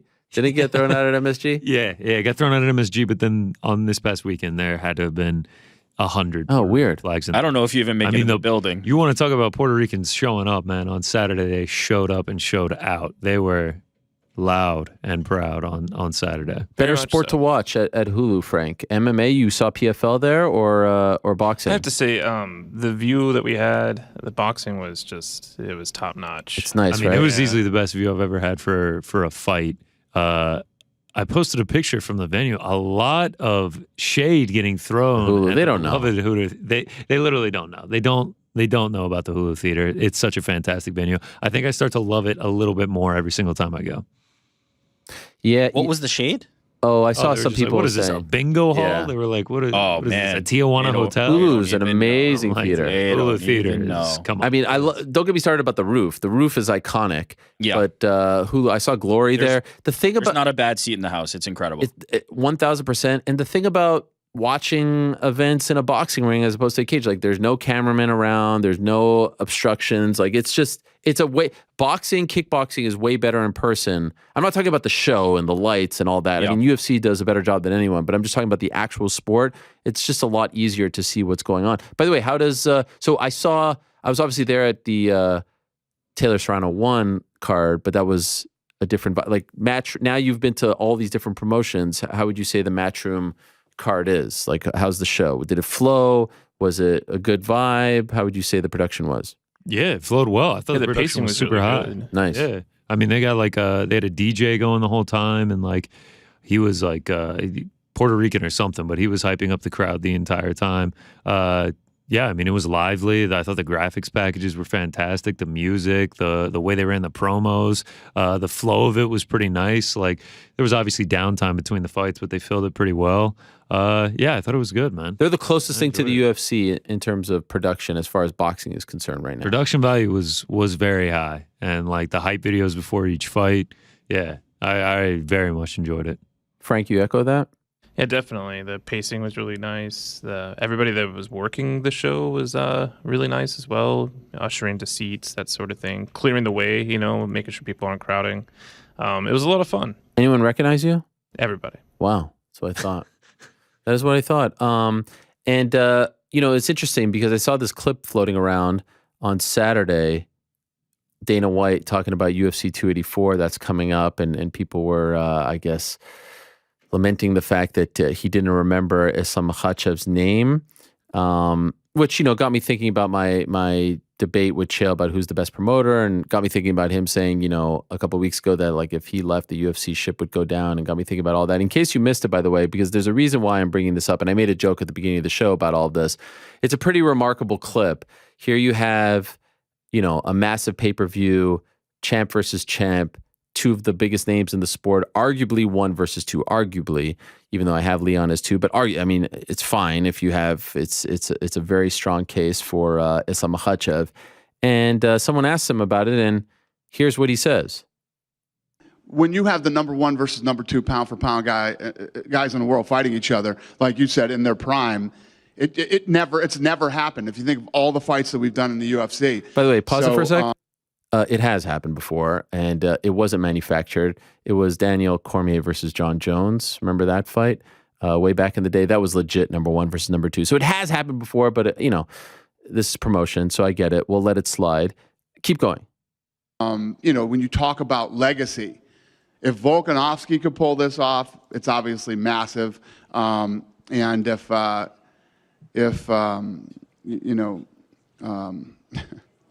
yeah, can pull it off, it's, he's on his way to building an incredible legacy. Doesn't even remember Islam's name. And then when someone tells him his name, doesn't even say it on the microphone. You don't even hear his name. How is that possible? Please explain to me how this is possible. How could you be the promoter where your singular job is to let the world know that these things are happening, that these fights are happening, that you need to pay $75 on ESPN Plus pay-per-view? How is it possible? Now, are we just going to chalk it up to, it was late, or he's got a lot on his plate, all this? Come on. You should be relishing. Remember that one, UFC 217, when I came up here, he's like, who's got the first question? How could you sit here with a straight face and say, that's good promotion, that that's the best in the business, that we deserve that the ship would sink without that? Didn't remember Islam Makhachev's name? I was blown away by that clip. Who wants to give him an out? Who wants to give him a pass right now? Does anyone want to give him a pass? Who wants to give him a pass? I feel like New York Rick wants to give him a pass. You want to give him a pass? Not even me, the constant contrarian, can even. That's unbelievable. Muster up something. A lot of people were like, "Well, it was 4 a.m." It was like midnight on the West Coast. Yeah. To me, it was just hilarious. The fact that he's just like, if he and then doesn't even say it. Doesn't even say like, "Oh yeah, Islam, my bad." If he can win, then he'll continue his ascension. He's on his way. Yeah, what does that even mean? He's the freaking lightweight champ who just beat Charles Oliveira, who hasn't lost in 10 fights. What? What does that mean? It's just so formulaic. And doesn't even remember his name. Are you kidding me? Now, is it possible? My one pass that I'll actually offer. I didn't. By the way, I didn't expect you to be the one to give him the pass, but please continue. Is it possible Islam has been somewhat critical of the promotion or lack thereof? No, was that his way of burying him? That did not feel intentional. Oh man, okay. I hadn't heard that theory. That's no, I don't think so. I think he literally just had the biggest brain fart of all time. Golly, he couldn't remember. No, that's the best promoter in the game. Legit. Again, you'll say I'm biased. You'll say. Come on. How do you watch that and say that gets me hyped up? And what do we think about this whole UFC 284 situation? See, that's the part I'll push back. Okay. Which part? That's not the moment. Like, why not? Nobody Every at the moment end is of that the moment. press conference that nobody's watching is like, I was waiting for Dana White to sell me on the fight. No. And that was it. Nobody cares. But he was just given a layup to sell the fight. Sure. And the clip would be clipped off everywhere. Like this was. It doesn't hinge on that. Nah. Of course it doesn't hinge on that. But there's no Okay, let me ask you this. Eddie Hearn is sitting here, and I meant to say this to you guys afterwards. Eddie Hearn is sitting here on Wednesday, and we're talking about women's boxing. And in the moment, he starts rifling off all the names of the champions in women's boxing. Some of them don't even work for him, aren't even his fighters. And I was like, this freaking guy, he's talking to me about women's boxing right now, which some people scoff at, which I think is great. And he's selling it to us. And not only that, he's naming all the champions, right? Yep. This is it. I was like, this freaking guy could tell us about, the first guy on the card, the last guy on the card. Here's the clip, by the way. We have the clip because I thought it was incredible and further proof that this guy speaks with passion. He knows what he's talking about, and he's got his freaking head in the game and his eye on the freaking product, unlike others. But this is where I see the growth of women's boxing. When a fighter wins a world title, the first thing they want to do is fight the other champions straight away. You know, you've got an undisputed championship being fought for at 126 at the weekend. Alicia Baumgartner fighting for the undisputed champion at 130. Katie Taylor at 135, undisputed. Chantel Cameron at 140, undisputed. Jessica McCaskill just lost a belt, but undisputed at 147. 154, close to being undisputed. 160, Clarissa Shields, undisputed. 168, Franchon Cruz-Dezern, undisputed. That means that the champions have all fought the champions, and we found out who the best is in every division. I don't know if there's 5 people on the planet that can name all the women's boxing champions right now. You know what I mean? And to say it like that and to talk about how great, like, that's the difference. No, I mean, this dude can't even name the lightweight champion of the UFC. Eddie Hearn is the best promoter in combat sports, bar none. Period. That's an objective truth. At this point in the game, nobody does it the way he does it. That's objectively true. No argument for me. But I remember watching him do that. I was like, wow, I don't know if there's 5 people on the planet that could do that. And then 3 days later, see Dana not remember or not know, I don't know what it was, who Islam is, remember his name. I was like, wow. Let me say one thing about Eddie. It comes from a place of passion for the sport, but it also comes from a place of necessity. He needs to know those fighters because his fighters are going to fight those fighters, or those fighters might become his fighters. That's not quite the same as the UFC and Bellator, where they're promoting. They have their roster. They're promoting. Boxing, you're doing fights with other promoters, other broadcast partners. And so you need to be on top of your ish in the space. Dana doesn't need to know who Islam is, or at least sell us on Islam. You're creating a straw man. That's not my argument. My argument is for why Eddie Hearn is so good. Can I tell you something? But he also needs to be that good, and he is. He is the top of the game. There's no doubt. Eddie Hearn is the best. Can I tell you something right now? I see what you're saying. I understand what you're saying. If I was the face of Bellator on Saturday night, I would have walked up there and I would have said, Johnny Eblen is better than X, Y, and Z in the UFC. This guy will go in there and take out the top guy in PFL, the top guy in the UFC. Like, you should know who the other champions are. That's the bare minimum. You should know, right? Yeah, if you are at the very top of the top, you should. I agree with you. I think even if you're not at the top of the top, you should know who this is their life. Like, if you just pay attention to the sport, you know who the champions are. Yeah, I mean, those days are gone. Those days are long gone. I mean, what percentage of the UFC roster walks into UFC HQ and he knows who they are? Yeah, it's low. Is it 10% of the 500 roster? Here's the one thing working. 5%? He sees Islam in Australia. What's up, bro? What's up, man? Big fight this weekend? Good luck this weekend, buddy. Here's the one thing working in this favor. 60% of these cards are now Dana White Contender Series fighters. Yeah. So you might have seen them before. So, and again, remind me how great the Apex is when they move Marlon and Cheeto off of it. Thank you. I'll take credit for that one. They put it in San Antonio, and rightfully so. And Tyler Santos versus Aaron Blanchfield, which is a great fight. But then did you see the rest of that card? The Apex gives them the out to do that. Oh, yeah, no doubt. Well, also, yes, the Apex gives them the out. But they don't have to worry about ticket sales. They don't have to worry about ticket sales. That's San Antonio. They need Marlon. This is my point. The Apex gives them the out to give us cards like the one this past Saturday, to give us cards like the one we're getting on February 18th. And then you're faced with San Antonio. You're like, what the fuck are we doing? Why are we putting Marlon and Corey Sandhagen into the Apex? It's time to put it in an actual arena to sell tickets. We can talk about this till we're blue in the face. It will not change until 2 things happen. 1, ESPN cares. Right. They don't. 2, fans stop watching and make ESPN care. They won't. It's not happening. Right. So, our dear sport. I mean, it doesn't matter. Neither of those 2 things is happening. The February 18th card is... Read it. You got it in front of us? Tyler Santos, Aaron Blanchfield, co-main. Zach Paga versus Jordan Wright. You can't call that a co-main. Sorry. William Knight, Marcin Proknio, Josh Parisian, Jamal Poges, Nazim Sadikov, Evan Elder, Juan Camilo Ronderos versus Clayton Carpenter, Lena Landsberg versus Myra Buena Silva. Had that one circled for a while. Oven St. Preux, Philip Lenz, AJ Fletcher, Thimba Gorimba, and Jamal Emmers versus Hasun Askabov. 23-0 though. This is big. No, the February 18th card really is like. I mean, right now it's sitting at 10 bouts. I mean, it's definitely one of the worst cards I've seen. Could you imagine if it would have been that and then Marlon and Corey? Like, they deserve so much more. Anyway, February 18th is a very stacked night. We've got All-Star Saturday night and Elimination Chamber in Montreal. Still on the fence. I think I might go. I think I might just go. Take the boys and go. Oh, I like that. Sami Zayn. Getting a title shot. What's happening with Sami Zayn? Oh, my God. You didn't see? No. Roman Reigns comes out on Friday Night SmackDown. He's like, this guy broke up my family. Jey Uso isn't here. He ruined everything. We brought him in, blah, blah, blah, blah, blah. And then all of a sudden, someone jumps in with the hood on, incognito, and starts beating him up. And it's Sami Zayn. Starts beating up Roman. Okay. He he jumps him. And the freaking pop. And then at one point, he spears Roman Reigns, which is Roman Reigns' move. He spears him. The pop was insane for the spear. And then he's like, I want you in Montreal, which is my hometown.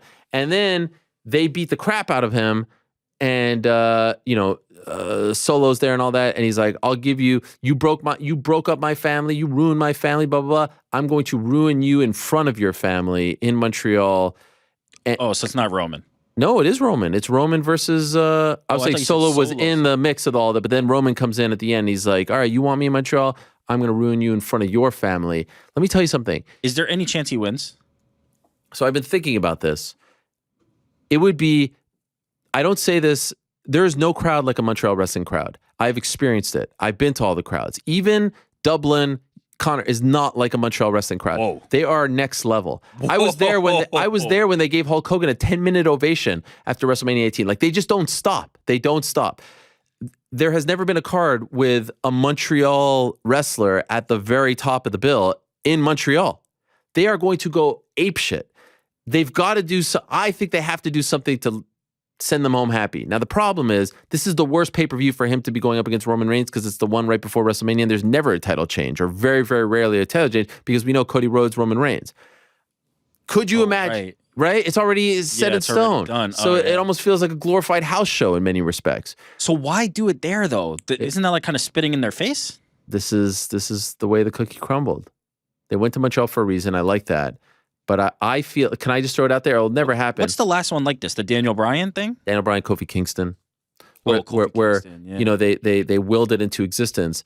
But if he somehow pulls it off, and then maybe do a triple threat match at WrestleMania, which I don't think people would hate too much. I know triple threat is somewhat polarizing. The place will go The Rock in there too. insane. I don't think he's coming. But the place would just go nuts. It would go insane.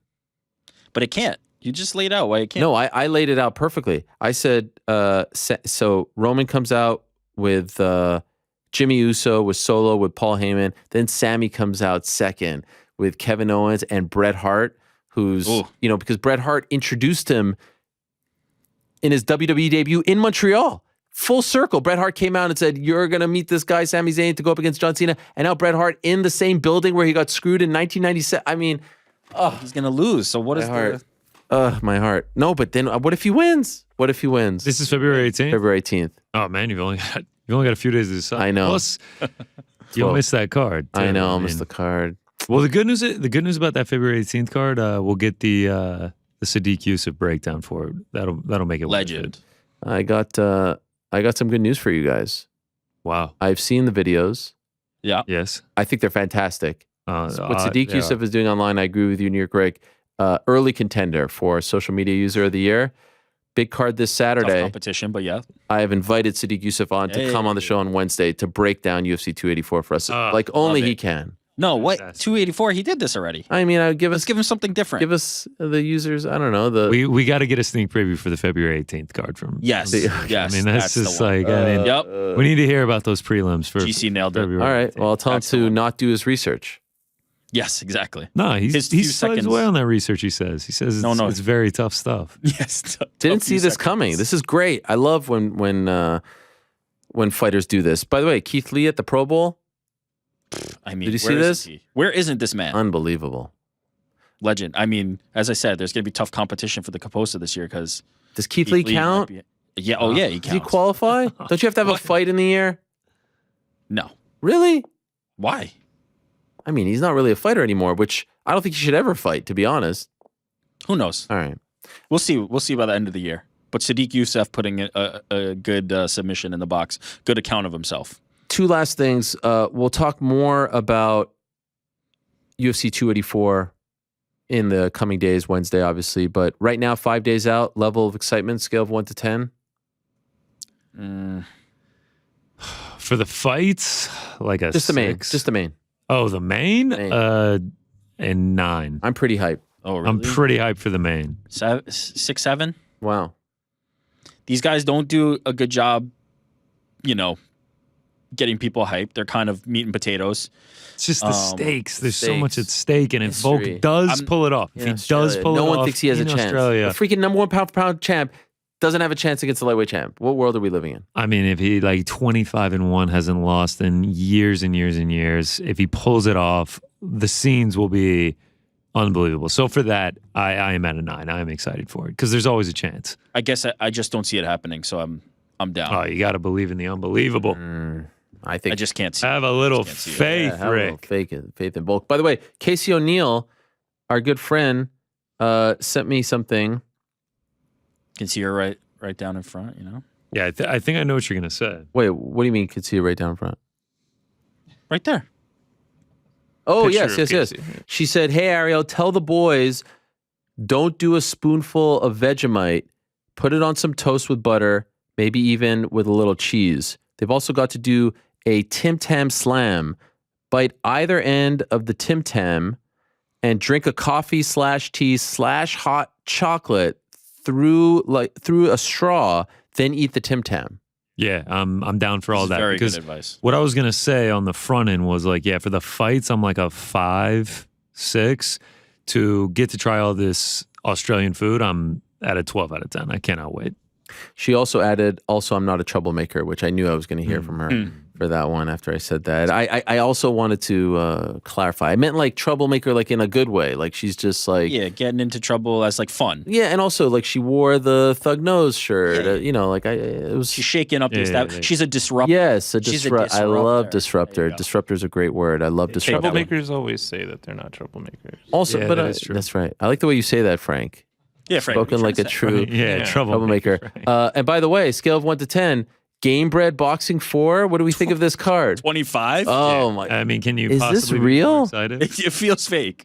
It feels fake. No. Like, actually, is this real? How many of these fights are going to happen? When I first heard it was Anthony Pettis, Roy Jones Jr., I almost spit my drink out. I was like, wow. It's insane. Wow. I mean, yes, it is insane. Like Aldo Stevens. I'm like, what is going on? That fight, here? I'm like, actually cannot wait for.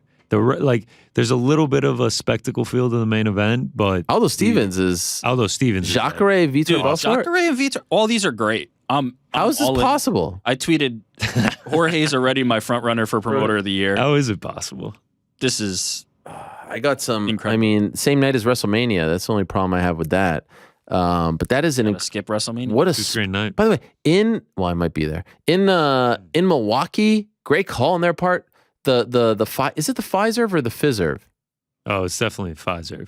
The Pfizer? I think it's Fizzerv, actually, now that I say it. No? Pfizer. No. Yeah? Frank's tight with the people at Pfizer. What is Pfizer? It's like a merchant services. What? Like credit So card what is it, processing. Frank? By the way, why are you whispering, Frank? What's going I'm on not over whispering there? at all. It sounds like you're whispering.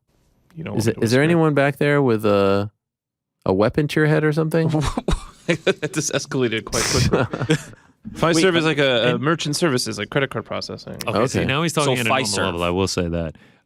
Fiserv Forum, like this is going to be in the arena where the Bucks play. Yes. Like, it's not. They're not going to like. Sometimes when the fights are at Hulu Theater, they're like, That MSG. "Oh yeah, it's at MSG." No, they told me. I asked them. Okay, well, yeah. This is. By the way, That a is beautiful big time. stadium, Big time arena. Beautiful arena. Yeah. Beautiful arena. Big time arena. I did an ESPN NBA game in February of 2021 there with no one in attendance. Wow, It was quite depressing. That's a trip. But it was a beautiful. I got to really see the stadium or the arena, and I got to take it all in. So yeah, that's crazy, right? I mean, crazy. You guys gonna watch it? Sure. Of course. Yeah. It's kind of a fascinating thing What are to the do a papers? boxing card, but with all MMA fighters. Or This was the evolution, wasn't it? Like, this is what we've been building up for. Screw this crossover shit. Let's just do. Everyone wants to box. Let's just have each other, box. Let's just I saw some tweet that said Game Bred Boxing 4 has more MMA talent on it than the last UFC card did. Well, that's Than every UFC fight night. I said earlier that Eddie Hearn was the best promoter. I changed my mind. Jorge Masvidal. It's Jorge Masvidal. Jorge Masvidal. If The way he puts this sold the together, fights on air. That's it. Yeah, and I love he's how so you were locked. like- He's able to run down the card while he's driving. That's how locked in. Yeah, I love how you're like, how far are we from stuff? He's like 4 minutes. It's like 20 minutes later, he's pulling I know. it. I'm looking in the back to see if it's moving. Why are you so negative? It all got done. got I mean, done. it's fights still got funny. out. Like, it's out. funny. You got to find the humor. Yeah, you got to find the humor. I'm stressing. I'm sweating here. All right. Yeah, I can tell. Give us the recap before we go. Yeah. I was supposed to do that an hour ago. I'm sorry. I got No. I worked mean, up. I can run through it quickly. First, before I do that, just because I have it on my screen, let's go to it real quick. Oh, my bad. We're back to the AI. Oh, We're back to the Jesus. AI. This time it's from Kevin Hill. I have to say it's much better than last time. That is a better one. He sent all 4 of us. This is Ariel. Like, you can actually tell who's who. Okay, but Now, I what have a was the couple. prompt? I have an issue please. with that. Like, why is my forehead? Is my forehead that small? Ariel, we've been The streets are talking. It's not about the small. Forehead It's is. not about the small forehead. It's the strong hairline. Your hairline. Yeah, it's strong. Yeah, take it as a compliment fine, because fine. then look at mine. I mean, my hairline is That- terrible. by the way, Oh, these are great. That actually Yeah. really looks like you. Dude, I look a little rough and tumble. I'm not sure about the shirt with the cut sleeves, but I mean, yeah. What's going on really behind you Okay, there? so I can't I see. feel. See, I don't know. That's the thing. What is the prompt? I feel like Okay, that's on us to I figure think out. I know where the prompt is here. By the way, this is gonna sound weird, or I don't know, but I think that they pulled in elements from the set. Right? Doesn't like the fact that like you see that guy's picture facing on the left, and this looks like the cartoon of you and Barnett style, right? This, like a little this bit is like you on the watch Party. party going Yes, crazy. It's all coming together now. Yeah, that is what it looks like. Wait, so do you just put in Conor Burks watching fights, or do you have to offer a photo? I'm not sure. No, you can type. You just type. How would it know? How would it know who because it Conor has- Burks is? Jesus Let's Christ, Ariel. re-explain I mean, like this, Again. the hair on the right side, like literally looks like it's from. It has pulled in images How would it? from the internet. You should do your hair like that, Connor. What do you mean? How would it know? How does it know? It's a computer that is. It has crawled the internet. It has taken that art, those images in. It is And they now look- referencing they them look great. and going. Okay, Conor Burks is this person. Here's photos of him. I will pull this in. Other elements, pull it in, and then it combines them to create this masterpiece. Here. Speaking of all that, here is the one for New York Rick. I thought this was Oh, the best one. wow! So By far. angry.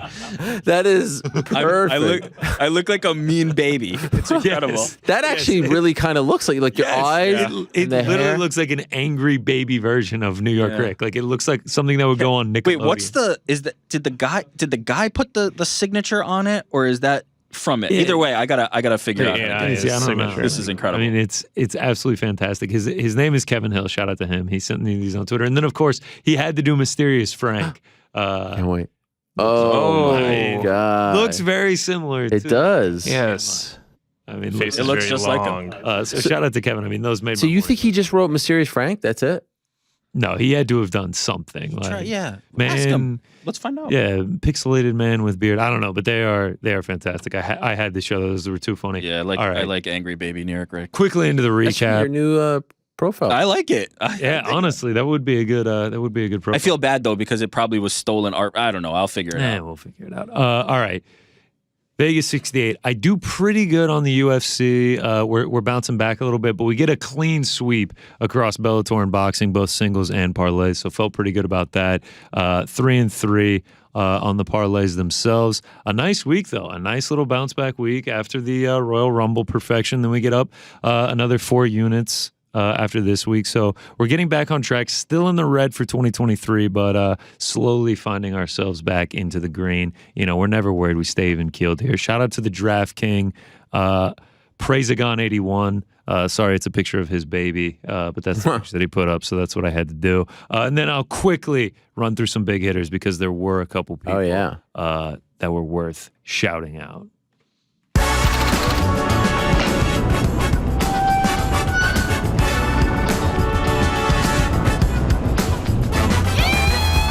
Yeah.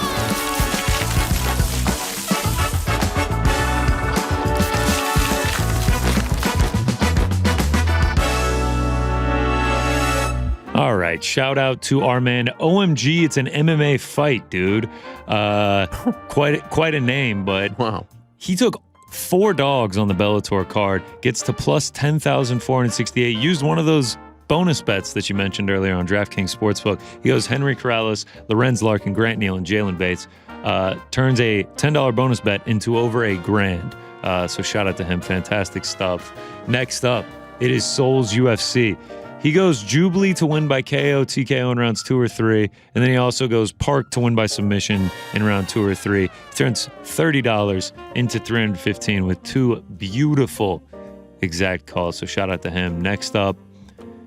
Oh, wow. This is really a tragedy. I forgot to change the name from Souls UFC. So whoever this was with this fantastic ticket, man, I really did them no justice. That is really on me. Thank you, Frank. I deserve that. Oh. Someone had this fantastic ticket, and I didn't change the name. Wow. Damn. You want to give him a shout out or no? No, I can't. It'd just be too much work. Right. I'm really sorry. Next up, Casey Brother. He goes Park, Sub Parlay, Junyoung Park, Hyunsung Park, both by submission. He turns $10 into $255. Shout out to Casey Boy. That was absolutely fantastic stuff. And then last but not least, Jake Smee, 011-929-70. Shout out to Jake, plus 7,800. He goes all 11 legs of the fight card, 2 pushes, obviously because of the draw with the Doohoo Choi and Ji Yun Kim being taken off, but still, fantastic. Turns $10 into $780. So shout out to him. Shout out to everyone. Sorry for the guy that I... No, listen. Win or learn. A lot of... Yeah, there you go. Win or learn. And this time I learned, double check that. I also, have been notified I misspelled Milwaukee on the fight post. Did you? Yeah, I got the A and the U. By the way, you think they're going to use it? No. I've already had a couple people bash me about it. If this is the official post of this thing. Oh, my God. Well, that's my bad. Last minute news dump. But no, Bellator used your picture from last week with the legend, so maybe they'll use this. Although I'll say I'll add graphic designer to the job title. Their art looks good. Of the Game Bread poster. Yeah. The actual one. Yeah. Great. Promoter of the year. Yeah. Jorge. I saw your tweet. What do you think Conor's announcing? Oh yeah. So all of you have been using the photo. Yeah, it's a I great don't know meme. what he's at. I mean, it's all fantastic meme. What a Immediately photo. went into the camera roll. What is he announcing? A documentary on Apple TV? I saw someone throwing that out. Well, I know they have something coming out with Netflix. Maybe it's going to be on Apple too. Yeah. They've been doing... I just thank him for that photo. So Yeah, no, it is great. You just sent me this photos. clip, which someone else sent it to me, New York Rick, before we go. Can I play this off the computer? This is back in the day, Dana White on Get Up, talking about Oscar De La Hoya and him not remembering names prior to the Chuck Liddell, Tito Ortiz, Golden Boy MMA card. This was at the press conference. Here's what he had to say. I forgot about this clip. An interview with a kid at TSN in Canada the other day. Bronstetter. He didn't know what anybody was paid. He showed up to his own event at the press conference and didn't know any of the fighters' names. Folk Aged against like style. times have changed. Yeah. Listen, he's on the way up like this. Yes. That was the best part. Is he's the way crying, he just you know? fades up. Gets that win. Wins. It'll be. The whole ship would sink, my friends. The whole ship would sink. All right, what a day, guys. You're just biased, man. Yeah, I'm just biased. What a day, what a day, what a day. What a day. Thank you very much, gents. Appreciate it. We'll talk to you on Wednesday. Frank, anything you want to close with? Anything you need to get off your chest? I will. You know what? I was on my life, Frank. I was just going to say the buzzing went away, and just as you spoke, it came back. I've been playing that this entire Between the buzzing, not hearing the end of the Michael Chandler interview, I mean, a real banner day for us over here. You're playing the music? You just want me to go home. Did I do that? Enough of this guy. We've all had enough of him. But yes, it is time to go home. What a day it has been. Game Bread Boxing 4. I saw a lot of people being like, oh, what's he going to announce? Imagine if he was actually going to announce that he was fighting in, by the way, the music just stopped in my ears, that he was fighting in Miami. That would have been a big bust. I think this one lived up to the hype, right? Sometimes announcements... Very good announcement. Yeah, sometimes announcements fall a little flat.